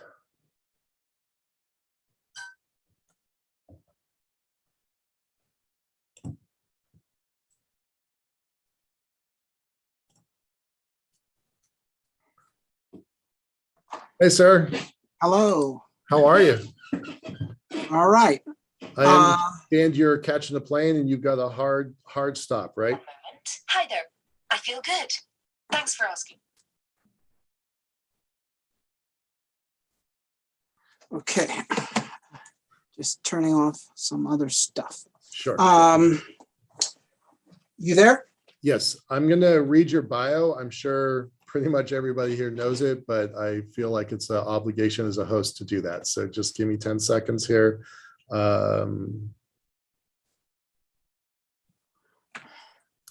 Except that I cannot find your bio. It doesn't matter. Okay. Okay, I'm Robert Zubrin. I'm president of the Mars Society, which I founded back in '98. I'm also an aerospace engineer. I actually make my living by running a small aerospace R&D company called Pioneer Astronautics. And when the Mars Society was founded, we decided we would engage in 3 activities: broad outreach to spread the vision, political work to defend the various Mars programs, I mean, especially the robotic programs that are in play in government programs, and then projects of our own. And as our premier project, we've chosen to create Mars analog research stations. We have other projects, most notably the Rover contests, but also engineering design contests, many other things that have engaged a lot of people. But the purpose of the analog research station program is to learn how to explore and then ultimately settle Mars. The government space programs, to the extent they think about human Mars missions at all, are focused only on the flight systems, how to go there and come back. They are not at all focused on what to do once we are there. And that is why, for example, you get absurd mission designs, such as the current NASA design of record, which involves a 30-day stay on Mars, because they're not interested in doing anything productive on Mars. And furthermore, their protocols are to avoid sites that might contain life, which is the exact opposite of what you should do. The human beings are your most powerful exploration tool, and they should be targeted directly at the most valuable target. And in other words, the purpose of robotic missions is to find the most valuable sites for humans then to explore in depth. Okay, they are our scouts. But furthermore, just beyond that, simply working out how to explore Mars. And this is, so our analog missions are not in any way analogous, for instance, to isolation studies. Isolation studies have some utility, I won't deny that. Okay, and they've done some at the Institute for Biomedical Problems in Moscow, and Anastasia will discuss that. NASA has also done some of that, and they've also done some engineering tests where they take like some Mars spacesuit or tool or something, and they test it in the desert for a few hours to see if you can pick up a wrench while wearing this spacesuit. And engineering tests are also valuable, but that's not what we're doing. What we are doing is an operational simulation to figure out the art of combined operations and telescience on Mars. Because the purpose of sending a human expedition to Mars is to explore in a serious way. Now, fact number one about Mars, it's big. It's very big. It has a surface area equal to all the continents of the Earth put together. And so you don't want to send a human mission to Mars to explore an area the size of a parking lot. You want to send a human mission to Mars to explore an area the size of France, or at least Belgium. But I mean, even if you could explore an area the size of France, it would take scores of missions to seriously explore Mars. And if you're limited to Belgium's thousands of missions. And so we're talking about operating over long distances. So, the Mars Society, our first station that we built was the Mars Arctic Research Station located on Devon Island. Now that is big. It's the size of Ireland. It does provide a theater of good size for exploration, but it is incredibly difficult and expensive to operate there. And so we've only managed to do about 13 missions to the Arctic since that station was built in 2000. The Desert Station was our next station, and Shannon Rupert is the expert on that. She leads the program there. And we have done 250 or so missions there. That is with 6 people each. And if you combine it with the Arctic missions, something like 1,500 people have actually been crew members in one of our stations or the other. And now the desert's a very good, Mars is a very good place, but actually it doesn't have the size required. It is about 100 square kilometers or so, roughly speaking, of uninhabited territory. If you go beyond that, you start running into people. But it's great. It's a terrific workhorse. It's the logistics are pretty good. And that's been our most used station. Now we have plans for 2 more stations. One in the Australian outback, because in Australia, and forgive my Australian, ARCAROOLA area of Australia, There are fossils dating back 3.5 billion years, that is to the period of the origin of life on Earth, fossils left by colonies of bacteria. Now, 3.5 billion years ago, there was water on Mars. The Earth and Mars were, relatively speaking, twins 3.5 billion years ago, warm, wet planets with CO2-dominated atmospheres. If life could have appeared on Earth, then it could have appeared on Mars. It may have transferred between planets, or there may be two indigenous origins, but we don't really expect to find life on the surface of Mars right now because there's no liquid water there. But there could very well be fossils.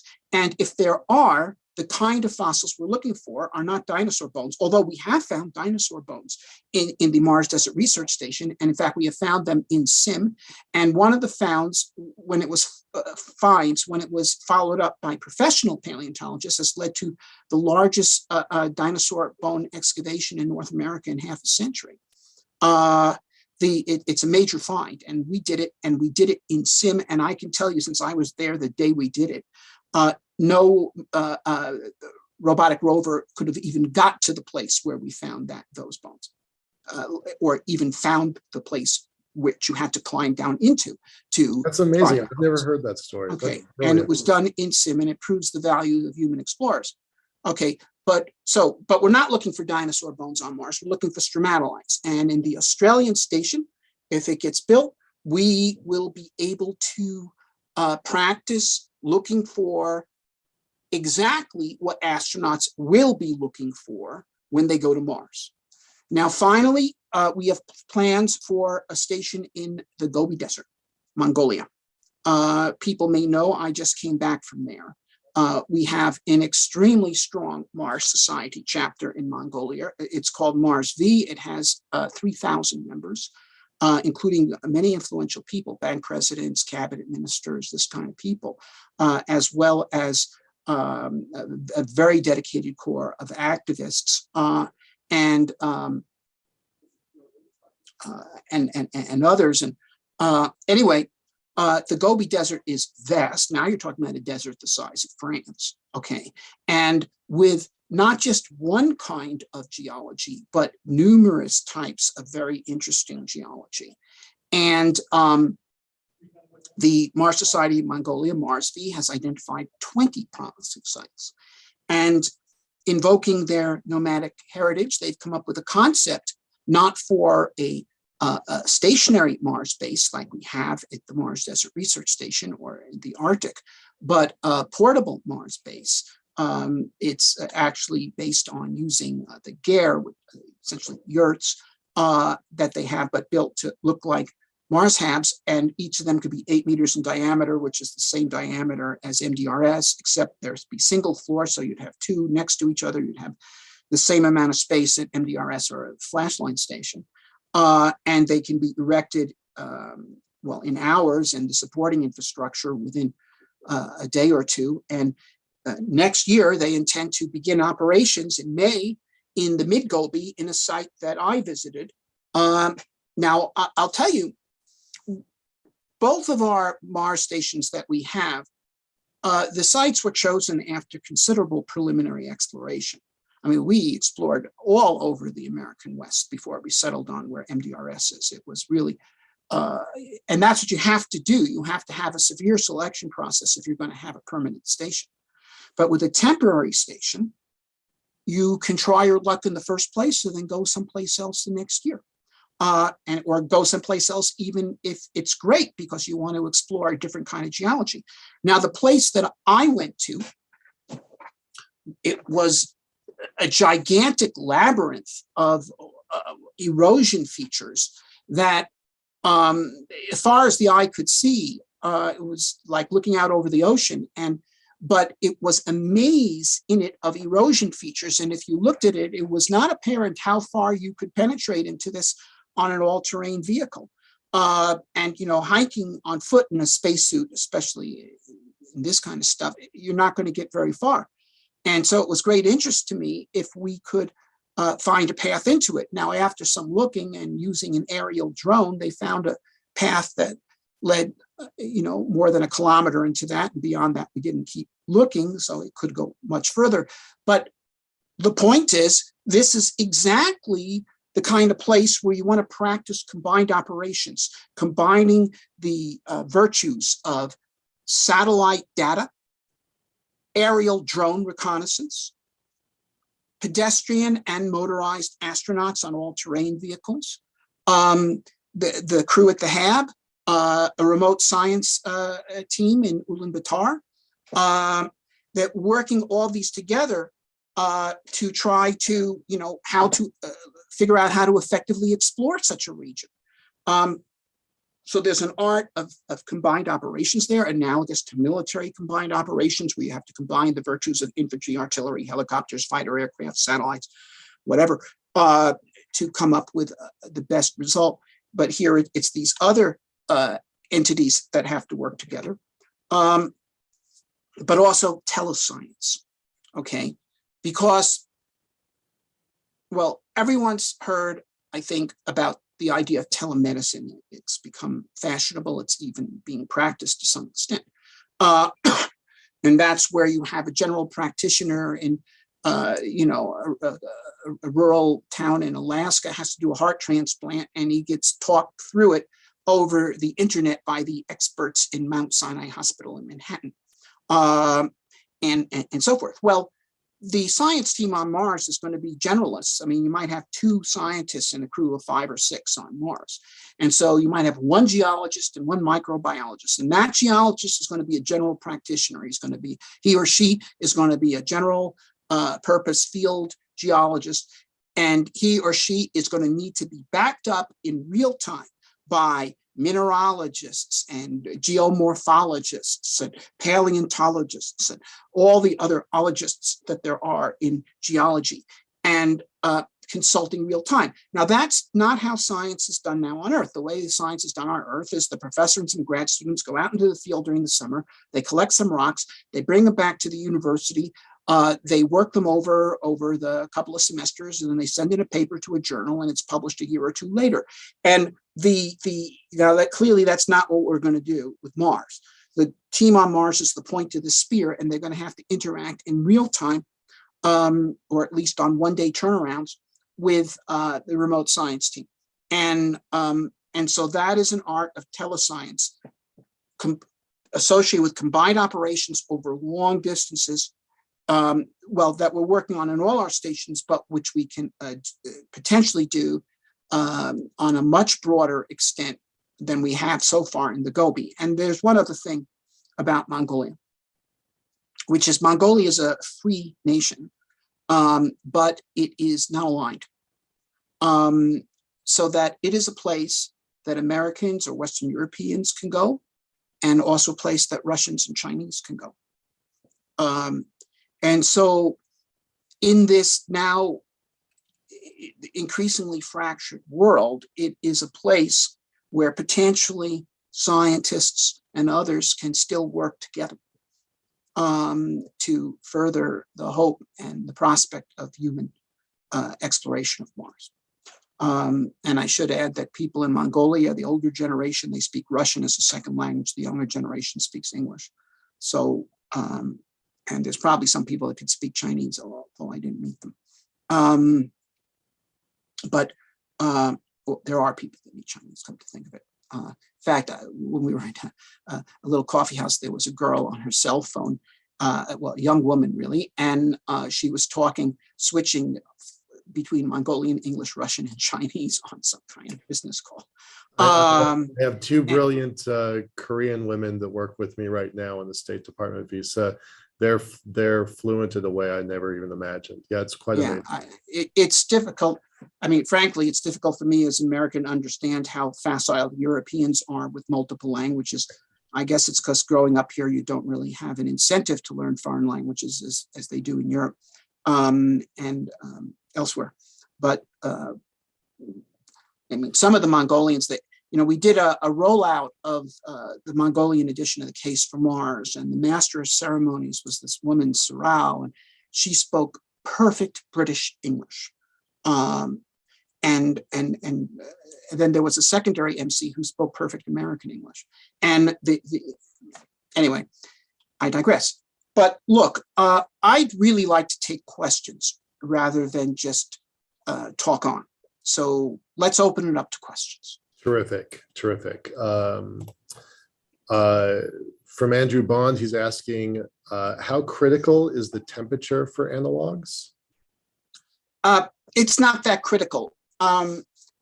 It's of some interest, but the temperatures are of more important for engineering research. In other words, if you want to see if your tools will hold up in the cold temperatures and so forth. Look, any Earth analog is going to be different from ours. It's going to have Earth gravity, and it's going to have an atmosphere. Now, in Mongolia, in fact, they were quite high on the fact that in Mongolia, the temperatures do swing between plus 40 and minus 50. That doesn't But sound fun. from my personal point of view, that's less important. And in fact, we're targeting the field seasons in Mongolia for May, June, because by May, the snow is off the ground, so the geology is exposed, and it's not yet too hot. And the station's going to be mostly solar powered with just a diesel backup because, these places are is much further away from supplies of things like diesel fuel than, say, the Mars Desert Research Station is. And so we'll have to bring some in, but we want to minimize it. And we have maximum sunlight, of course, in June, second most in May and July, but July is too hot. And we get back to good temperatures in October, but then you have minority sunlight. So May, June's the field season for Mongolia. Feel free to, for the audience, feel free to post questions. We're getting them from two channels on YouTube and then our internal. But one of the things that I was wondering about is the site the cruise selection going to be similar to what you're doing at MDRS, or are there different crew requirements? Well, the crew selection for both the Australian and Mongolian stations are going to be done by the Australian and Mongolian chapters, respectively. So they will have a chance to test out different protocols for crew selection than those that we have done. I have told the Mongolians about how we do it, but it's up to them. Cool. Interesting. Because all of the speakers today have referenced how MDRS is very intercultural, interdisciplinary, international. And I was wondering if that was a criteria, or is that just happenstance? And would that no, it's at our stations. Okay, well, in particular, MDRS, we've had international crews with different people, 6 and everyone is from a different country or even a different continent. And we've had crews that are all American or all Australian or all German even, and crews that were half American and then a couple of internationals. We've done the gamut. Yeah. And personally, I believe that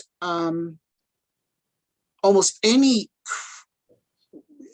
that no such type is necessarily the best type. It depends on the individuals. That is, a one nation crew could be a very strong crew if it's composed of flag patriots and really want to show you, what Australians can do. Right. On the other hand, an international crew, however, composed of flag patriots would be a bad crew. On the other hand, an international crew composed of the people who believe in the cosmopolitan ideal of humanity working together and so forth could be a superb crew, possibly the best crew, actually. But nevertheless, neither of those designations, it depends on the people. Okay, the same is true of crews combining men and women. We've had all men, all women, half and half, 4 and 2, this way and that way. And well, first of all, most of our crews have worked out, period, because they're all composed, well, almost all composed of people who take it seriously and want to make the mission work, which is the fundamental criteria. And we've had When we've had crews, and we've had a couple, where people are just there doing this for a lark, and then they goof off, and then they come back saying, this is all bullshit. All we did was goof off. And you say, well, whose fault was that? Okay. Right. A sim is only as good as the commitment to the crew to do a sim. Absolutely. Because they're not exposed to the discipline of vacuum outside, which will kill you if you take off your spacesuit while you're on EVA. So the sim is as good as the people. Most of our people are good. And I, by the way, this is a point, guys. We don't pay our crews. Oh, yeah. In fact, our crews pay us. Yeah, they have to travel there. They've got lodging. And I will tell you that we've had a much better experience with our crews than certain other organizations that pay their crews. And the reason is, if you're paying to do something, you're going to want to make it work. Whereas if someone else is paying you to be there, then what's that? So I don't want to say anything bad about another program, but you may hear about it. And I will tell you that I am aware of other programs where they pay people a decent salary to be in sims, and where they've had a total mess. Because it's all about the commitment to the crew fundamentally. Now, first thing is commitment. Now, second thing is, the Mongolians asked me, what kind of person should I choose? Should we choose? I say, choose the kind of people you'd want to go on a camping expedition with. Okay. That's exactly who you want to choose. People who are willing to help each other, who are not trying to show each other up, people who don't get grouchy when things go bad, but can kind of laugh. Isn't life incredible? Just when I was going to get a chance to do my science, the EVAs all broke down. Okay, or it snowed, or whatever, and can just laugh at that instead of throwing a tantrum that, why was my science delayed so long? Because I'm not going to get a chance, because just as we're about to go, the weather changed. Didn't you realize that the weather was, about to change? So forth. Okay, no, you don't want that. You want people who can just, grin when things go wrong, and you want people who have a one for all for one attitude. And then after that, skills. Yes, you want skills. Skills. Yeah, skills. Okay, first and foremost, you want someone who's good at fixing things. Okay, that's the most valuable player in the crew right there. Most valuable player in the crew is the person who's good at fixing things. Electronics, software, plumbing, the motors, and I would say, actually, some of our best crews, I haven't done a formal study, but in a couple of crews where I had the ability to observe, and I used to be a lot more involved with the day-to-day of the crews than I've been in the past 10 years or so. But in the first few years, I directly managed the station, and then so forth. People who grew up on farms. Nice. Are great. I never thought of that. Okay. And by the way, this was in a period of time when we didn't even have a greenhouse at MDRS, and we never have had one at Flashline. So it wasn't about farming. It was about looking at a generator and not needing to look at the manual and just going at it and fixing it. Having a certain kind of attitude towards machinery that, for example, I don't have. But people who grew up on farms or ranches tend to have. Wow, that's an unexpected insight. It makes perfect sense. I knew guys in the Marine Corps that would disassemble and reassemble stuff on the fly. I never had that skill. It was dumbfounding to me, but that's a really interesting insight. Earlier today, Jen and Mark have both given us like a list. I think I've got like 15 key items. They echo what you said, be cooperative, have a sense of humor, roll with the punches. Everybody's saying that, right? You've got to be resilient. You've got to be able to kind of adapt in all the different ways. So that's what the Australians and the Mongolians are looking at. They're looking to figure out how do we put crews together. Are they Well, going to be the same sizes? With a nomadic system, Well, you're not really limited to size. You could just put it well, out in your- no, but the size, okay. Our crew size has been generally about 6. Yeah, And, if you've read my book, The Case for Mars, I say 4. there. But the 6 is doable, and frankly, it's better. The reason why I preferred 4 in The Case for Mars is it's the minimum that you could really do a mission with. It's the smallest number you can split into 2 groups and have no one be alone. It's the smallest number where you could have redundancy in the 2 primary skills, which are mechanical fixing and field science. But 6 is a little better, and 6 is a doable thing. And at one point or another, NASA did agree with 6, although they're always changing their mind. But it's a credible number, and it's one that we could house in our first station, the Flashline Mars Arctic Research Station, and the Mars Desert Research Station is basically a copy of that. And it's a good number. Now, whether they will agree with that, there are people out there who think you need to have 12. There's people out there who think you need to have 50. Exactly what the concept is going to be. The Mars Society, the international chapter, is not controlled by me or anything of the kind. They're fraternal organizations. They all have their own budgets. They all have their own membership criteria. They all set their own priorities. They all identify what political initiatives they would support or not. It's a fraternity of independent organizations, what the Mars Society is. I mean, I don't dictate to the French Mars Society how they should prioritize things at all. Occasionally, we ask each other for help. I was asked by the Europeans to talk with a certain social democratic science minister back in 2000 when Germany was thinking of pulling out of Mars Express, and I did. So we're willing to lend a hand. And certainly we've had many, Australians and Europeans and even Russians at our Mars Desert Research Station. So, we've made it open to people from all over the world. And I think, the Australians, my guess, will probably invite people from elsewhere, and the Mongolians too, but they may either by convenience or by commitment have a much larger percentage of the people from their own nation in there than, well, I'm sure they will have a larger percentage of people from their own nation in their own station than we've seen in their representation at MDRS. Right. Basic logistics and finance. I mean, it's simple. Yeah. Right. Yeah. Mm-hmm. I'm going to switch gears a little bit. I'm going to ask one question from the audience.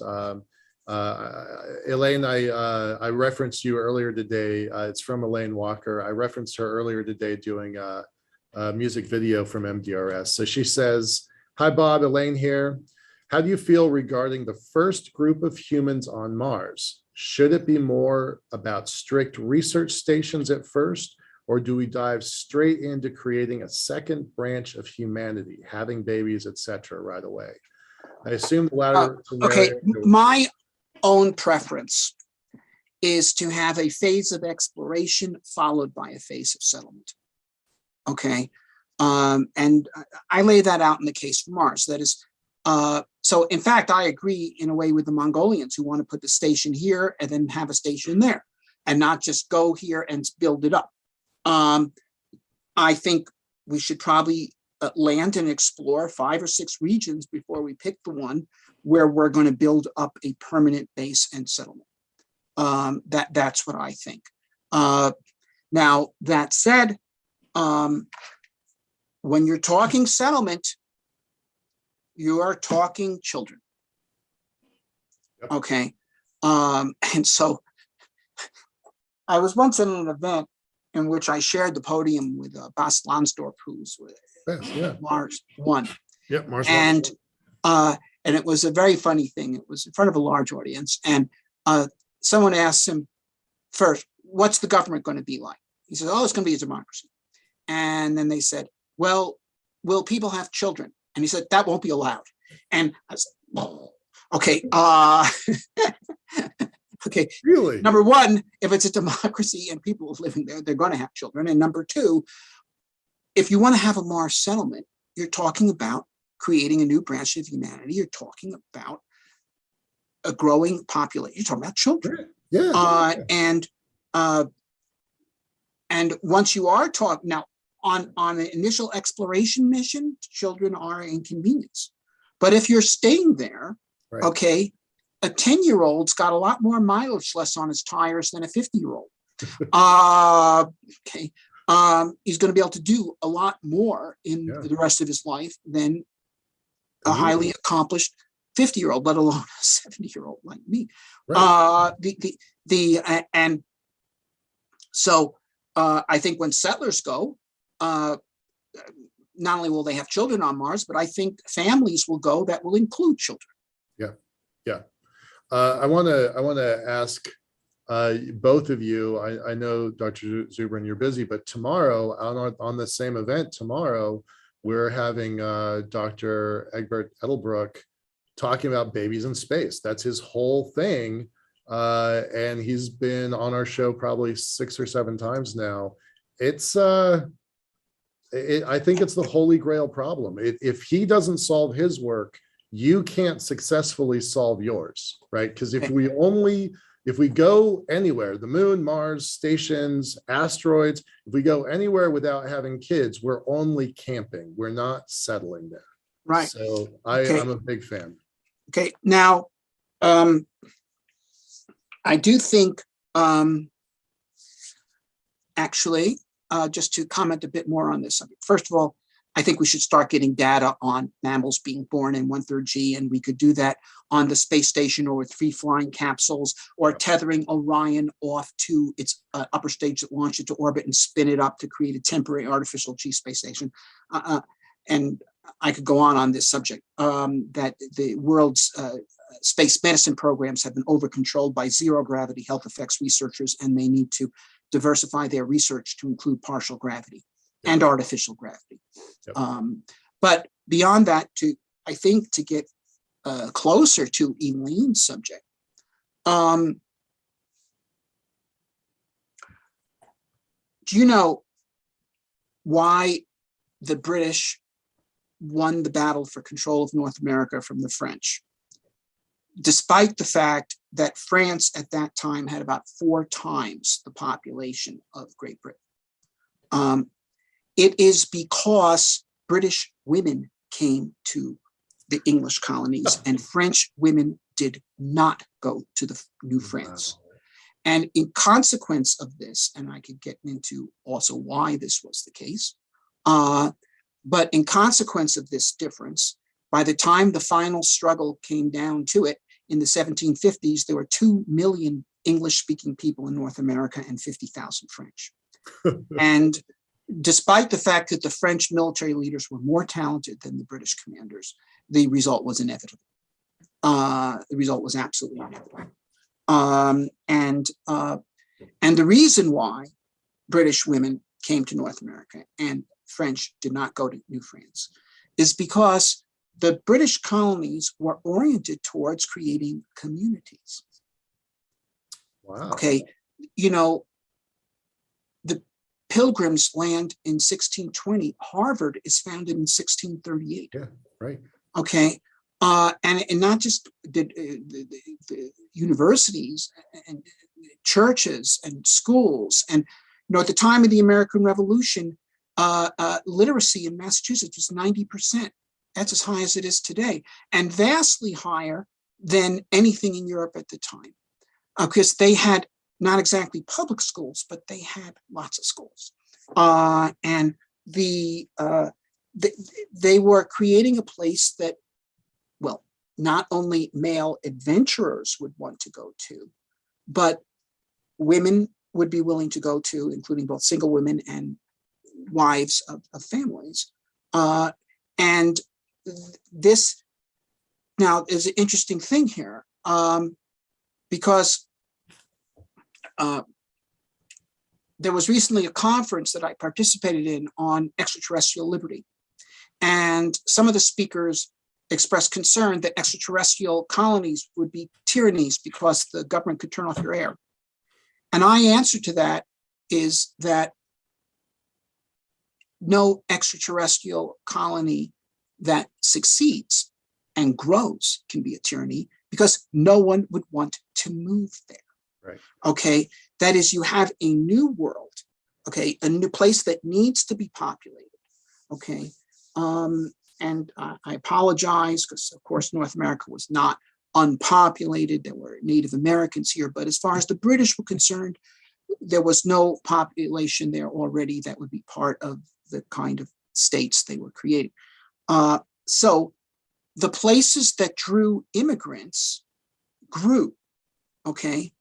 And well, this was especially the 13 colonies, especially the northern 13 colonies, which is why the North won the Civil War, and as well. But, you know, at the time of the American Revolution, the Caribbean colonies, which were sugar plantations, had much bigger economies, were worth much more to Europe in terms of profit than the 13 colonies. Yep. But they didn't grow. No one really wanted to move there. And South America, because of defective governments, did not draw the bulk of European immigrants. North America, the United States, did. For all its perfections, it was the best bet, and that's why people moved there. And I think that there probably will be quite a few Martian colonies founded, and they'll be founded by people with quite diverse ideas as what the ideal government should be. Okay, in our own, you know, Mars city-state contest, we've had 170 submissions. We had at least 100 different concepts of what a government should be, Right. and spanning the range from social democratic to libertarian, and some things that don't fit in the spectrum at all. Well, guess what? People are going to try all kinds of things, and the best ideas will prevail. It's just Darwinian selection. Darwinian Darwinian ideation. A Martian tyranny is impossible by natural selection. Okay, the laws, natural selection rule Right. it out. And Brilliant. so you'll want to have colonies that draw people, that draw the best kind of people, and especially draw women. Yes. Brilliant. Those will be the ones that will grow. I was not expecting the history lesson. That's really powerful. Thank you. I have one more question. We only have 4 more minutes. Talk to me about Starship. Is Starship? I think Starship is central to what we're going to do next, whether it's the stations, free floating space stations, the moon, Mars, the asteroids. That Starship by itself is amazing, but it's also a catalyst for other things. What are your predictions for its role in settling Mars? Well, if we're going to settle Mars in our lifetime, Starship is central. Yep. Of course, if the Starship program fails and then we don't settle Mars in our lifetime, then something else is going to have to come along. But I believe that Starship will be reaching orbit on a regular basis by 2024. Okay. And now, if that's the case, if that's the reality we're living in the year 2024, 100 tons to orbit being delivered by a vehicle with 1% the launch cost of a Saturn V, we're going to have an election in 2024. Someone's going to be elected president. And if that's the reality that they're looking at, he or she is going to, the person elected is going to turn to his or her advisors and say, wow, this guy wants to go to Mars and he's got this stuff. If we got together with him, could we have people on Mars by the end of my second term? And the answer is going to be, of course. And they say, well, is it going to cost $1 trillion? No, it could probably be done within NASA's existing budget, because he's got the main stuff. He needs a whole bunch of odds and ends. They need surface power. They need surface spacesuits, vehicles, this, that, ISRU plants. We could develop that. If we got together with him, this could be done. In other words, by making the mission practical, he's going to make it sellable. and Musk is. Now, there's nothing inevitable about this, okay? You know, we're going through some very risky times right now. We're potentially in a pre-war situation that could throw this entire vision of the future off the rails. And Musk himself is a risk taker. You know, look at Boris Johnson, okay? Boris Johnson, actually, in dealing with the Ukraine situation, is by far the best leader in the free world, with the possible exception of some leaders of Estonia or Lithuania or something. But in terms of major countries, he's head and shoulders above Biden or Macron or any of these cats, okay? And yet he's crashes because he held a party during COVID, and was not wise in his selection of some subordinate minister or something. And now here's Musk, you know, this guy taunts the SEC, you know, does all this kind of stuff. He's kind of like Boris Johnson in that way, catch me if you can. And well, he may tempt fate once too much. It's possible. He skates close to the edge of the ice, so he could skate off the edge of the ice. It's possible. He's a risk taker. Almost all of the risks he's taken have panned out, which is amazing. Though that then leads to a temptation not to listen to anyone warning him not to take another risk because they've always been wrong. Kind of like the generals who warned Napoleon not to march on Moscow. Why don't you just take Poland? To call it good? No, you people have always been too cautious. So he could fail, but even if he does, in a certain way, he will have won because he's proven a point.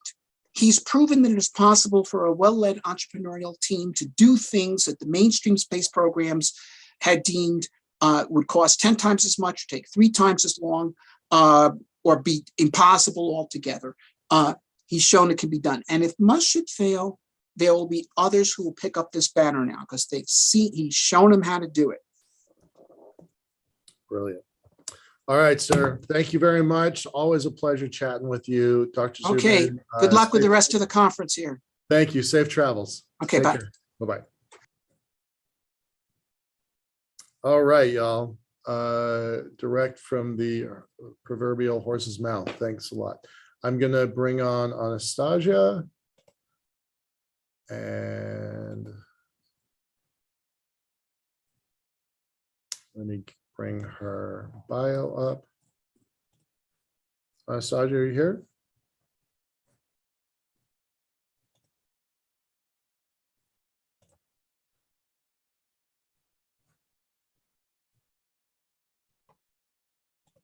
There we go.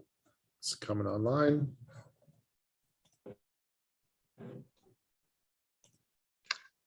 Hello. Hey, how are you? Good. I'm happy to be here. I'm glad you're here. I've told all the speakers so far, I'm brand new to this topic, even though I've visited the MDRS twice. I'm taking just pages and pages of notes. It's fascinating.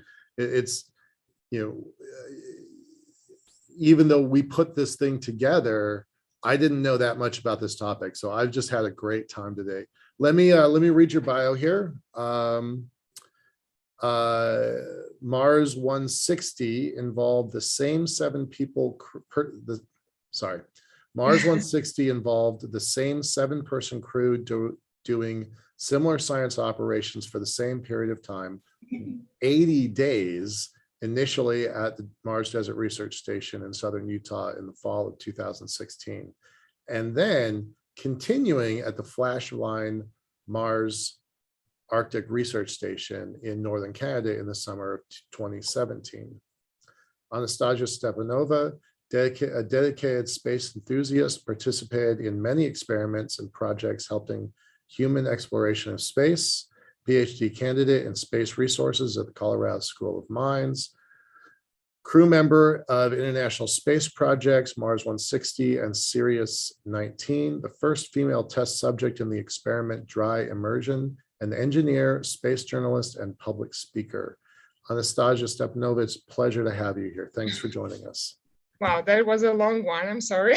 Oh no, it's great. No. I'm like I say, I'm learning about the programs, but I'm also learning about these people. So this is a world I really don't have. Despite, like I said earlier, I've been in this field for 20 years, but this whole realm is completely new, and so I don't know the people either. So I'm really grateful to James Burke and Shannon Rupert and all of the folks at the Mars Society that have helped coordinate this, because I wouldn't know who to call. So I'm glad that you had a long bio. It's helpful to me. Thank you. Yep. Yeah, Mars Society really helped me to actually shape my space future and to believe in myself. And my first Mars Mars Desert Research Station encounter was in 2014. Long story short, by accident, I met Robert Zubrin in Moscow in 2013. And he told me that they're planning for a 1-year mission at the Devon Island in Arctic, and they're looking for volunteers. And of course, it was an amazing opportunity to actually test, myself if I really want to be a cosmonaut or astronaut. Because one thing is when you, lay down on a couch and imagine how you conquer new worlds, and another one when you're actually in simulated conditions and you really sometimes, suffer and live in surrounded with limitations, and then you can realize if you really want this job. So yeah, the Mars 160, it's actually edited version of a 1-year mission in Arctic. Unfortunately, we couldn't run the 1-year mission, and then Robert Zubrin and Shannon Rupert, they transformed it into 80 days in Utah Desert and 80 days on a Devon Island. So there was a selection process. In 2014, they selected 3 teams, which should spend 2 weeks at MDRS. And then they would choose one team who worked the best. And by the working the best, it means working as one organism without actually fighting for the leadership. And I was in a crew with almost the same age, and we all were like, of course, huge fans of space, and we really we're working as one organism and looking only at the final goal to perform all the tasks as smooth as possible as a crew. So after that, we waited for 2 years, and the first stage of the mission started. It was at this beautiful location. Here you can see that we already had a science dome and a greenhouse. And in 2016, we finished the second stage on the Devon Island. Unfortunately, due to the weather conditions, we couldn't spend 80 days. Instead, we spent only 1 month on the Devon Island. But still, we got a lot of useful data. And here you can see where is the Devon Island. It's really an inhabitable island, and there you feel very much like on another planet. And also you feel that the nature and everything that surrounds you doesn't welcome humans. So I think it will be the same on Mars. Of course, it will be even more hard. And with here you see in the pink, it's our path what we explored over the months. Yeah, and of course the Martian flag, which I hope one day we really would see on Mars. And in terms of the station on Devon Island, we have only a HAB. It's very expensive to get there, and it's very hard to build there also. So it's quite, the HAB inside should have everything, like maybe a small gym, small greenhouse, basically everything. Rather than at MDRS, it's always growing and expanding due to more easy way of getting to this location. So here is our crew. And of course, here you see more than 6 people. This is due to that on the first stage of the mission at MDRS, we had 7 crew members. And when we went to Devon Island, some crew members couldn't make it, so we had to add another crew member, and it was 6 of us. Crew commander was Alexander Manjot. He's from France, aerospace engineer. And Yusuke Murakami was executive officer, and he's architect from Japan. Jonathan Clark, crew geologist from Australia. Anali Beatty from Australia, she's a crew writer and artist. Anushri Srivastava, microbiologist from India. Paul Knightley, geologist from USA. Claude Michel Laroche, engineer from Canada. And of course, you all know Shannon Rupert, director of Mars Desert Research Station and PI of Mars 160 mission. So what was the objective of our mission?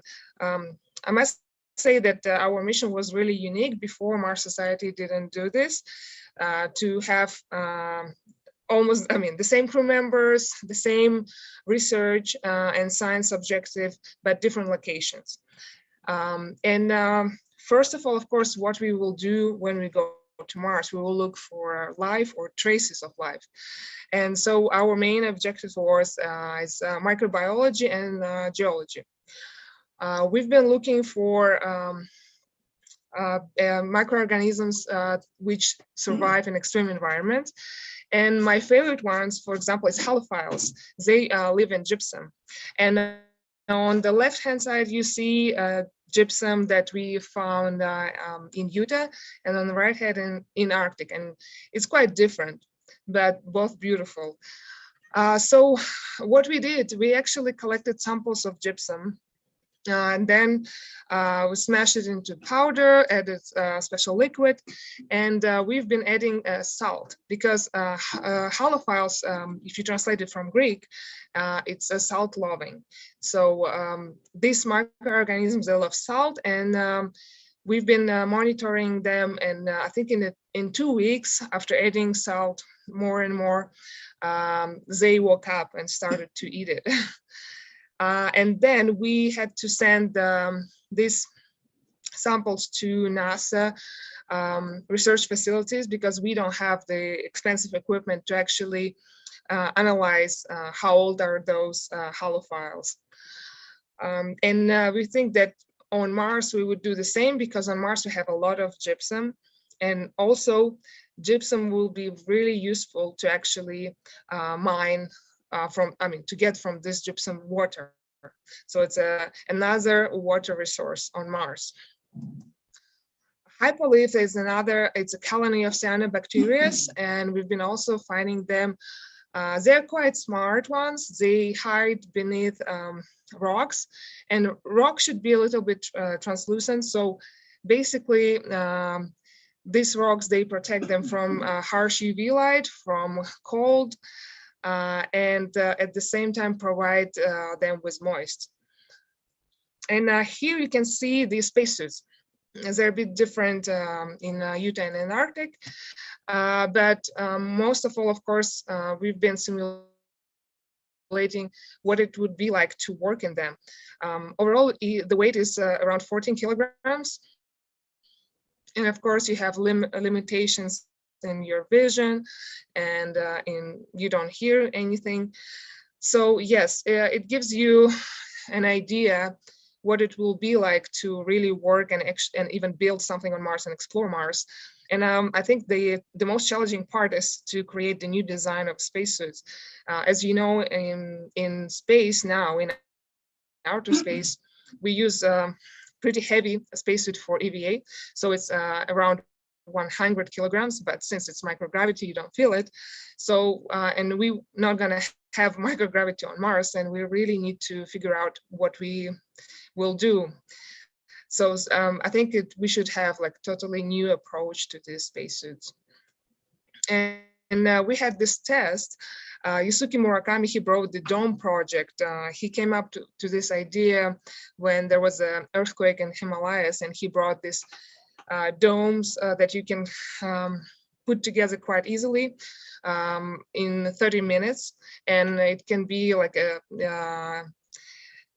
temporary shelter. So we did the experiment. We put it together without spacesuits, and it took us 30 minutes. And then we did it in the spacesuits, and surprisingly, it took us 3 hours and a half.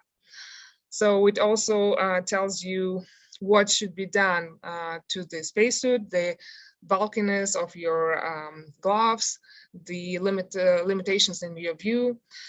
So I'm really curious for the future projects and what we will see, what design finally will be approved for the Mars mission. And of course, we had engineering projects. We had also a project that connects together growing plants, engineering, and psychology. It's called bioregenerative life support system. So basically, they've been monitoring us, how often we interact with the plants, and how our mood changes. To predict what it will be like, and how the station should look like on Mars, and how important greenhouse should be, not in terms of eating the plants, but actually for crew morale. And on top left, you see German rover from German Space Agency. The name is Sherpa. It's an amazing machine. So basically, he can really rotate his arm on 360 degrees, and he can climb at the angle of 45 degrees. And it's really new generation of rovers. I don't know when it will be sent to Mars, but I hope to see it soon.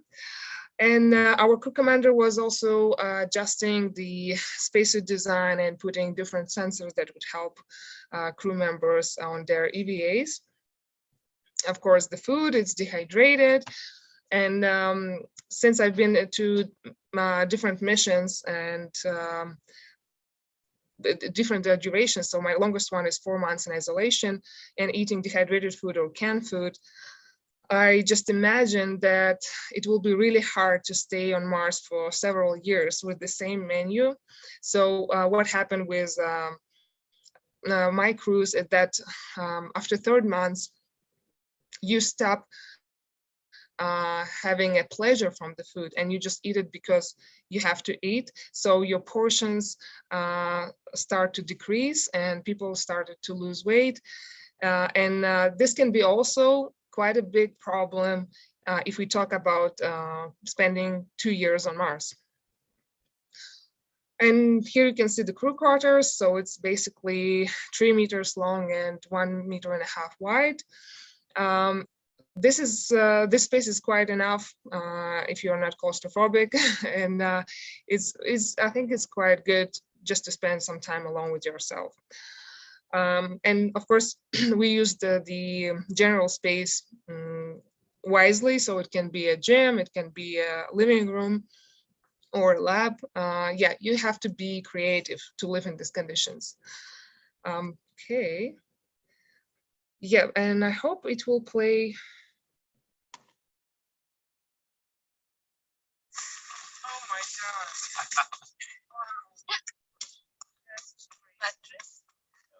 Can't believe your eyes. But you can do that anywhere up here, just top around enough. Almost anywhere. Yep, there we go. So here, what you saw before, this is the effect that can be occurred at permafrost. Basically, the 1 meter layer of soil during summertime in Arctic, the water melts, but below the 1 meter, there is a permafrost layer. So for water is nowhere to run. And when you stand there one time, it's okay, but then several times and you see this quick melt situation. So was one of the dangers when we explored Arctic. People were stuck there, ATVs were stuck there. And just imagine, we also have a polar bears on, not on Mars, but on a Devon Island. And I just imagined when one time my crew member in the spacesuit stuck in this quick mud till the ankle, and I just imagined that in this situation also a polar bear is coming. That will be just, yeah, that will be really challenging. But fortunately, we have no polar bears on Mars. But who knows, maybe we'll have some other weird effects with the regolith or soil, Martian soil, and we should be also ready for that. Here, that's how the Mars Arctic Research Station looks like. So there is not enough lighting and it's quite grayish. And actually this can also cause a negative effect on your mood.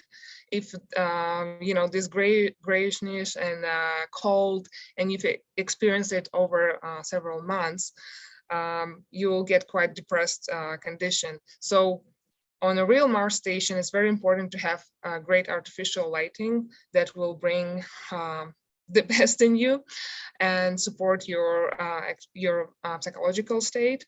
And in general, it's very important to have a really ergonomic design of the station and considering the colors. So gray is not the best color for confined space for living for a long time.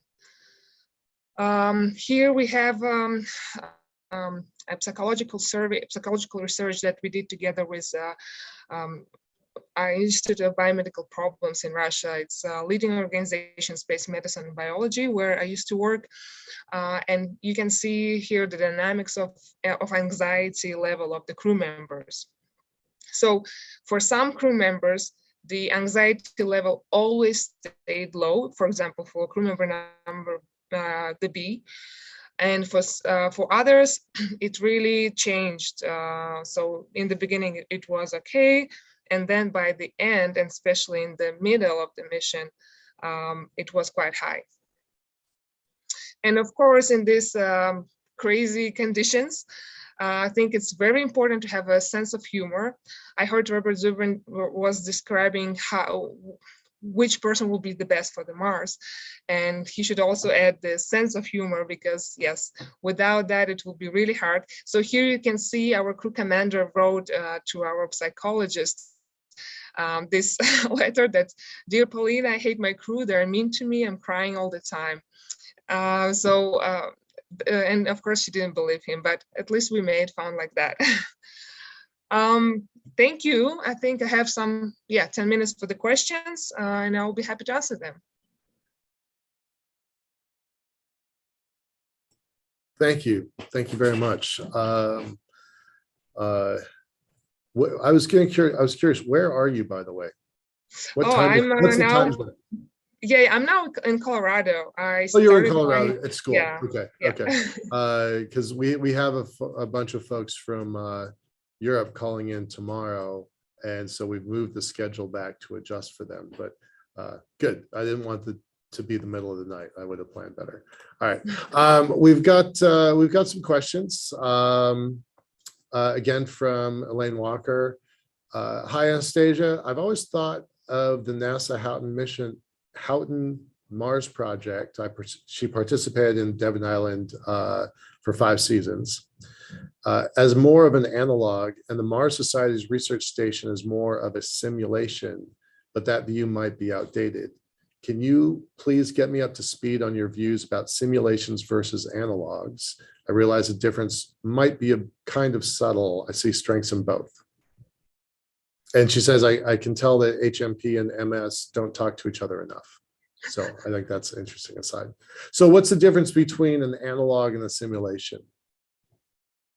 So I've been to different missions, and one was simulation, and it was together with NASA. It's Sirius 19, and there we simulated that we are flying to the moon and staying actually at the space station all the time. So we didn't really have the environment of seeing the moon and landing there and actually walking and experiencing all the difficulties. Whereas at Mars Society, we really have we are simulating if people land on the planet and what they will encounter. And so it's very different. In missions that we did together with NASA, they were actually studying us. So basically we've been like a lab rats. And in Mars Society, we are actually like explorers, and we can adjust. For example, we can recommend and maybe change some things, and talk to mission support, talk to the director of the station and the PI, and it's kind of a joint mission. Whereas in Sirius, we had instructions, and we had to follow them, and already it's all been decided by scientists, and they've been just observing and watching us. So yes, it's interesting, the two different approaches. But it can the be idea different. of a lab rat versus an explorer, that would be, I think I would like to be an explorer. I don't think I would like to be a lab rat. Did you like them both? Were they both useful? Yes, because when we talk about the lab rat, actually you are part of, maybe even if it's a small part, but still you know that you're doing something for the science, and that this data would be useful for countermeasures of confined space, of extreme environment of space, and for to really improve human physics and body when you're in space flight, and to realize that you can be a part of it and actually help. Maybe you wouldn't say it straight away, but in the future, that's also great, and it's worth it. So that's really interesting. Elaine continues with saying that was a very different experience than what she had at HMP. She says, other than the stress tests, I felt like a lab rat. So interesting, different experiences. Would you mind throwing up that slide that had the stress levels and the things because earlier today, two different people have talked about the 3/4 effect, where they get to 3/4 of the event. So I was trying to look at this, and I'm thinking I see it in F and G. I don't think I see it in E. Maybe it's there in D. So did you feel it? Was it something that, like, did you experience that? How it was described earlier today was, wanting to get back to Earth and then wanting to stay on Mars, right? So did you feel that? Was that the same? I feel like that's kind of evidence in your chart here. Yeah, here is a trick. If you know about this phenomenon, then you would think that, did you program yourself to feel this, and you knew that it's coming, so you are feeling down, or is it really happening?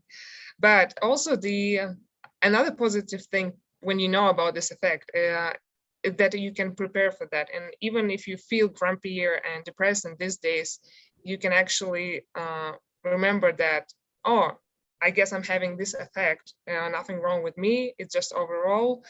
And in mission planning, I think it's important when we have this third quarter period to give to the crew something exciting, some new assignment, or something at least a little bit new. And this would really help for the crew morale to move on further, because they think, oh, okay, so we did the half of our way and we need to do the same amount. So they really need to find inspiration to continue. Oh, that's so I was a U.S. Marine for 4 years, and in the last, they call it the double-digit midget, the last 100 days, they call it short. You're short, and it's the time when most people make big, giant mistakes. Right? They'll make a mistake with machinery. They'll make a mistake with their commander. They'll make a mistake. Like, you can get in a lot of trouble because you basically turned off all the programming that they've instilled in you, and you're moving out to being a civilian, and you make big errors. So let's not look at the 3/4 mark. Let's look at the last little bit. Was there a difference there? And was there a change in the crew dynamics? Did they make a mistake? Was there something good that was happening in that last little bit? Actually, no. We realized that we don't have much time and we have a lot of experiments to finish. So we've been very busy and just trying to finish everything. And not only in terms of experiments, but also our own kind of private small things like writing our diaries or starting a book or creating the new pictures and just everything that can be useful for us. And we know that we have, like, for example, a month or a few months left. So yeah. Oh, that's really interesting. This chart's pretty cool. I like it. I think it tells an interesting story. Did you also talk about another effect that they might face flying to Mars, and many psychologists quite worried about that, and they cannot test it really until it happens. So Right. basically, when they fly to Mars, when they don't see Earth and they don't see the Mars yet, so they're in the middle of darkness, and they couldn't attach themselves to any of the planets. And psychologists think that it can be a really risky period for the crew members. Not being a psychologist, it sounds really spooky to me. So, Yeah. all right, Anastasia, thank you so much. Good luck with your time at the Colorado School of PhD. Mines. Yeah. It's going to be fun. It's going to be awesome. You're going to love it, right? Thank you. Thanks so much for your presentation. And with that, we're going to wrap up the day. I'm going to invite everybody to come back tomorrow. Tomorrow will be interesting. We'll continue our conversation about Mars as a research station, and also the North Dakota program that's more of a lunar simulant. And we're going to talk about a somewhat controversial conversation about babies in space. It's one of my favorite topics. I think it's underappreciated, under-researched, underfunded. And if we don't get it right, we're not going anywhere. So please join us again tomorrow. Looking forward to it. And with that, we're gonna sign off. Thanks everybody for being a part of this. We really appreciate it. Bye-bye.